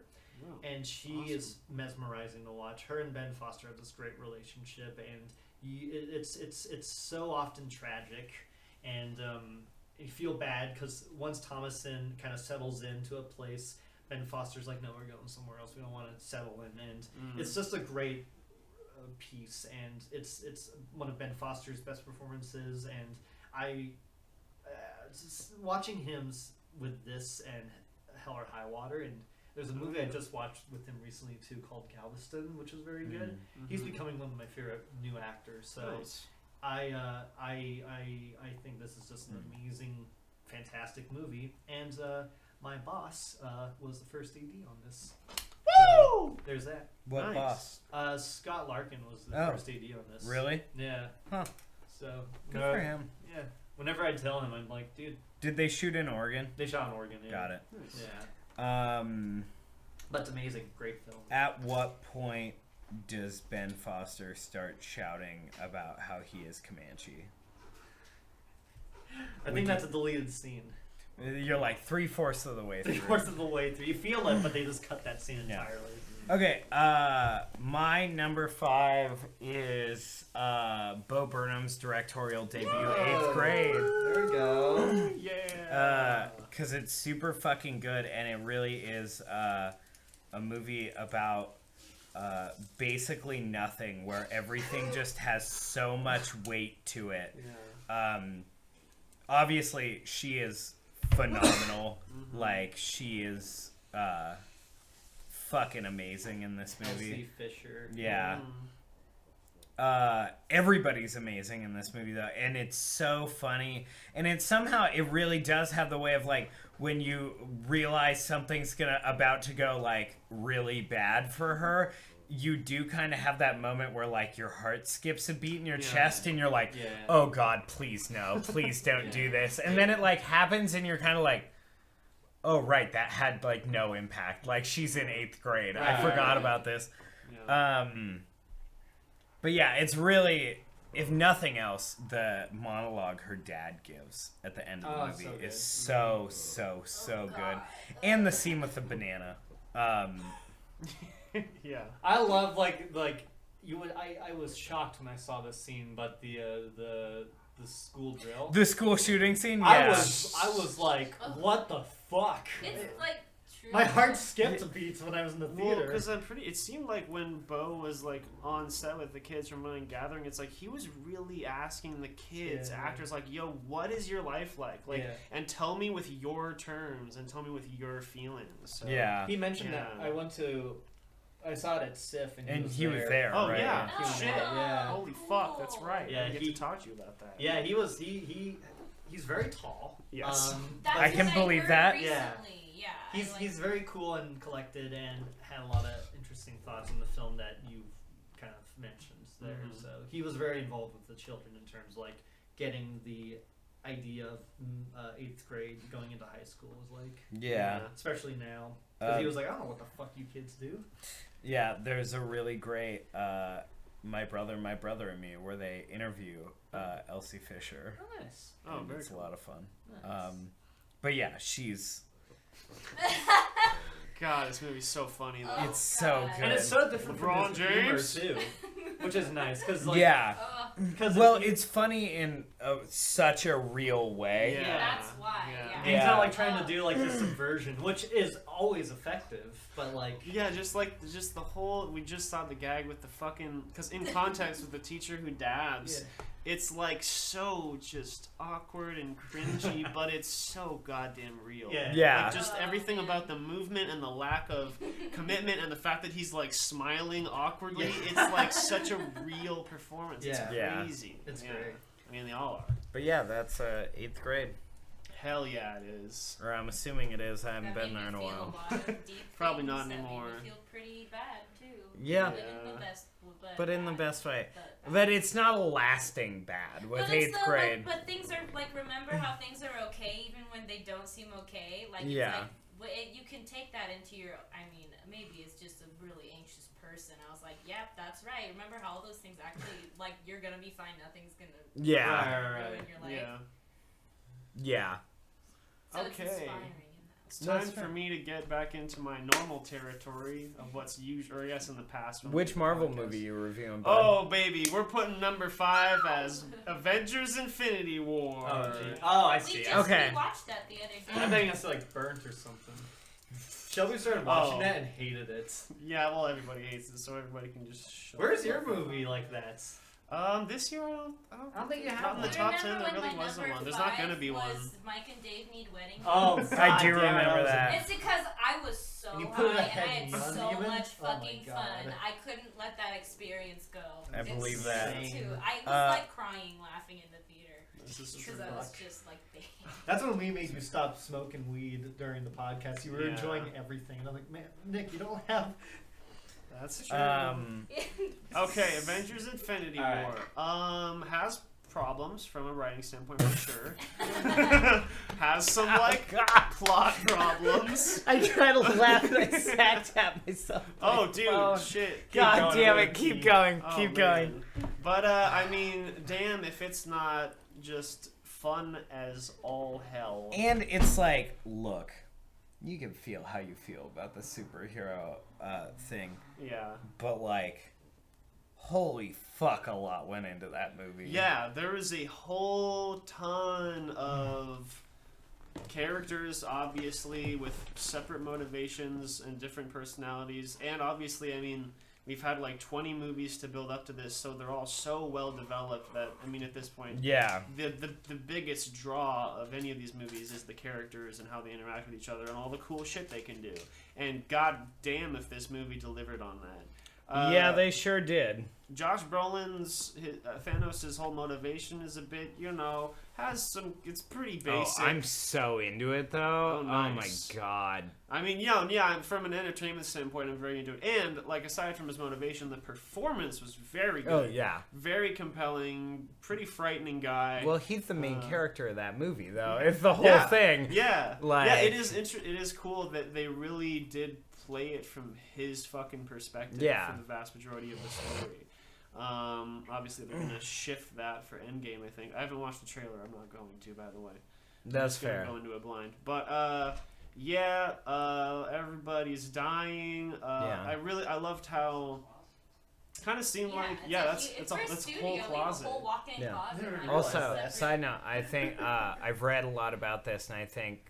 I mean, don't get me wrong. Don't watch the trailer. You have your whole adamant thing. Yeah. But they're doing something which I think is kind of cool, where they're just like, we're only using footage from the first 20 minutes of our 3-hour long Oh, did they movie say that? for all of the trailers? That's cool. Yeah, because they're like, we don't want to like spoil any of it. So it's just nice. like, So awesome, nobody man. does that. That's amazing. yeah. I love that. Okay, well, good for them. Yeah. Yeah. I'm still probably gonna avoid it. I thought you might, But no, but that's really cool. at any cost, I appreciate that. yeah. I loved how it seemed like one of the themes of this movie was allowing all of the main characters that we've had, how their deepest flaws betray them. Yeah. How the Scarlet Witch fucking romance thing with Vision was pretty forced and I have a terrible. whole thing with that where it's Yeah. also like, okay, here's my whole thing with that though. It's like, you've got Vision, right? Yeah. He can look like anything he wants to look like. In what world would this hyper-intelligent creature who could look like anything he wants to look like be like, damn, I really want to look like 47-year-old Paul Bettany right now. Like, I think he's a pretty good looking guy, honestly. I can see how you would choose that. Go with a modest level of That's that. fair. Because he's intelligent, he doesn't go for the flashy. Yeah. Okay. I don't know.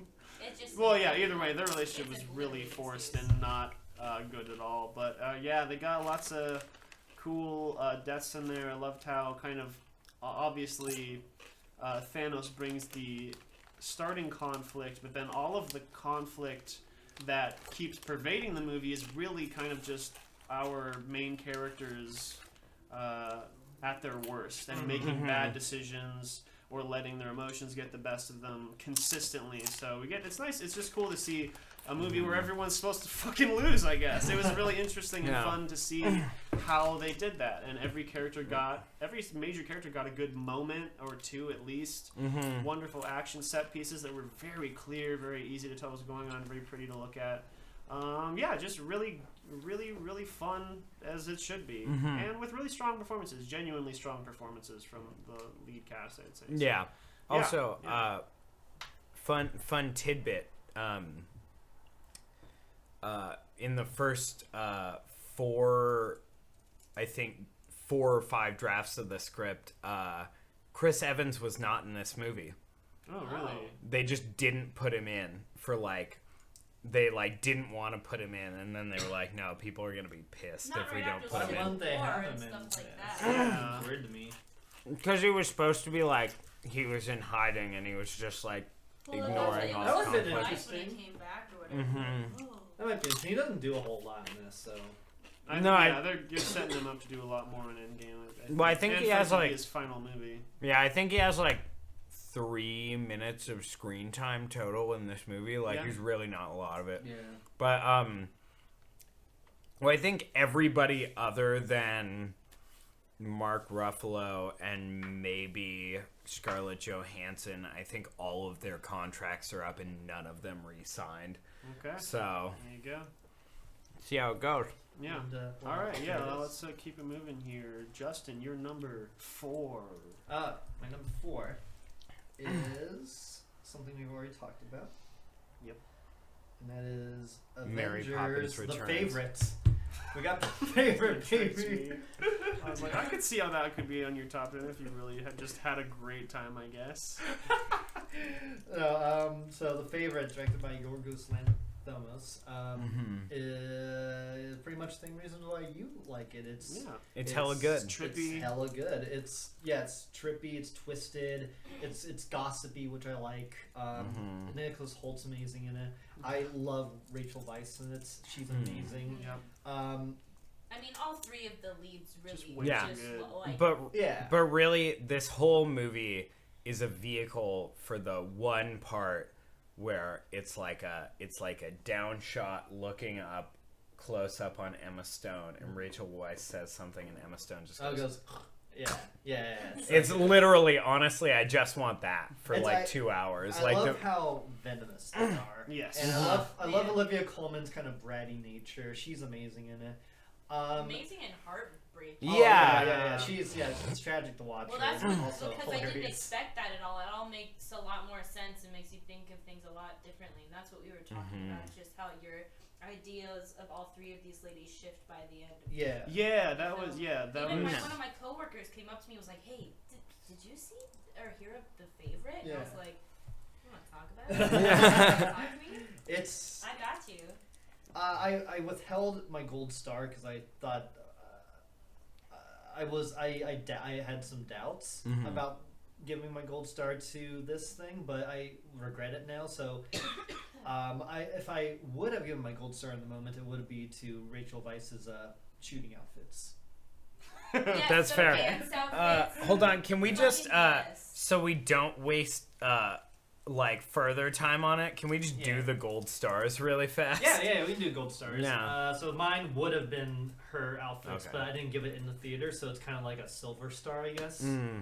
A regret gold star, so that's mine. It's in retrospect. Gold It's star. allowed to be I retrospective. don't like think. it. I like to have if I give it in the moment, like don't breathe and Yeah. the vulture's wings. I was like gold star right there, but I was just like, I gotta hold out for that Mary Poppins animated sequence, and I Shouldn't have. No. No, you really shouldn't I have. regret that one big time. Yeah. But that's mine.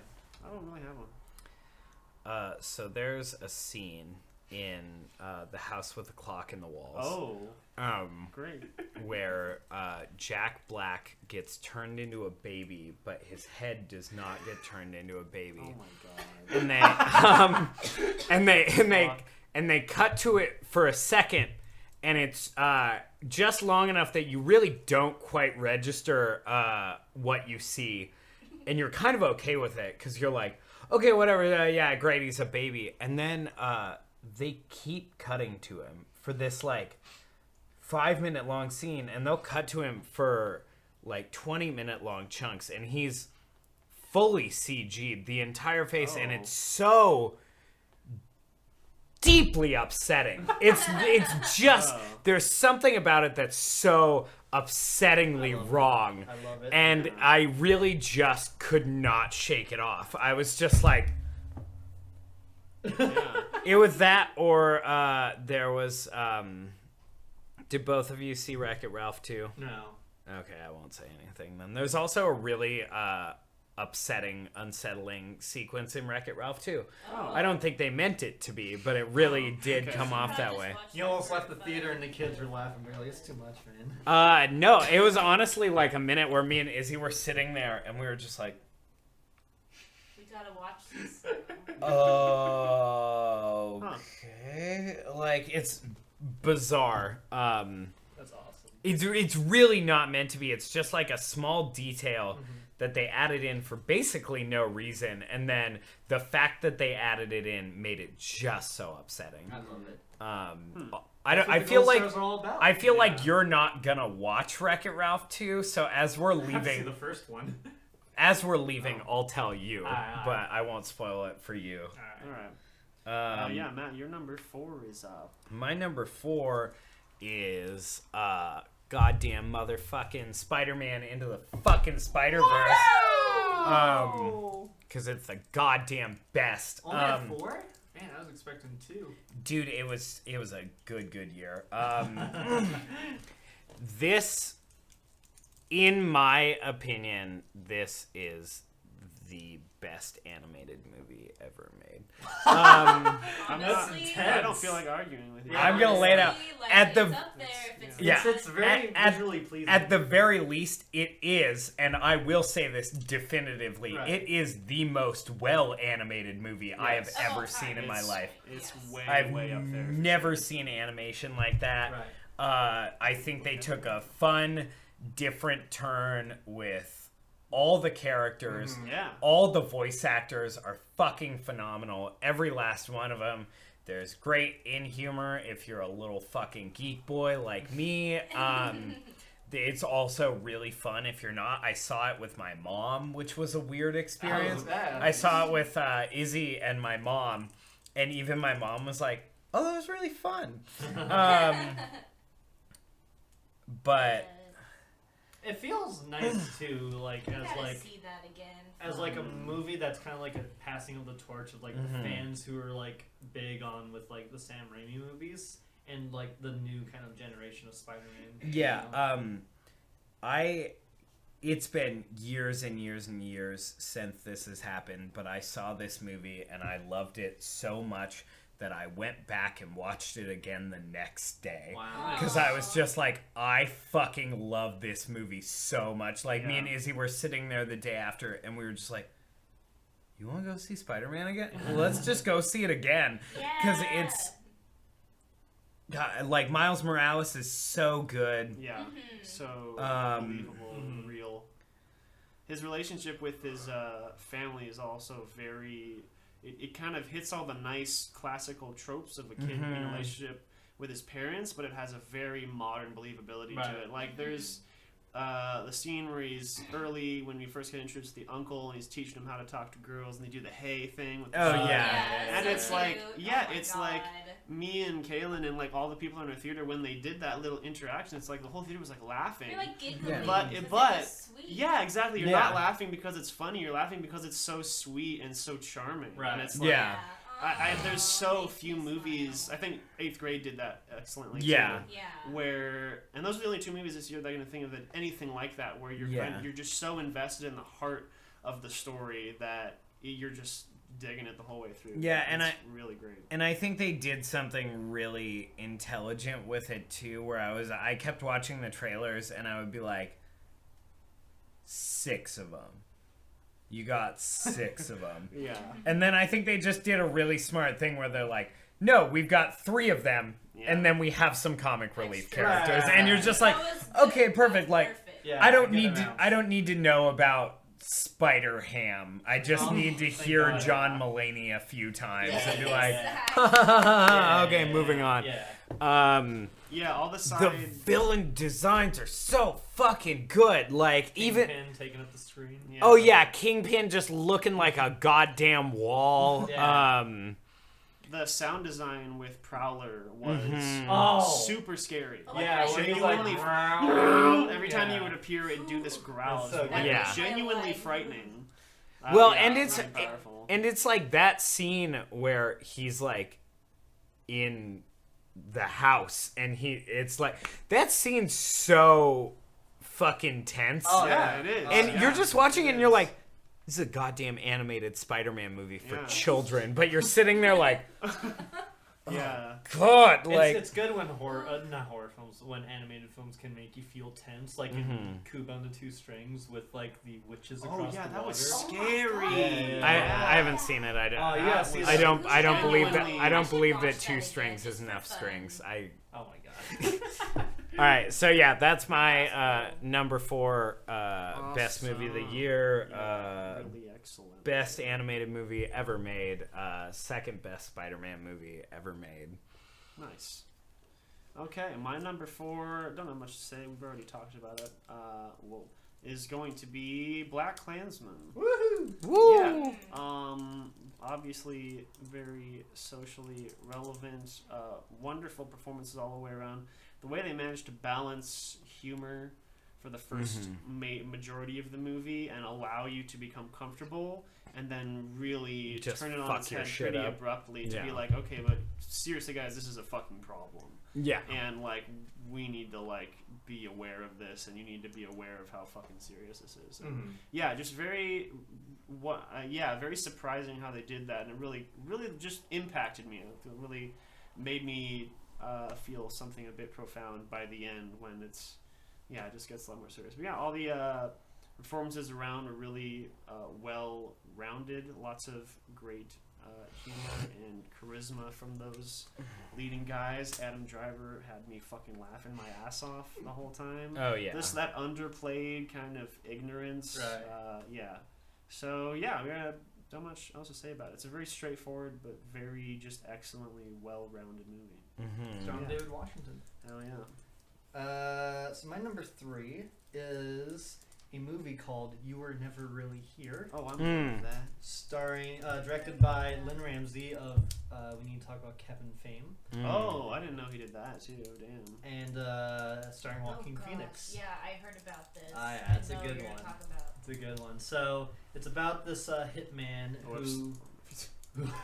It's about this hitman who goes and rescues a daughter of a senator, but he gets double crossed, and it's pretty much a standard thriller. But the way she executes everything is everything that a thriller wouldn't do. Right. So it's it's like the most anti-thriller I've seen, and Joaquin Phoenix is intense and brooding and great in it. There's a action sequence where he's wet rescuing the girl, and it's all done through surveillance cameras, Right. and it's just like that kind of gray in the corner. You barely get glimpses of him as it's cutting around like from like one hallway to the next, and you're just seeing him like kind of stalk his way up these stairs. And there's a whole sequence where he kills some henchmen, and one of them's dying, and he just stays with them as they die. And it's just like it's like everything you wouldn't expect a thriller to do, and it's just like the most human and most kind of grotesque, calculated thriller that I've seen in recent memory, and it's just amazing. And Johnny Greenwood does the music for it, and he does an excellent job here. Nice. And, it's great. It's number 3. You Were Never Really Here. Awesome. Very cool. My number 3 is, I somehow keep forgetting this list that I'm literally staring at.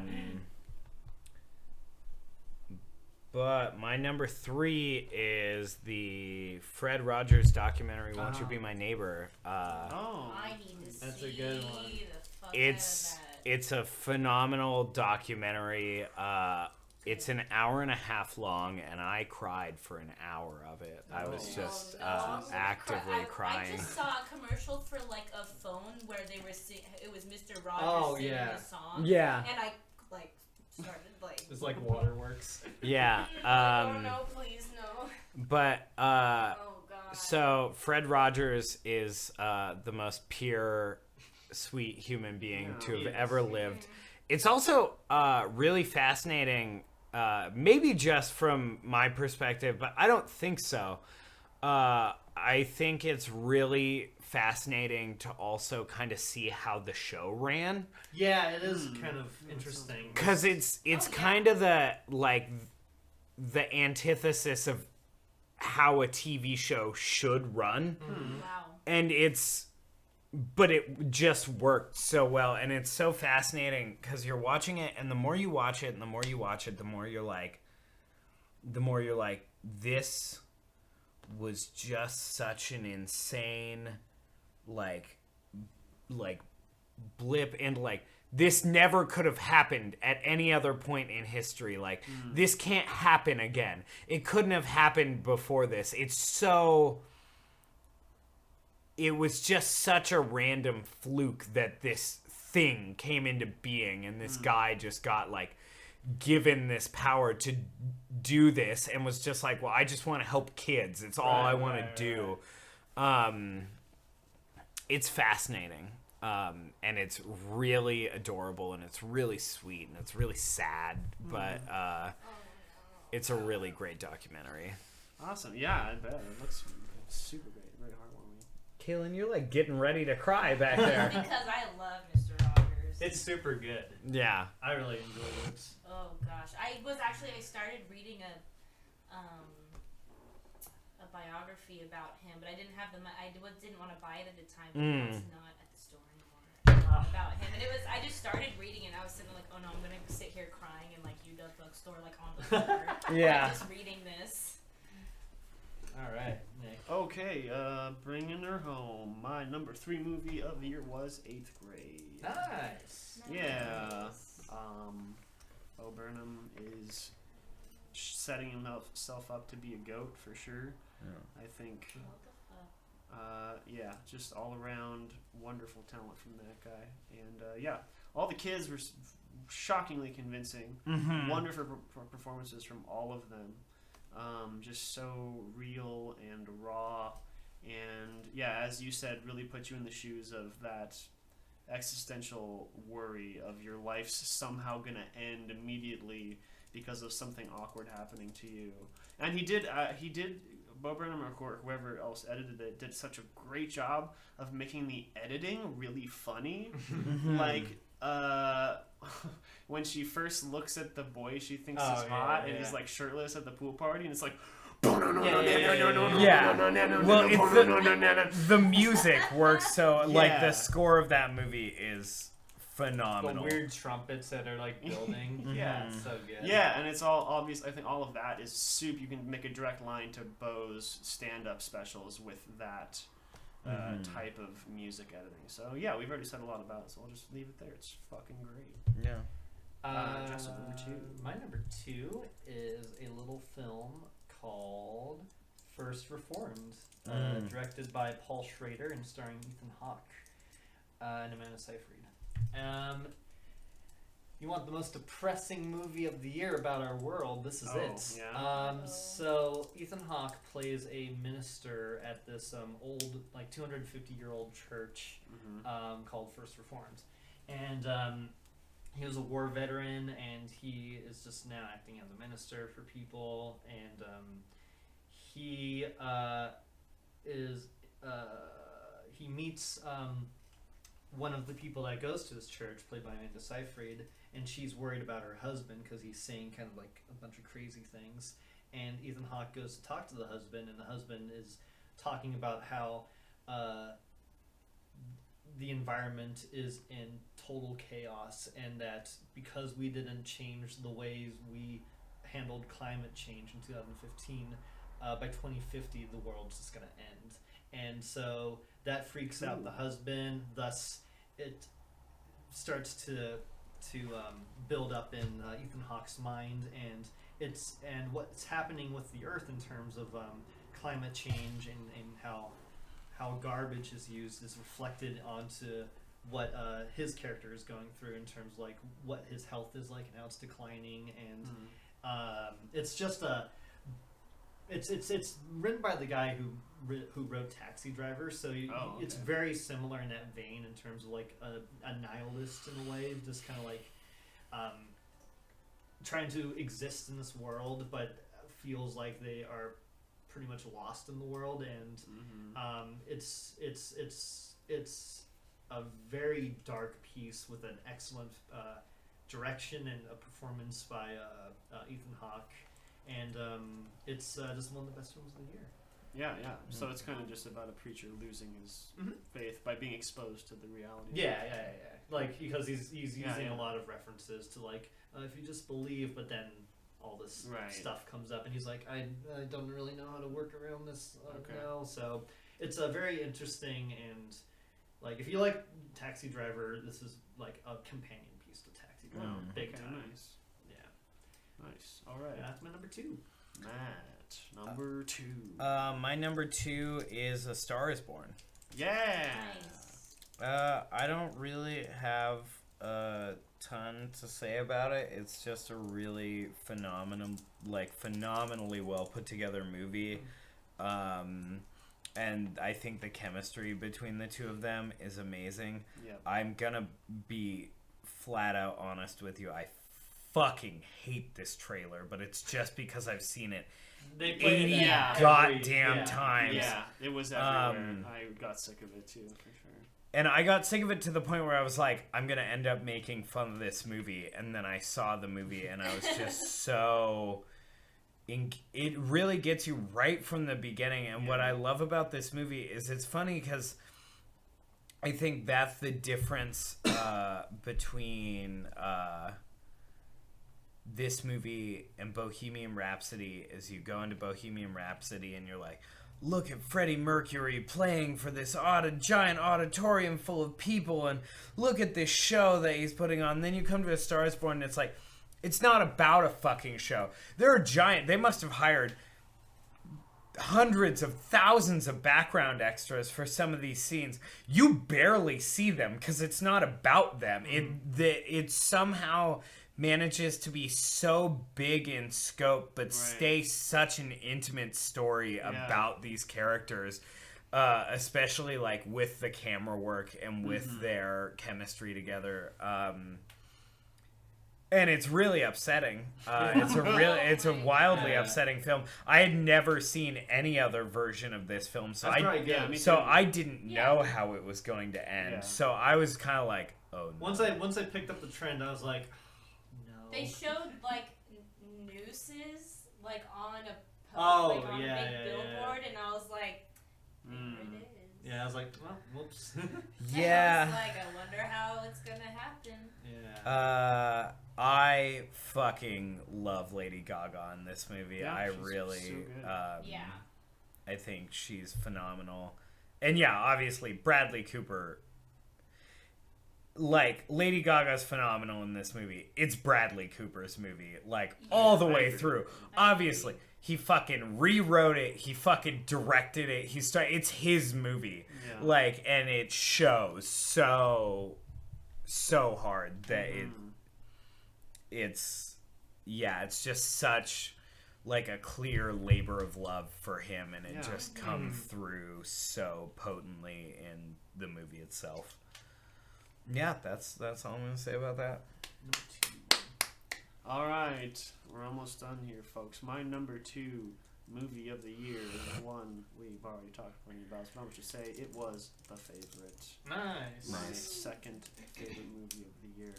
I'd say probably my 3 just favorite performances in general from the whole year, all stacked in one movie. And I guess it works in their favor when they're all on the same script and acting off of each other. Yeah. But yeah, the most impressive thing it did is how it fucking tricked you so hard into having misconceptions about these 3 women. Right. How one of them, all 3 of them have, at the beginning, have very different backgrounds and relationships to each other. And by the end, your perception of all 3 of them is completely shifted.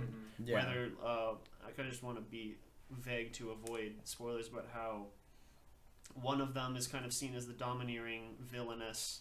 One is kind of this insane, wacko, almost funny character because she's so crazy. And then you have the down on their luck heiress who is now a peasant trying to work her way back up. And who's By just the like, end- look at how sweet I am. Right. Yeah, and you totally fall for it. At least You I totally did. fall for it, And yeah. then by the end, you realize she's a bitch. The person you thought was a villain was probably in the right the whole time. Yeah, and is actually and- like so sweet. And Yeah. just doesn't know how to show it, and you're like, Yeah. oh god. Yeah, and that fucking Olivia Colman.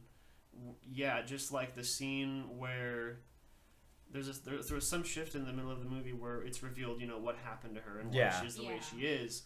And up until that point, I'd been kind of laughing at her. In that moment, I just felt so terrible for judging her. And it She's was like one of the script was most so good at that. depressing characters I've Olivia seen Colman. in a Yeah. long Yeah, time. and her performance With from the that point on. 17 bunnies and whatnot. Yeah. No, there were Oh, scenes God.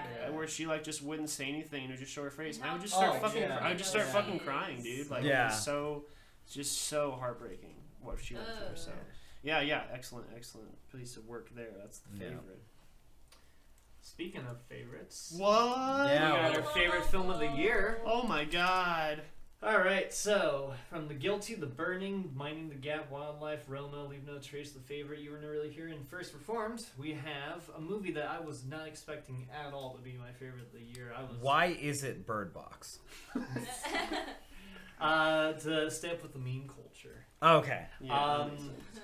I was shocked by how much I liked it, and it just only confirms how excited I am for more of his work to come, and that is Damien Chazelle's First Man. Oh wow. Nice. Yeah, it's hella good. I mentioned earlier who's the best actor of this current generation, I think, is Ryan Gosling. Oh, That really? guy has had almost 10 years of consistently great films. Yeah, that's And true.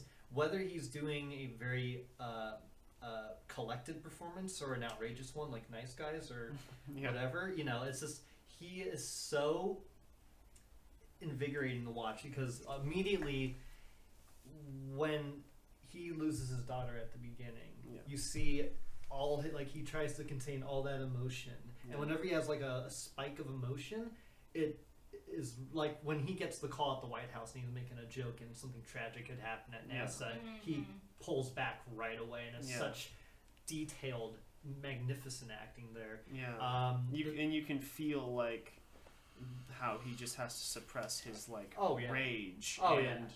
and like fear and utter Yeah. beyond heartbreak. Yeah. But it's all there under the surface and you can see it. Yeah. It's crazy. And it's just like the first scene with them in the atmosphere, it was insane. Oh my Terrifying. God. Terrifying, and like when they first go into space and it starts spinning. Oh, it's just God. Oh my yeah, God. insanely And yeah, claustrophobic. and that scene where they just kept spinning, it's like you keep waiting for them to be like, okay, they're gonna fix it now. yeah, And then it it keeps just going. And you're like, okay, yeah. now they're gonna fix it, and it just keeps going and going. And you're just like, how the fuck are they up there Yeah. so long dealing Yeah. with this torture? Like, And I remember unbelievable. having serious trailer doubt with this Ooh. movie where I was like, oh, it looks ugly. I don't know if Ryan Gosling's in good parts. And I watched it. And I think it's his best looking movie. And like La La Land's very colorful and has a great palette. But for me, like, I like what he does with this because he does everything that's totally opposite of La La Land. Yeah. It's like It's Yeah, the I'm whole so movie. The whole movie surprised. kind of Yeah. looks So like the moon. yeah. It's very like gray and Yeah. plain. It's like he's filming 16 to 35 millimeter for like Yeah. most of the film, and then once you get on the moon, it's like digital IMAX, and it looks just amazing. Like as soon as you Yeah. like just the journey to get to the moon, and when you actually like open the door and the camera like floats out and isn't rough anymore, and it Yeah. floats out and just kind of takes in the calm, eerie, lonely atmosphere of the moon. yeah. It's so overwhelming with Yeah. emotion and even like the final sequence. What he where does on the what he moon. does on the moon. Oh Like, my oh, like, God. it changed. Yeah, at that point, it kind of because you go into the movie with the preconceived idea of like, yeah, he's gonna go to the moon. His whole goal is to go to the moon. Yeah. But then that thing that happens, The whole like it changes your entire perspective on like the whole story and the whole movie of like even of like actual history. Like, right, it and can- it's yeah, and it's just crazy. It's just mesmerizing to watch because like he's working so hard with all these people that had died and worked hard to get to the moon.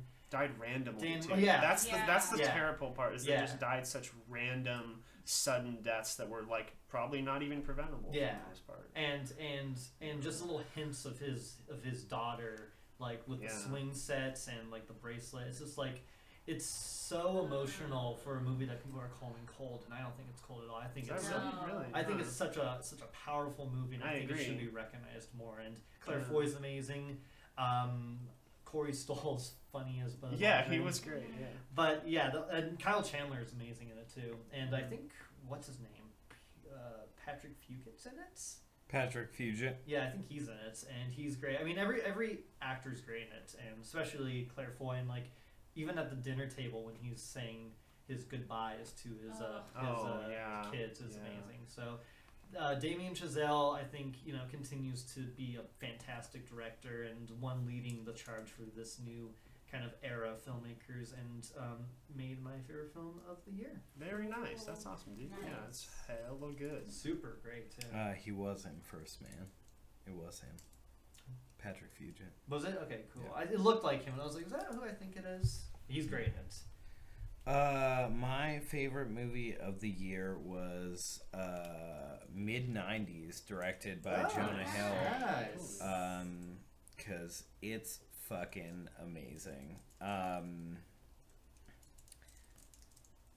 It's just super good. I don't know how to describe the way that this movie made me feel, Yeah. but it's this fascinating mix of like probably one of the like street grungiest movies I've seen in a long time. Yeah. And also just like such a sweet story about just this kid and this group of kids who just like don't know what the fuck they're doing with their lives. Yeah. And like this is one of my favorite scenes. It's like the third scene of the movie. It's just where he like breaks into his brother's room and you just get this like childlike wonder of him just trying, like getting to him, like kind of idealizing this guy who's a complete piece of shit to him, but you get this like childlike wonder of him getting to like go in and like look at all this shit that's like really his brother's like shitty rap records and stuff, but like,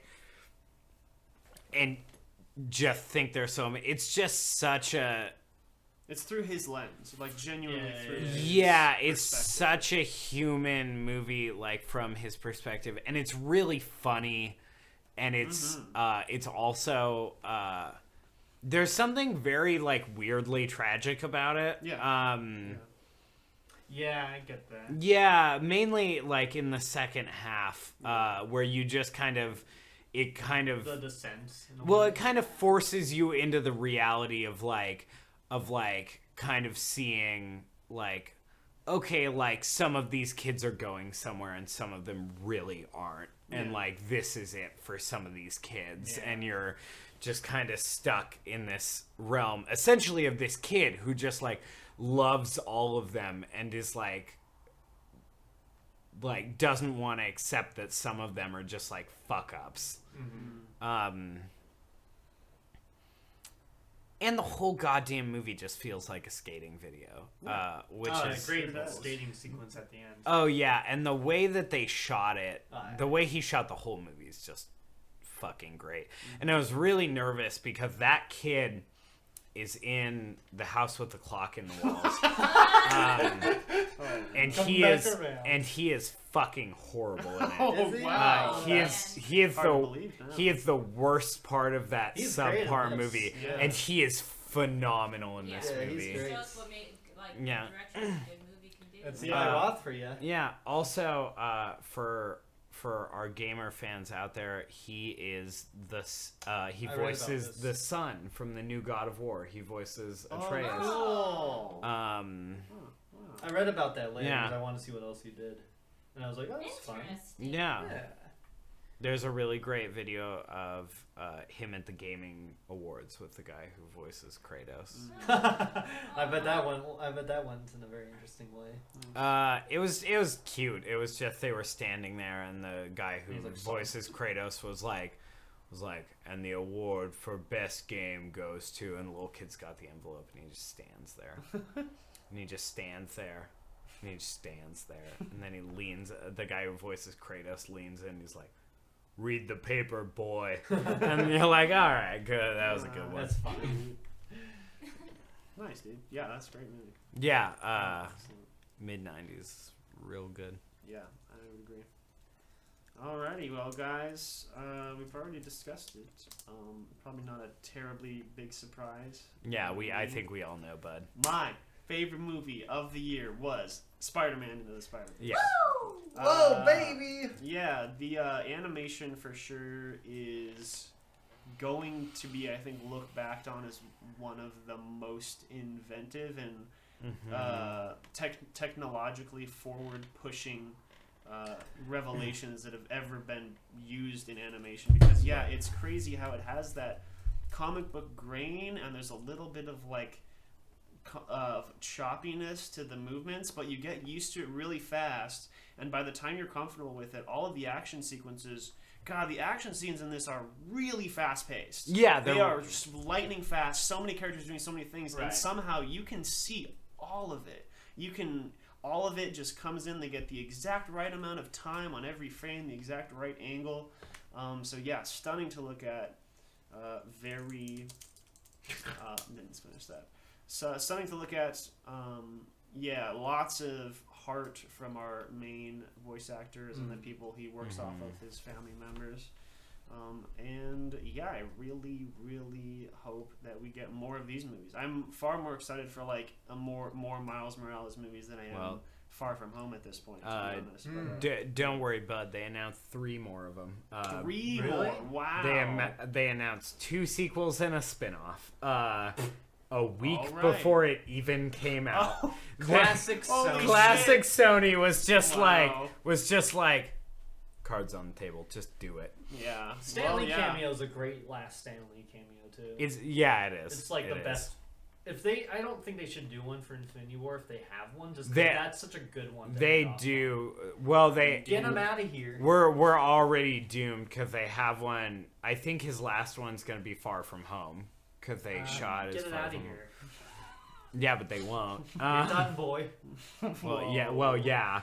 You're correct. Yeah, you're not wrong. Bummer, but you're not wrong. Yeah. Yeah, that's a Alright. great movie. Absolutely. So that's our top 10 of the year and our bottom 10 of the year. Do you want to quickly just go through our 5 most anticipated films of the year? Yeah, I let's go. think we Fire should. any order. But yeah. Yeah, I don't really have them in order either, but yeah, let's do it. Alright, let me just find it real fast. He's gonna go in and he's gonna mix up his very ordered list of most anticipated films. No, I got it right here. Alright, so 5 down, I have Once Upon a Time in Hollywood. Okay. Tarantino's new movie with Brad Oh. Pitt and Leonardo DiCaprio. Nice. Yeah. Insane cast. Spider-Man Far From Home. I mean, Yep. loves Homecoming. We got Yeah. Jakey in there. Mysterio. Come Oh on. man. The Should have Lightning. called it. Should have called it Homegoing. Go on. Homecoming. I'm very excited for what they do since they got most of the same team together. The Lighthouse, Robert Eggers' follow-up to the Vivitch. Oh. Really? Yeah. Oh. Okay. Oh. This is the shot Okay. on like old film, old cameras, old everything. A horror movie. Oh, that Horror sounds like I'm movie. gonna I think I fucking might, hate I it. might have seen a trailer for that. There's no trailer for it yet. Oh, okay. Then. And it's shot like how like it's shot like the Cabinet of Dr. Caligari, where it's like really fucking old. I'm gonna love it. It's gonna be so scary. And Willem Dafoe and why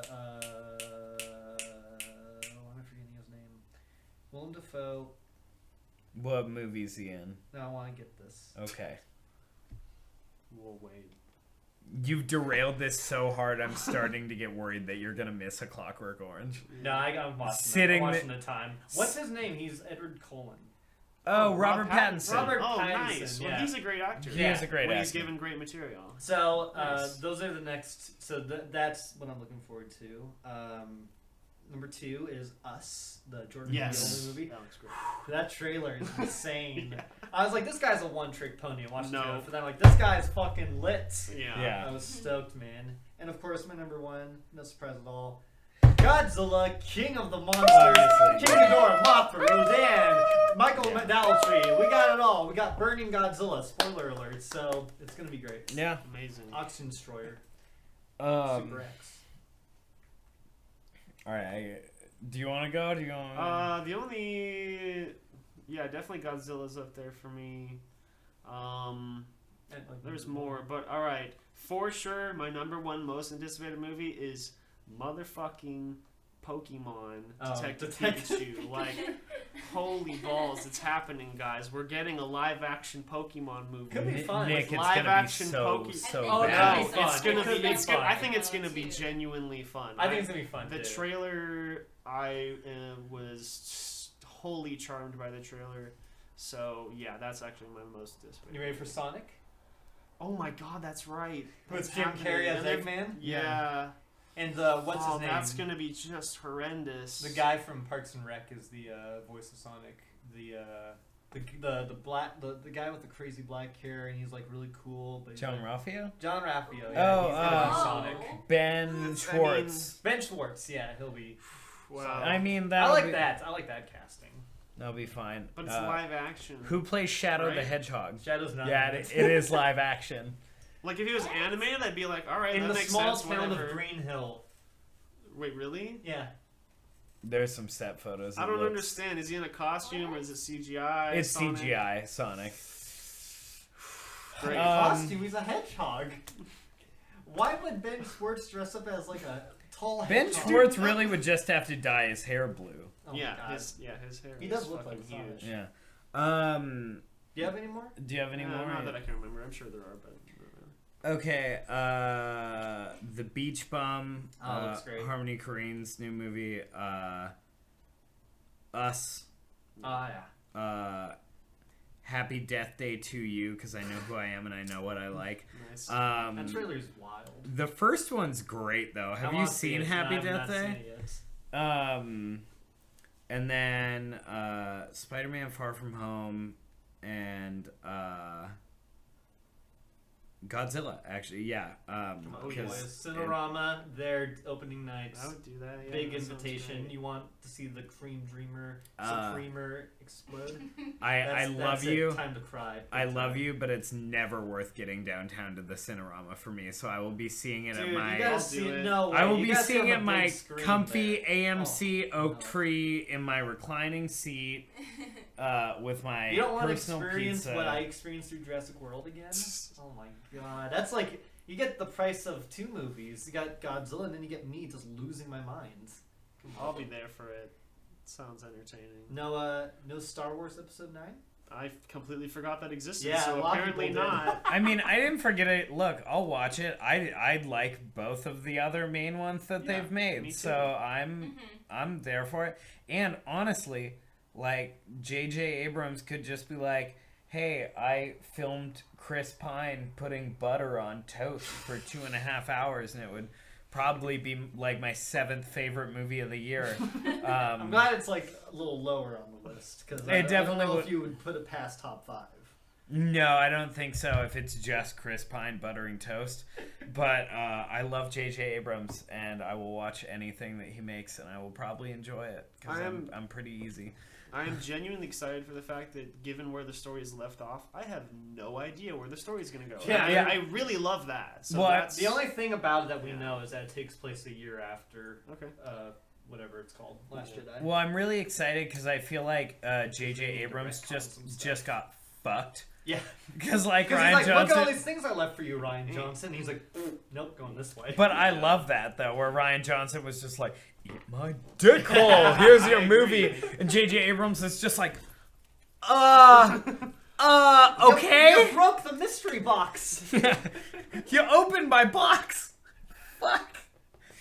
All right. Yeah. Yeah. Well, Nick, thanks for having us Of again. course. Thank Yeah. you guys for coming over. We always Fun love doing this, so we'll try to do it again next year, and we'll have, I believe, Godzilla King of the Monsters on all of our lists. We could do like, if you guys are ever up for it. All I do is work and stream, so we could do like seasonal episodes. Or Ooh, I'm like into that. 4 to 6 times a year. I'm into that. Yeah, Uh, once every month or 2. Yeah, I mean, maybe like my schedule's hell on earth, I and so is understand. yours. Yeah. So, Oh, yeah. It doesn't have to be a set day. It could No, just yeah, be we'll Yeah. whenever figure it out all random happen to be time. free, Yeah. like in the spring or something. Let's do it. I'm into that. I miss these. Yeah, me too. They're very fun. All right. Well, I guess we'll sign off. Yeah, Thank yeah. you so much again, everyone who stuck with us. If there is anyone. Not sure. who's It to says, say? it says there are. It says there are viewers. Okay. Well. Hi I guys. have a lot People of. in the chat, I tend to have a if you lot want of to watch lurkers it. who just gonna hang out and chill and Oh, rock just on. have it on in the background for a long time. Yeah, but thank you guys for joining us for this. I'll be putting this on my YouTube, and we will hopefully be doing maybe multiple of these this Mhm. year. Yeah, that'd be so, great. Yeah, look out for that, and we will see you soon. Bye, everybody. Bye. Bye.